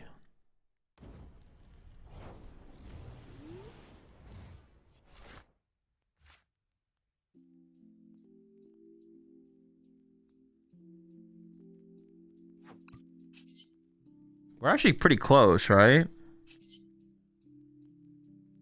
Oh no, we just have it actually. Oh, I guess the question is, do I want to KO their active, right? 270, 300, yeah. Why? Oh. Okay. If I KO their active... No. Ursaluna Defiance KOs me. Do they play Ursaluna Defiance?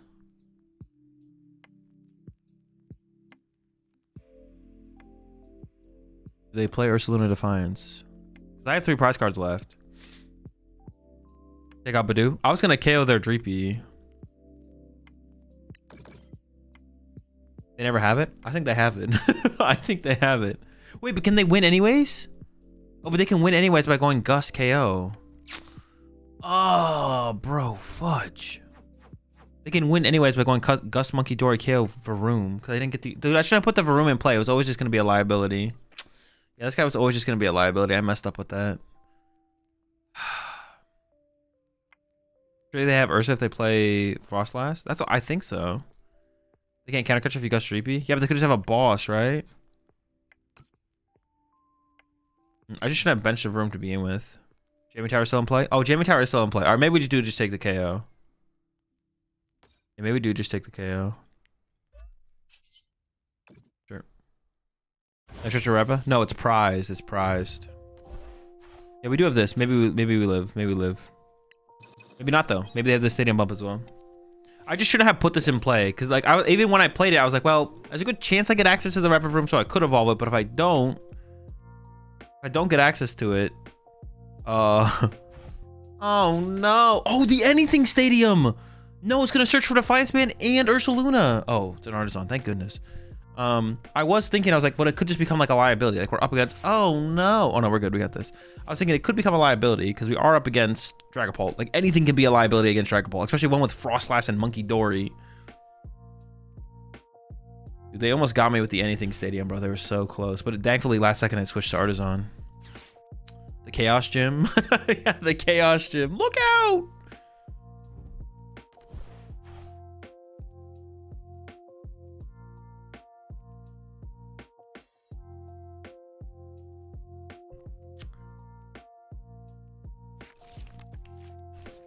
Wasn't lethal? Lethal with Jet KO Badoo. Wasn't... I don't... What are you saying, Charge? Lethal? You mean lethal? Lethal... lethal how, though? Nothing's lethal here. Oh, shoot. Jet? No Jetty. But we should be good. Appreciate the raid there, Lonely Gamer. Hope you had a good stream. Also appreciate that Prime sub there, Bustin. There's only 20 damage on Monkey. Oh. Dory to the thing. I see what you're saying. Yeah, we didn't have that play. Dory to the Badoo. Oh, no, I didn't even have enough energy in the discard pile to one hit the active if I didn't move the damage over. But if I had kept the research over the second boss, I would have had enough. So that's... Oh. No, we're good. I was like, oh no. But no, we're chilling. In a turn or two, though, we might not be chilling. But thankfully, I think we draw our whole deck here. How many Jetties do we have left? 2? Wait, we know there's one on the bottom of the deck for sure. Still have Jet? Yeah, we got a Jet. One's on the bottom. We got a Jet on the bottom. So we got to shuffle with Artisan, and then just shuffle with Artisan, Rumbling Engine, Research, and we should see basically the whole deck. Why are the Jamming Towers so important in this deck? Is it literally just for the Guardian matchup? On the bottom off stamp? Oh, true, we got stamped. We didn't get... I just kind of assumed we got the other thing. Oh, no, we're stuck. Oh, wait. Oh, Wait, this is weird. Let me see if there's anything worth grabbing, I guess. Dude, if I had one more damage counter, I kill the Badoo. With Monkey Dory. Wait, what would even be their play next turn, then? What are they, like, playing towards? Because, like, I don't even know, to be honest. Bonk. 5+7. You got this with Jet. Yeah, I was assuming we'd get there. Oh, we were one card short. Well, no, we know both Jets are in the deck though, because we know Red Room's prize. So, all right, so I almost got punished. Definitely should not have benched the Varoom there.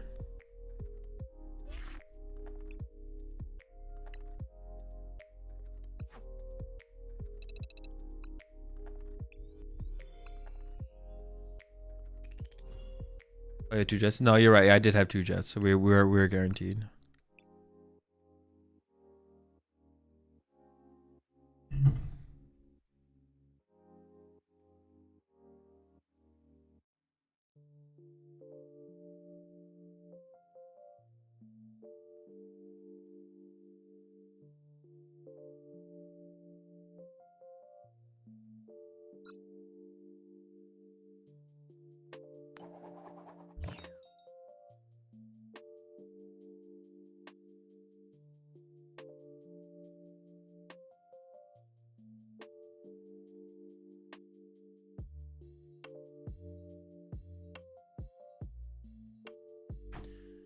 Mr. Recap, but did Iron Bundle make an appearance in Top Cut?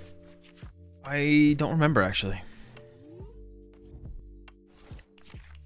I just had to go second. Yeah, honestly, I don't remember.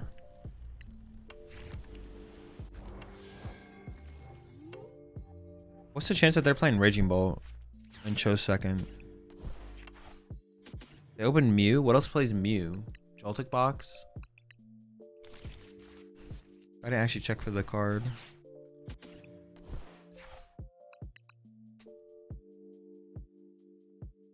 Party? Did they mulligan? Oh, the Guardy also plays. That's what you guys are saying. Ah, dude, where's my Squawkabilly? Oh, Billy, where are you?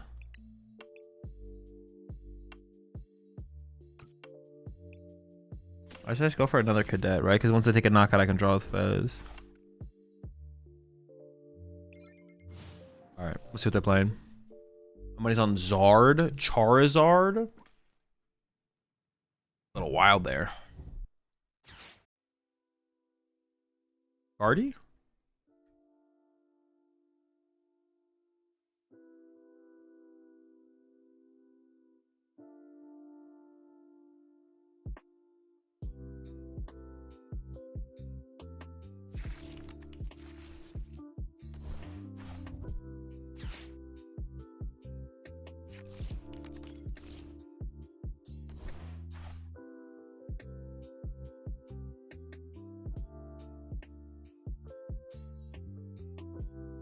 I was on Salvatore in Saraledge. It's pretty bad.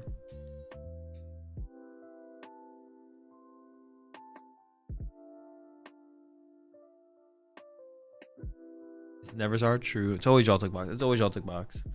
If you want a tool, I have the perfect 60 for Saraledge. Serious talk. Big to big. Let me know if you want the sauce.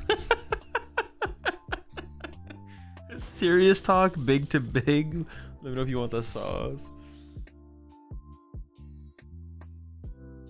They're loading up their freaking hands, bro. What the heck? No peak? Yeah, what the heck? Why is there no peak here? That's on reversal and Baby Saraledge, and I don't know what Baby Saraledge does. I don't like the idea of it, though. I mean, benching Fez seems correct. And then I think I just researched the whole hand, right? This guy's never doing anything. Bye, Dory. Oh, this hand is crispy. All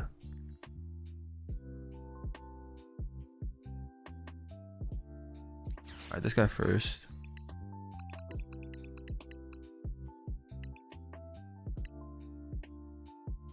I don't have Rever Room in play yet, so I don't need a ton of Jets.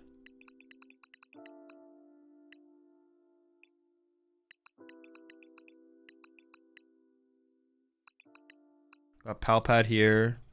I need Briar, but honestly, this feels like this deck kind of wants an Iron bundled so we can. No, it doesn't even make any sense. Counter Catcher.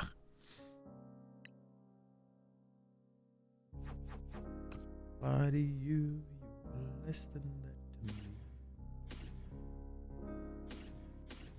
I'll do that. I'll probably only need 1 Jet this game if I need it at all.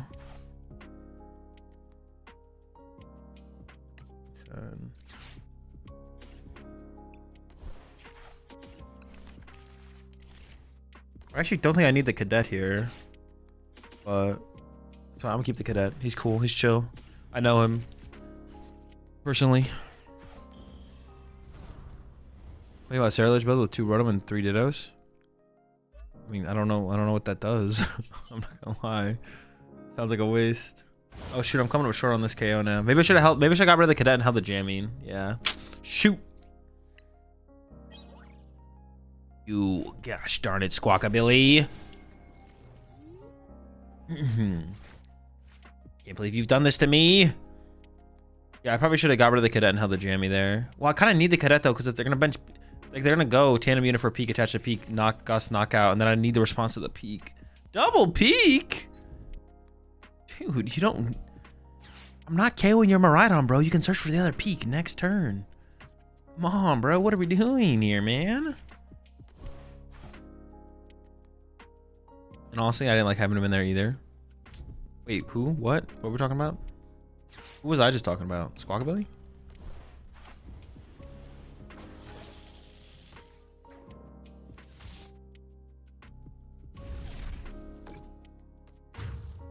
Yeah, Squawk. Dude, that's what I'm saying, bro. Screw this guy.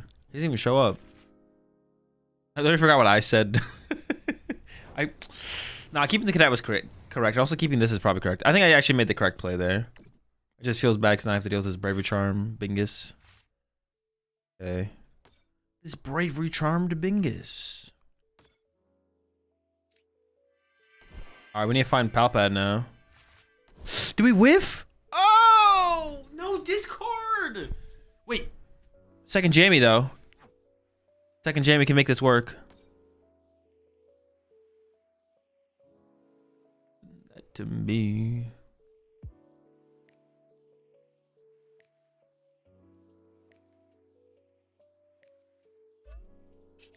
We can find second Jammy to effectively KO this thing. Oh, this is actually just so bad.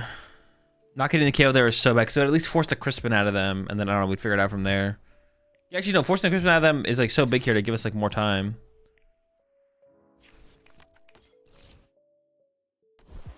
Oh, this is weird.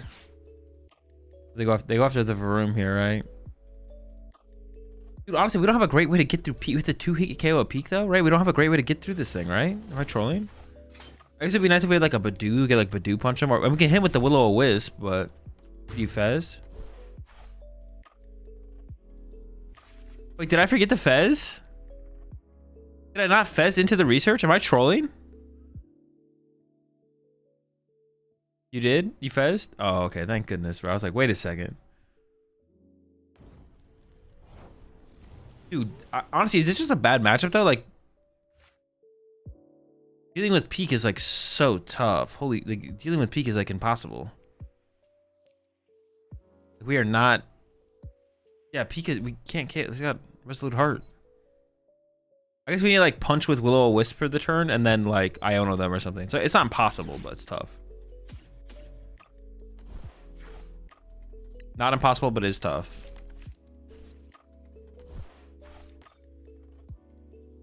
As for jamming, I'm gonna research first here. We're gonna dig.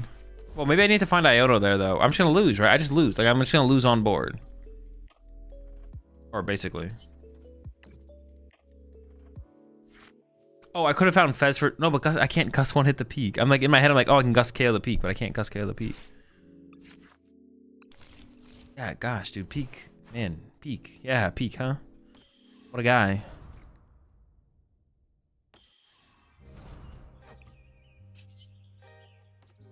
Peak, man. Yeah, what a guy.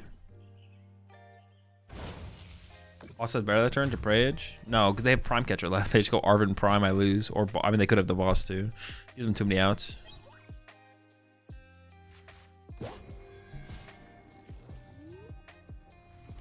Yeah, the matchup, this seems like a bad matchup. It's not impossible. We can win, but it's hard.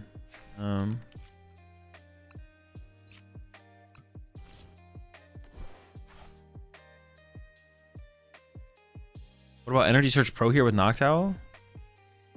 Wait, in the deck I'm playing? Nah. Let's see Maractus. Ooh, that would give us that comeback. The problem is you have no way of utilizing the Monkey Dory. No, the problem is I have... No, that's not the problem. Well, like, yes, obviously if I could utilize Monkey Dory, it would allow me to break through. The problem is I have no way to utilize... to get through Peak's ability. Not like Monkey Dory specific, but... No, we could play. What What is it? Snowy Mountain or whatever? When you attach energy from your hand to a Pokemon, it takes 20 damage. Bench story, attach Snowy. Or, yeah. Why not play Energy Search Pro Amberland Blender? Wow, genius. This meme is crazy. You win. Snowy's the secret sauce. Could be. Yo, I seen that canceling Cologne, bro. Bring back Cologne. I can't believe they allowed Pikachu. I can't believe they didn't ban Pikachu after Cologne rotated. Like, did they not think about how the lack of interaction that happens with the card? It's such a broken, toxic card. You can't even tech for it.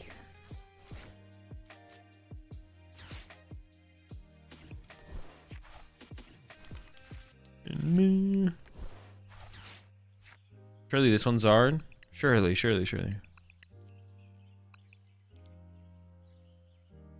Actually, I don't know the correct way to like discard the energy with this deck, to be honest. Because I kind of want to get like rid of like one jet. I don't need all the jets. I think with how many energy I just got rid of there on the first turn, I should probably attach this energy to the Monkey Dory. Our damage will be high enough going to our next turn, probably.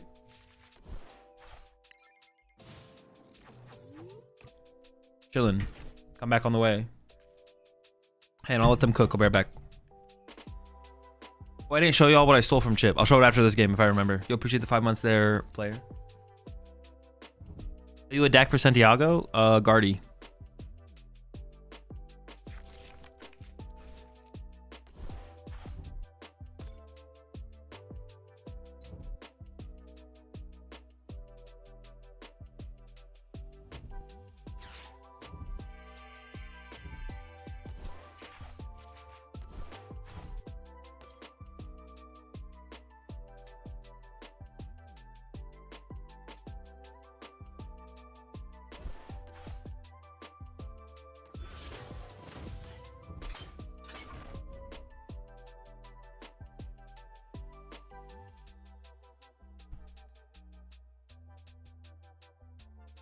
Dude, what the heck? This is the freest of dubs.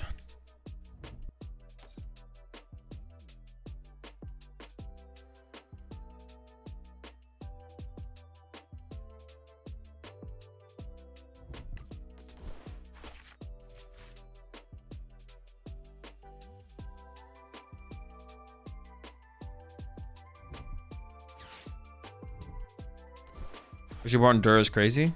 Bro, sometimes you gotta get it moving.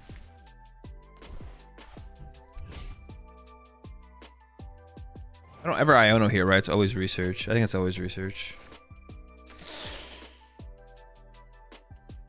That shouldn't matter too. Do I ever need the Briar? Nah, ship it. Dude. I have to not lose the game. So I will be playing this.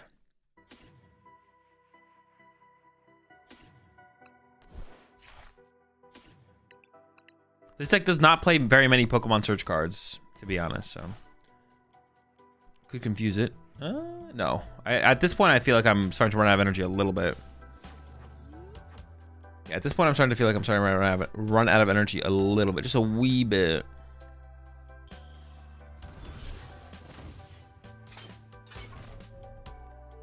There's one Poffin in here. There is one difference between this list and the list from... Was it Korea? There's 2 Poffin in the other list. I wouldn't hate another Poffin, to be honest. Just a little bit. We're definitely just coming up short on finding Pokemon. So I think I'm gonna add the second Poffin.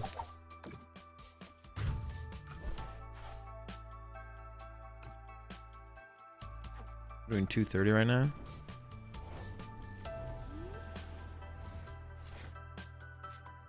Oh, that's true. I couldn't attack as the League HQ. Very true.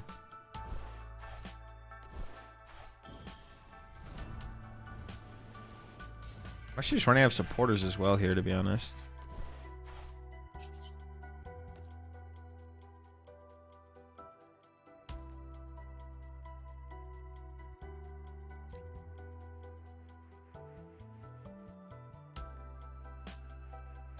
Okay, I'm just gonna draw first, see what we get.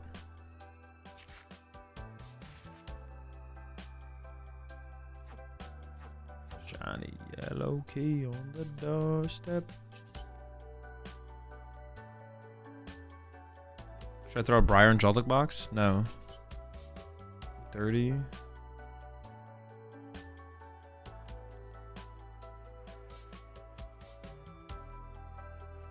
Yeah, what the heck is on there?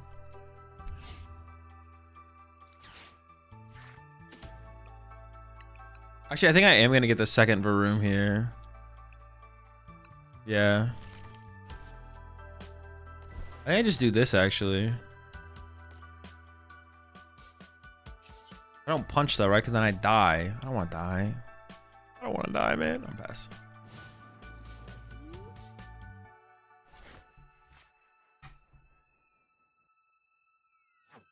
How many vessels does the deck play? Two vessel?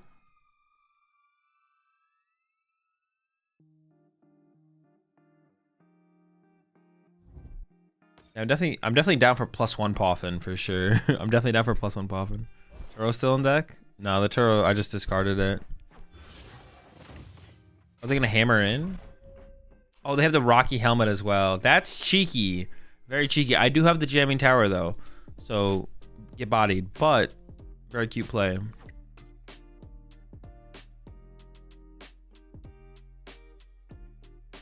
Oh, they have their stadium. Dude, they league HQ'd themselves. Oh my gosh, you fool! All right, I'll show y'all what I was. All right, so someone asked earlier, can you play older cards? And you can. I stole these from Chip. Not actually. But like you can play this right now as your super rod. We also have some more. I don't think I'm wrong with that. I'm pretty sure I could play these if I wanted to. I want the E-switches. I want like the old E-switches. And I also got these. The Dusk. Of course, this is never happening, but I'm never playing these, but. And then, dude, Chip screwed me over here, bro. What is this? One of them is hollow, bro. Like, what? Are you kidding me, bro? Dude. Like, I wasn't looking, you know, I just like kind of grabbed them. Rummaging around in, yeah, where's the Chip scalp thing? That was me going through Chip's collection. I just grabbed what I could real fast, you know. I gotta get out of there. Dude. Why do you have hollow ones, Chip? What the heck? I have to steal some more from him, I guess. Aquapolis C switches, right? Yeah, those things are sick. Big fan. I'm gonna pick them up.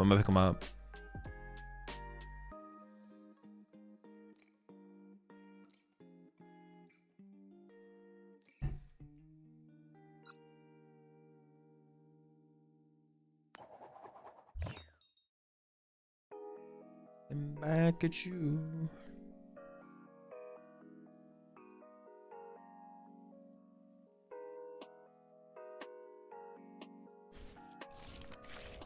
Oh, I want to make a change to the deck, didn't I?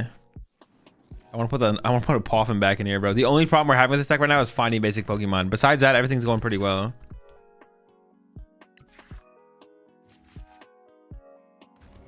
But besides that, everything's going pretty well. +1 Poffin would be nice. Does he need 4 Poffin? No, there's not really room, to be honest, to play that many. It's a little bit of a balancing act, though. We need just like a little bit more. Yeah, we just need like a little bit more.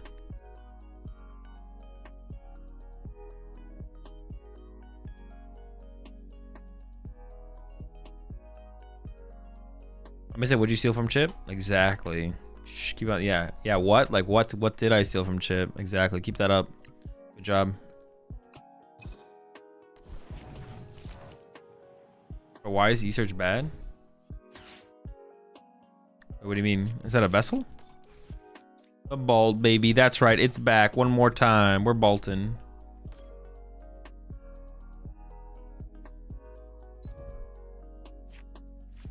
Dude. What were you guys calling it? The Labixty?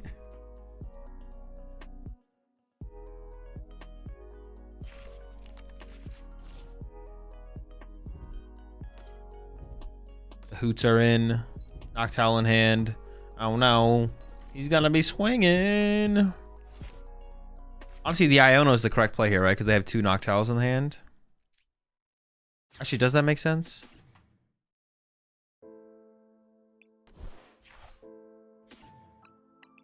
It does preserve 2 draw supporters of mine as well. It probably makes sense, right? Yeah, no, it makes sense. It makes sense.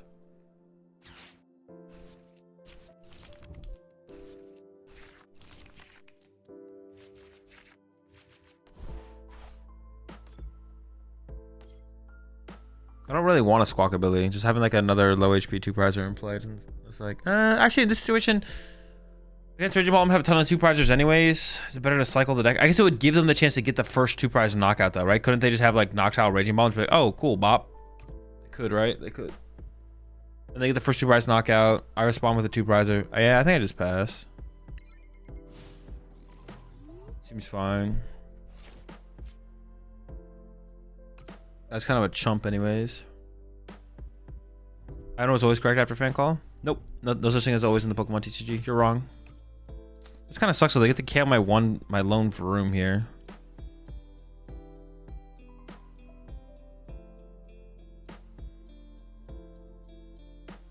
Azul historically is anti-bling, and from what I have found, 90% of the time just runs modern non-hollows whenever possible. But what did Windows ask?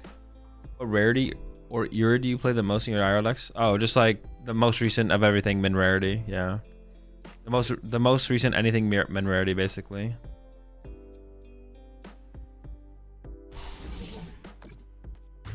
You play E-Search Ceruledge and Dew Dreams, like Energy Search Ceruledge, or Energy Search Pro. No, I don't think that deck would be. I think that deck would be too good for what's it called?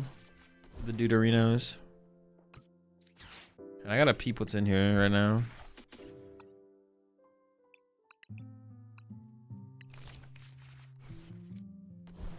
Wait, am I even doing enough?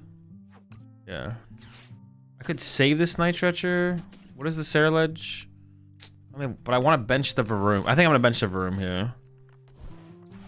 I mean, we just are like, yeah. If we just cycle the deck, we just kind of win, so... Also, to be able to kill the Raging Ball next turn, I'm going to need extra energy in the discard. Well, I'm getting rid of a lot of energy here, actually. They're going to knock out. I have 3 in hand. It's fine. Well, also, we could hit off the prize card here, so... Appreciate 2 months there. Yuri? Ooh, the Fez is a sick hit, actually. I should just draw power to work with. Plan on trying Ceruledge Zoroark? I mean, no. I'm just playing the Ceruledge build that did well at the tournament. I don't have any... I mean, maybe one day. Who knows? No plans. I don't make plans for anything, though, to be honest. Would my man be a good play?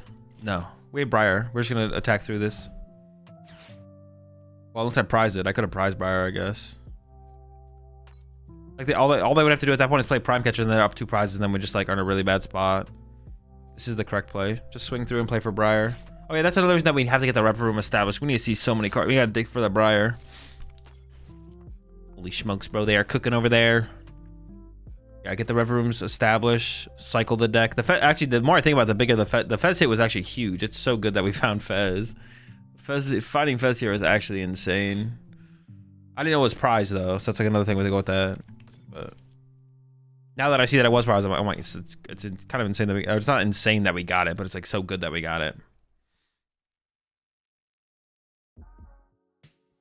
1, 7, 8, 9, 10. We need 1 more in the discard pile, right? We'll see what we top deck. I'm gonna push Cadet. Oh, we need another Cadet here as well. You have any memories of specific arts on cards you played with standing out to you? No. 8, 160, 190, 910, 230. I don't even want to play this. I could recover Iono just in case, but I think I just go all in. All right, we're all in.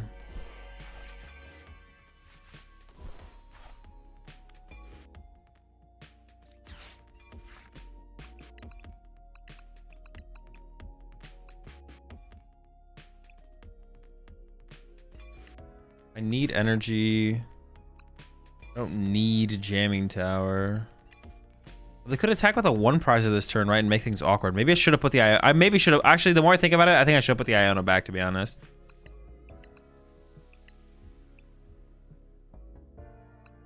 I don't think I need a Cadet anymore, right?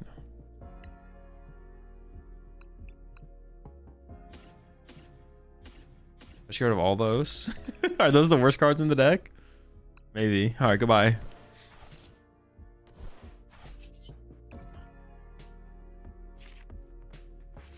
Or Vrooman. If I'm gonna play this, it's better to play it now than whatever. I need to save it. I don't think so.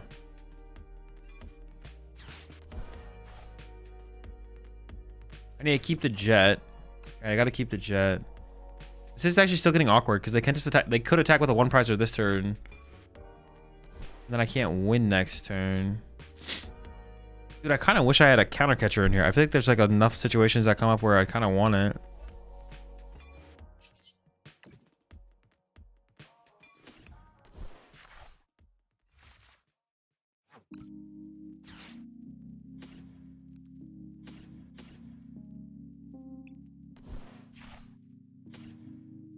I would like to have gone the other room there, I guess. Yeah, that would have been nice. Had to make sure. Oh, we did 292, so even if they, well, we had jamming tower as well. Whatever. I could have done more if I needed to. Yeah. Losing position. I mean, we win next turn with Briar if they take a 2-prize knockout, but they can go 1-prizer here. Like they can go. Actually, what can they can go like Fan Rotom? They can go like Fan Rotom, KO Charcadet. And then I don't have an Iono. I should have shuffled the Iono back into the deck. So if they do go for that play, then I can Iono plus attack. This is where you need like a counter catcher. These endgame situations. But like keeping a counter catcher in the deck is so hard when you play 4 Research, 3 Carmine. Like keeping a counter catcher in the deck is so hard. Like it's impossible. Also a little bit different because we play Palpad, but that Palpad's different. Also, you gotta try Zard. It's so fun with Max Belt. Dude, Zard is not a fun deck. That deck is misery. You can't Briar if they KO Sarah Ledge. Oh shoot, they go down to 1. Dude, I'm an idiot. Literally, I was like, oh, we got this in the bag. We got Briar. I needed to recover Iono there. Oh, dude, what the heck? How do we ever win the prize trade in this matchup? Dude, how do we ever win? What is winning with this deck?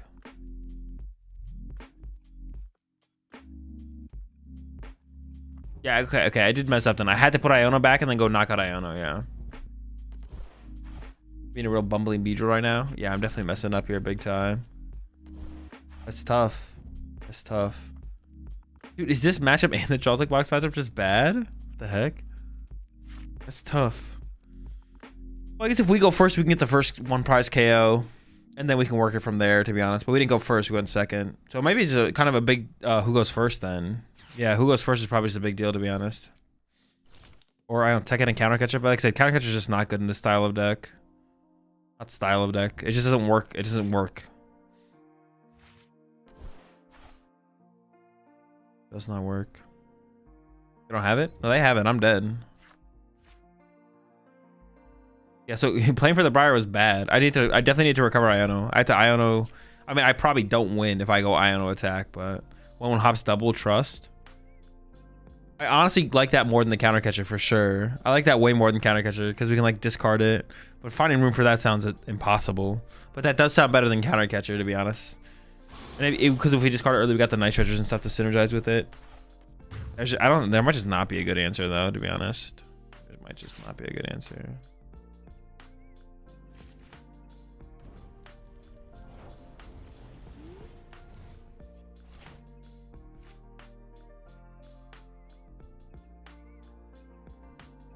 Dude, what do I even do?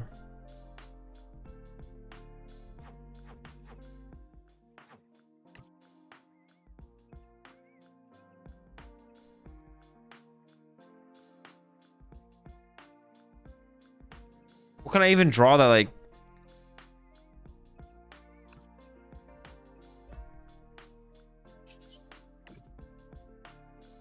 I don't think I have a play besides attack. Maybe he whiff. Yeah, sure. Maybe.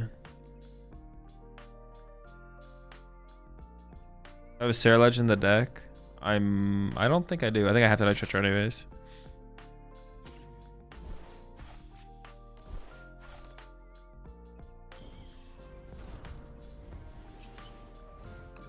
Yeah, I don't think they're gonna whiff, but have you ever bossed a Raging Ball with energy? I guess I could have, because now they just need the raw attachment, right? Yeah, I guess I should have. I didn't play a supporter, right? So yeah, I should have boss KO'd it for sure. Oh, serious question. What's the point of using basic Pokemon with the same name but different set? Like Hoot Hoot, Charmander. Wait, what do you mean, Dr. Arceus? Well, because they have different attacks. Like, these are 2 different Pokemon. This one has 80 HP and this one has 70. This one has 1 retreat cost. This one has 2 retreat cost. This one attacks for 1 energy. This one attacks for 2 energy. So it's like more HP, but you can't, but a 2 retreat cost kind of deal. So like this one, specifically this one survives Hawlucha. For this specific reason, this one survives Hawlucha plus Dragapult spread. So they can't kill it with Hawlucha. So early game you put down the 70s, and late game you put down the 80 to play around Hawlucha Dragapult spread. Dude, my opponent's so lucky. All right, chat. Not a super long stream today. That's gonna do it for me. Yeah,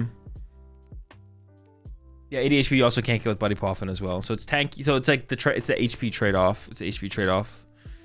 I know Zul won't care, but I'm actually angry Air Balloon is coming back. Such a boring card. I agree. I am with you, Monkey. That was my reaction to that card. I was like, come on, what the heck? Like, Rescue Board feels perfect. Rescue Board feels perfect. Like, it's...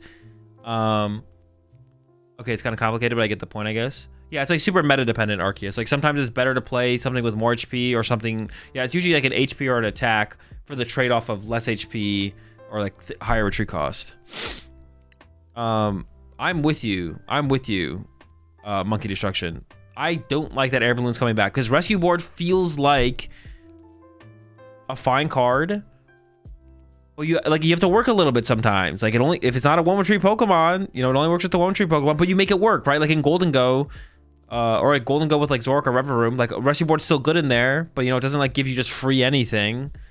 Yeah, like I agree. The card's boring. A little bit annoyed that one's coming back. I don't know what's the reason that's coming back. I don't know, just silly. At least they didn't reprint Float Zone.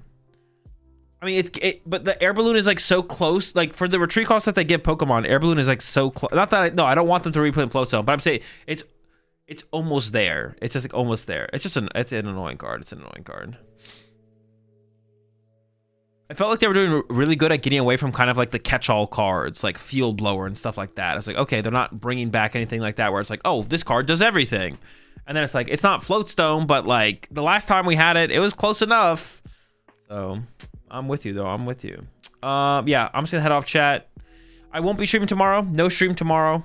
Unless for some reason the podcast doesn't happen with Chip, and then I will stream tomorrow. But as of right now, no stream tomorrow. And I will catch y'all on Wednesday for one final stream this week, and then I'm gone for the rest of the week.